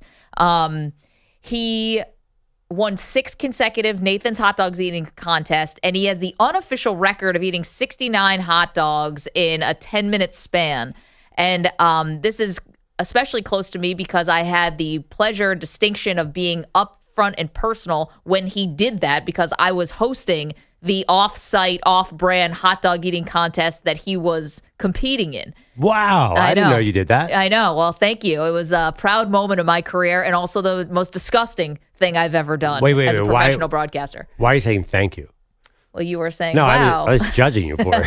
Well, You just said I was hosting the off-brand hot dog eating contest. I was. So Kobayashi at the time was technically banned from the ESPN and Nathan's hot dog set because he had tried to crash it the year before. He was a little persona non grata, kind of the bad boy of competitive eating, if you will. And so he and his people set up an alternative hot dog eating contest at a different place in New York, and I was the MC for that event. Wow. That is... what do you mean he announced it in a documentary? So he's doing a documentary, or there is a documentary about healthy secrets of your gut, hack your health type of thing. And he announced in the documentary that he's retiring from competitive eating. You want to know something crazy about this? This guy made a lot of money. Most of his money came from corporate events. He would get hired and, it's hey, we're having our corporate retreat. Come eat come drink 2 gallons of milk. Corporate events. Yeah. Guy was cleaning up. What kind of company are you running if you're hiring a competitive eater to come eat for a bunch of suits? I mean, what else? These things can get really boring, those company retreats and stuff. Oh, my God. Unless you're eating with the people that are at the retreat. I mean, why would you want to do that? How about this? So he's now focusing on eating more nutritious foods and in much smaller portions, because he has to rewire his brain, Perloff. He has no idea at this point, because he's been competitive eating for all these years, if he's hungry or full. Oh, that's kind of sad. Sort Feels of, like right? it's going to be a tough retirement. Well, it's kind of this is not the same, but football players, right? It's what do you sign up for? And you know that down the line, you're probably going to be feeling some effects. I wonder if he thought, I'm just going to stop competitive eating and I'll be fine. Did he ever think about down the road or this impact on his body? Why would eating all those hot dogs? Is he going to become a broadcaster now and kick out the Greg Olson of the July 4th eating contest and be like, give me $37 million, I'll call this for you? He should go endorse Pepsi AC. Yeah. Maybe, right? So there you go. Kobayashi, the legendary competitive eater. I'm sad. I Calling it quits. love Kobayashi. I root for him over Joey Chestnut. Yeah, same. We're going to get a tribute video at the 4th of July hot dog eating contest. I don't know if he's still persona non grata. I know it got a little dicey there for a minute. But can I just bring you behind the scenes on something you may not know unless you were up close and personal with this? While Kobayashi is eating these hot dogs competitively, dunking it in the water and shoving all this stuff in his mouth, he's also screaming. Primal screams. Wow. It's intense. Anyway, Titletown, USA. Who holds the distinction? Which current city? Nadal is in Dallas. Hey, Nadal. Hey, good morning, guys. It's been a while. I know. Where you been, pal? Oh, man. Don't get me started. With the kids and taking that trip, my that wife cruise around the world? my wife is forced to be in the kitchen, as you know, from Harrison Butker, but whatever. Yeah. By the way, that speech was given in my hometown. Where is Benedictine College? I don't know. Benedictine is in Atchison, Kansas, northeast Kansas, by the river. It's birthplace of Amelia Earhart, actually. Is that right?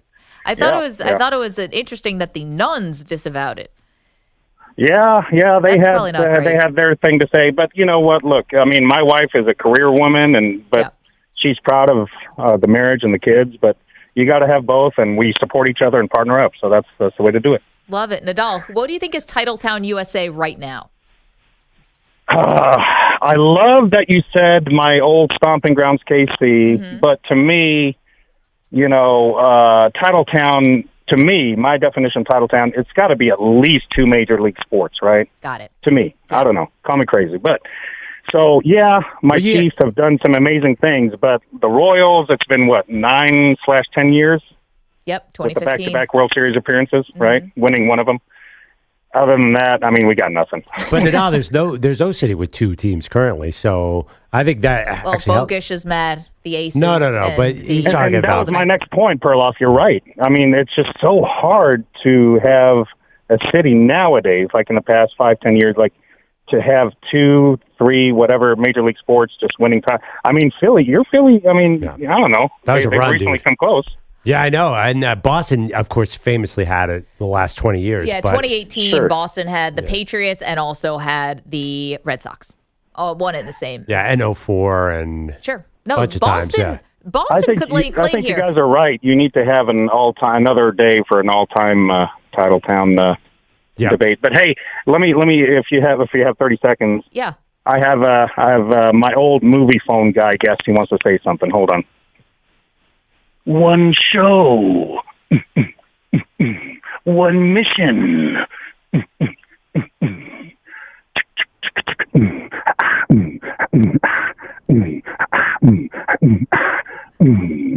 Maggie and Perloff, coming soon to a station near you.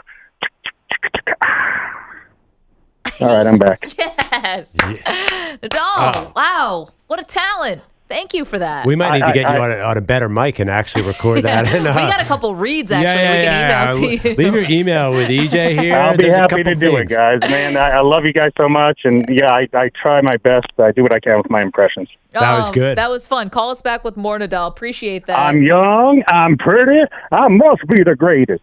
Wow. Wow, and Muhammad Ali on the way out. I mean, are you guys thinking what I'm thinking? New show open? No, Perloff versus Nadal impression off. Oh, no. Hello, Maggie. It's Cam Smith here. He won. He doesn't have to do anything. It's over. It's your commitment. That's the worst part. We're going down to Australia for a football game, and I'm going to sit in for Tom Brady and do it.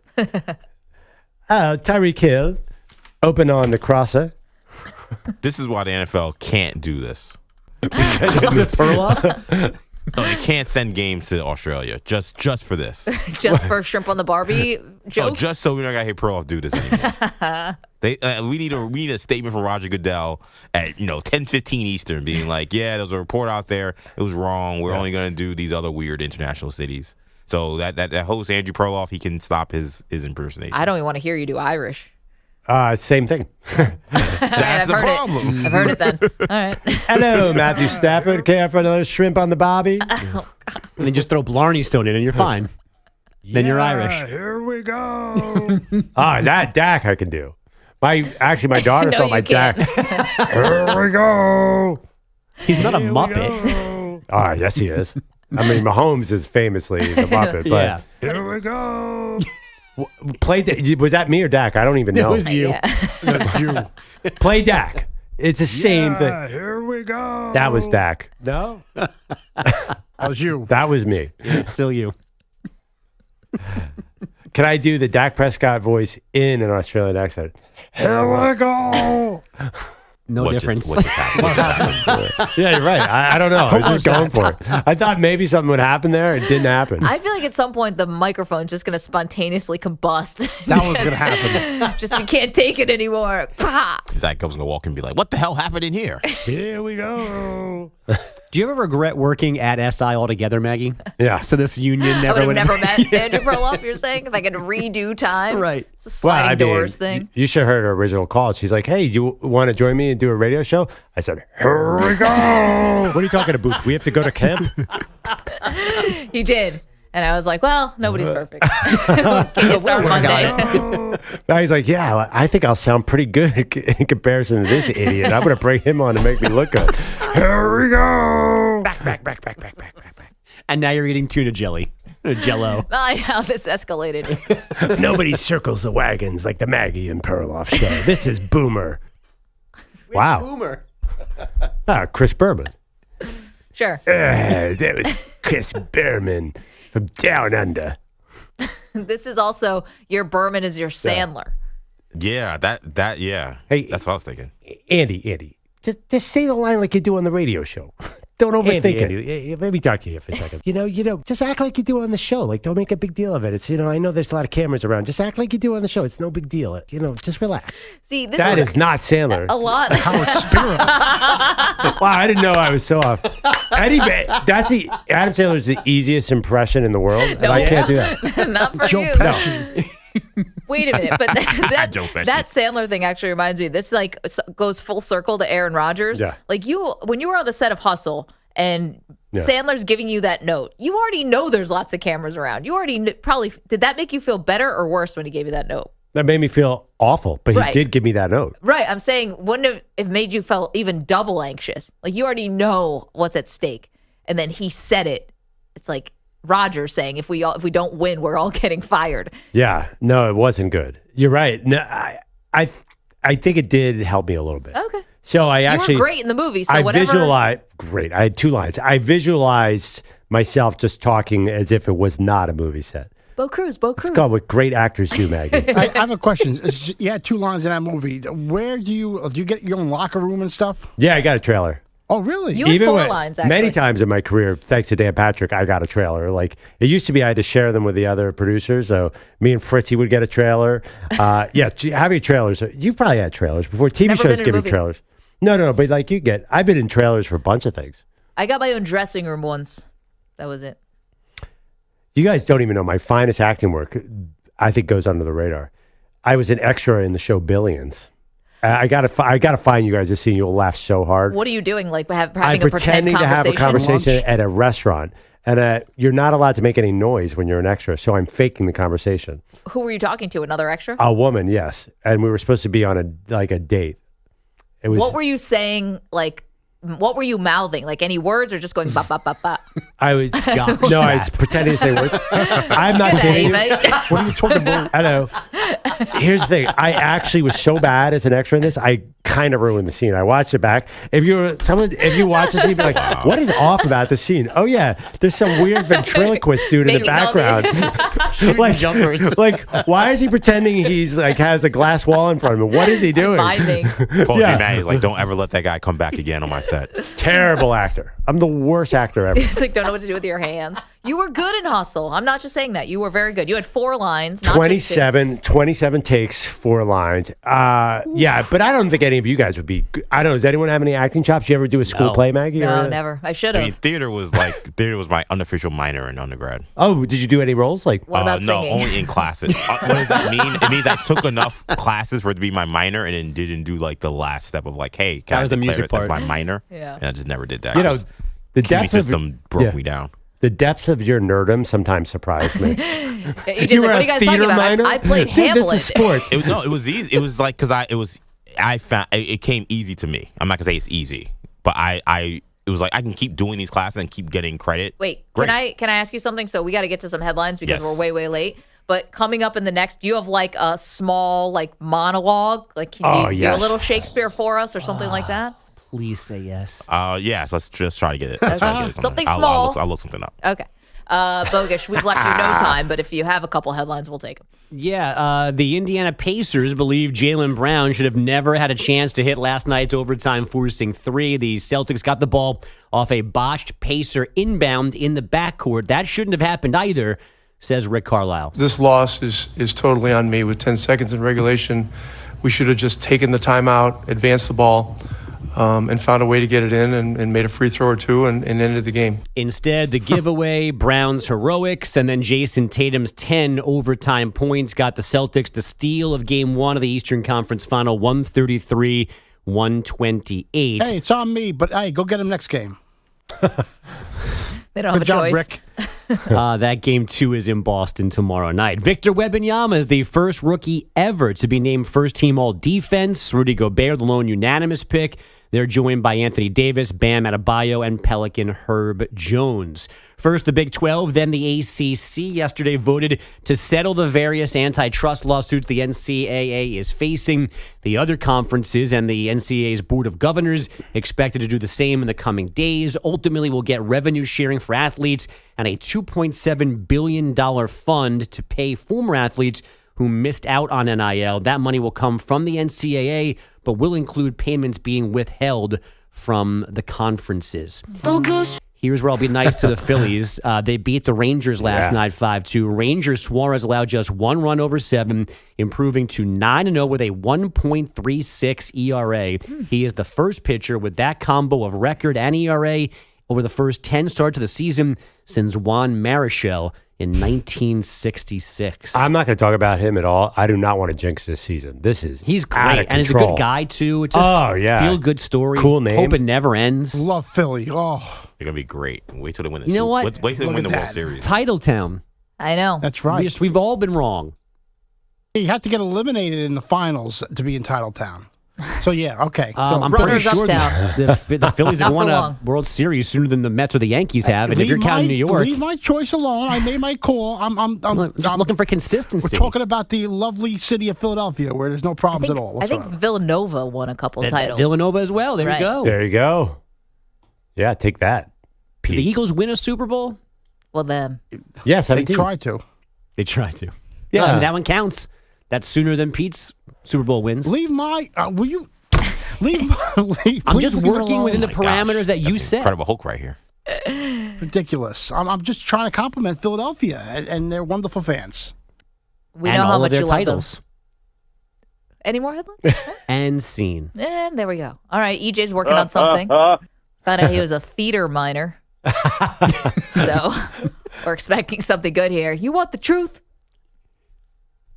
Theater, not movies. Theater. I can give you that. that. Was a shallow person's version of A the few theater. good men couldn't have been. That was never on Broadway. I think we're looking more for King Lear, Sure. not A Few Good Men. Okay, look on Broadway. It's like the history of Green Day and like Gloria Estefan.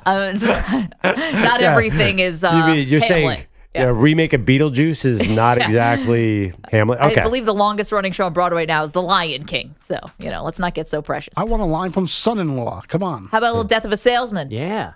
Attention must be paid. How about a little Glengarry Glen Ross? Yeah. A little coffee for closers. Yeah, now Maggie's All right, you guys. showing up to the conversation. How about Spider-Man fall off the stage? Oh, man.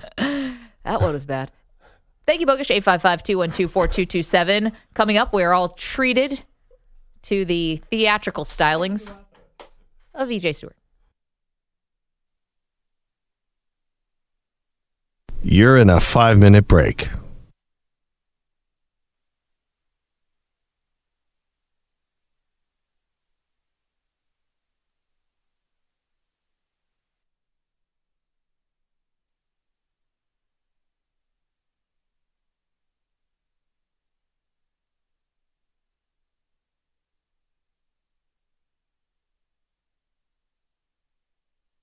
Four minutes, 30 seconds remaining.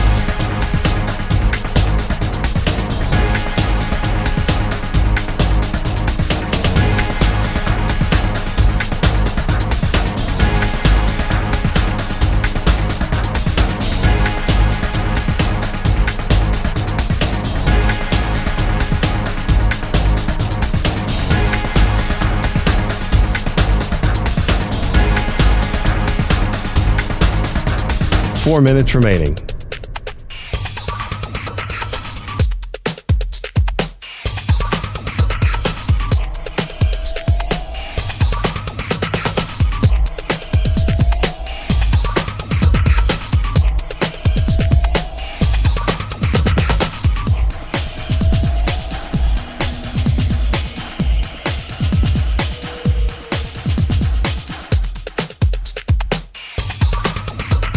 Three minutes, 30 seconds remaining.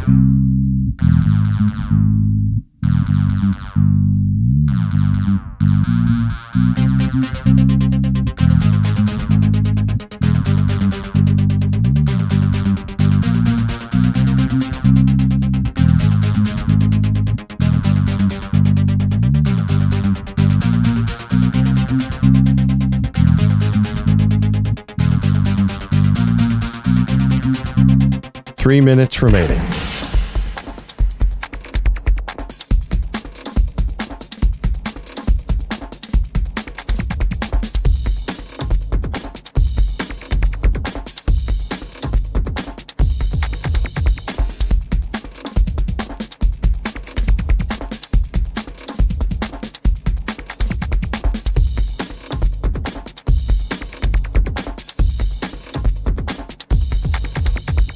Two minutes, 30 seconds remaining.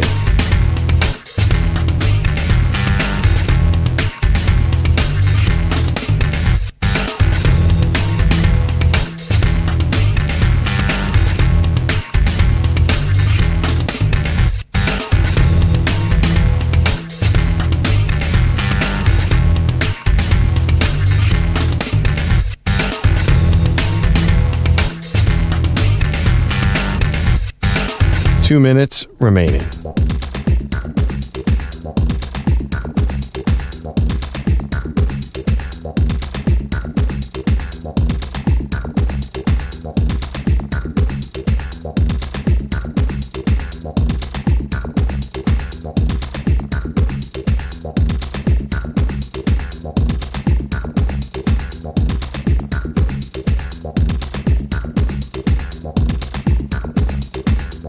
1 minute, 30 seconds remaining.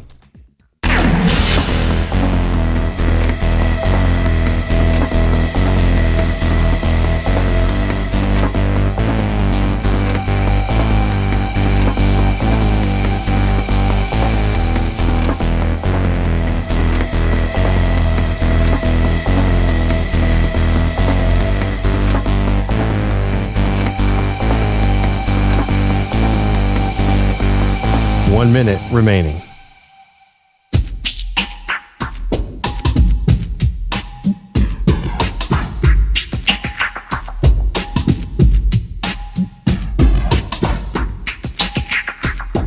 .45 seconds remaining.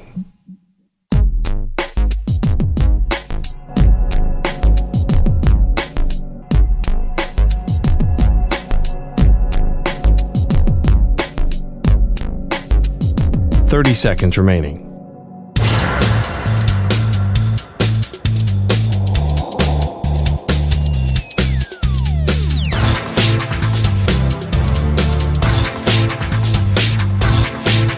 .15 seconds.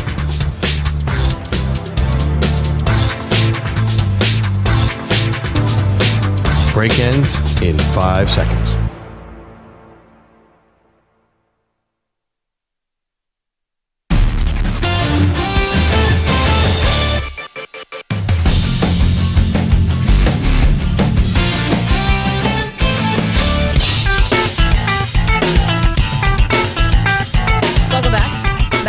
Andrew Perloff going to get treated to a theatrical something by E.J. Stewart. We found out in the last segment he was a theater minor, or nearly a theater minor. But quickly, there was actually some NFL news that happened yesterday, Perloff, and you were rejoicing like this major change is finally coming to your favorite sport. Right. Finally, NFL got it right. They are hopefully getting rid of the sideline chain gang, the guys who determine the first round, because they're going to put a computer chip in the ball, as I understand it, and they're going to actually use technology to measure first downs. So they've been doing this in the spring leagues, and it works fine. They're trying it out in the preseason. If it works, they'll be ready by week 1, which is crazy fast, right? Like, most sports take 7 years to change anything. The NFL's like, let's do this now. There were actually, if you think about it, there were a lot of controversial spots last year. There are every year. So this, I think, is actually going to improve the product. You know, considering this technology has been around for 20 years, I don't think that it's actually overnight, snap of the fingers. Right. To have this, we've been begging for it. And I think the NFL finally realized, listen, we have enough refereeing controversies because the rule book is the size of the Oxford English Dictionary, and nobody knows how to interpret it the same way.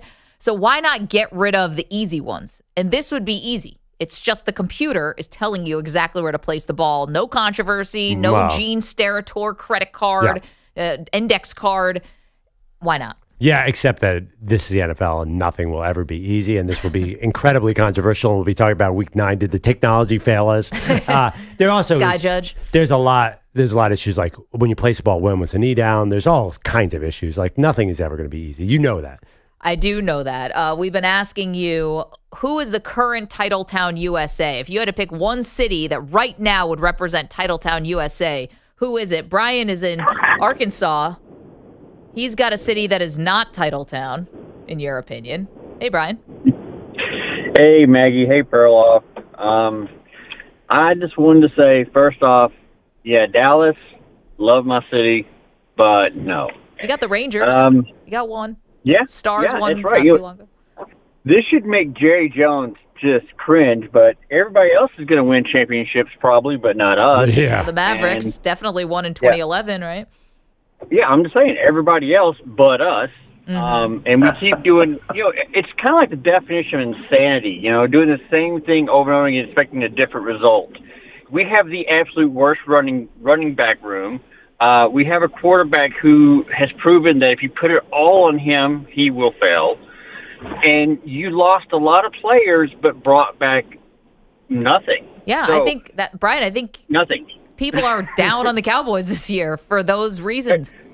try being a fan of the Cowboys and always each year having hope that you might actually win a playoff game or even, God forbid, get the Super Bowl, and know that this year you've done nothing. Perloff, I don't like the Eagles, but I tell you what, they're going to win division, and as long as they don't mess it up, they could probably go a lot further. I got a feeling that we're going to look great. Our schedule is going to make us look like just 11-6 or 12-5 again, and then we will blow it. Oh, Brian, I get it, and thank you for the phone call. And I think you speak for a lot of Cowboy fans. Yeah. Big Dave is another one of our Cowboy fan friends. It's just not a lot of optimism. Okay, EJ, are you ready? I think so. Have you now? Is this something when you were a theater minor? Nearly, is this something you're doing off of memory, top of the dome, or? Oh, no chance. I've not. I mean, I appreciate theater. I go to Broadway when I can, but no, I had to find something, and I'm gonna try to do my best here. So we're doing Brutus Act 2, Scene 1 from Julius Caesar. Beefcake? No, not Brutus Beefcake. So, okay. Whereto the climber upon turns his face, but when he attains the utmost round, he then unto the ladder turns his back, looks in the clouds, scorning the base degrees by which he did ascend. So Caesar may, then less he may prevent, and since the quarrel will bear no color for the thing he is, fashion it thus, that he is augmented. Would you run to these and these extremities, and therefore think him as serpent's egg, which hatched, would as his kind grow mischievous, and kill him in the shell? Wow! All right, That was great. Okay. That was really good. Well done. Writer sucked, but delivery was good. I have None of no the idea. hack is who wrote As that. always with Shakespeare, I have no idea what you're talking about, but Nope. that was cool. I was talking about icing my brother there. Yeah. Which, sorry, my brother, I would never do that to y'all, but A little Brutus. Brutus will. Lee 2. It's all about actor motivation, knowing the right words All right. to inflict. All right, well, I think we can probably one and done on that. Well then done, thy though. close thy show thus. You still can't sing, but that was good. And with thy thou. EJ, could you do a little British accent maybe and do this again? Hello. Cheerio, thy thus. Will bear no color. would- For the thing is, We expect EJ when he goes to London or later this summer yeah. to go watch the Mets play, the Phillies. it's 2 weeks from now. Oh, my gosh. Oh, condolences. Go ahead over to the Round Theater in the Round, whatever it's called, where Shakespeare was. Yeah, they're trying. Yeah, my girlfriend trying to get me to go there. Oh, that's great. Maybe I can be an extra. It's like Perloff. Like we get a headline. It's like Yeah. local man, like American arrested on stage trying to reenact Brutus scene 2. For using obscenity. For bad British accent. Throw you in jail for that kind of thing. Complain over about the there. Mets. Thank you, EJ Stewart. Well done. Thank you to Pete Pilati. Thank you to Andrew Bogusch, Andrew Kaplan. We those coffee drinkers. I think we nailed the dismount on that one. See you tomorrow.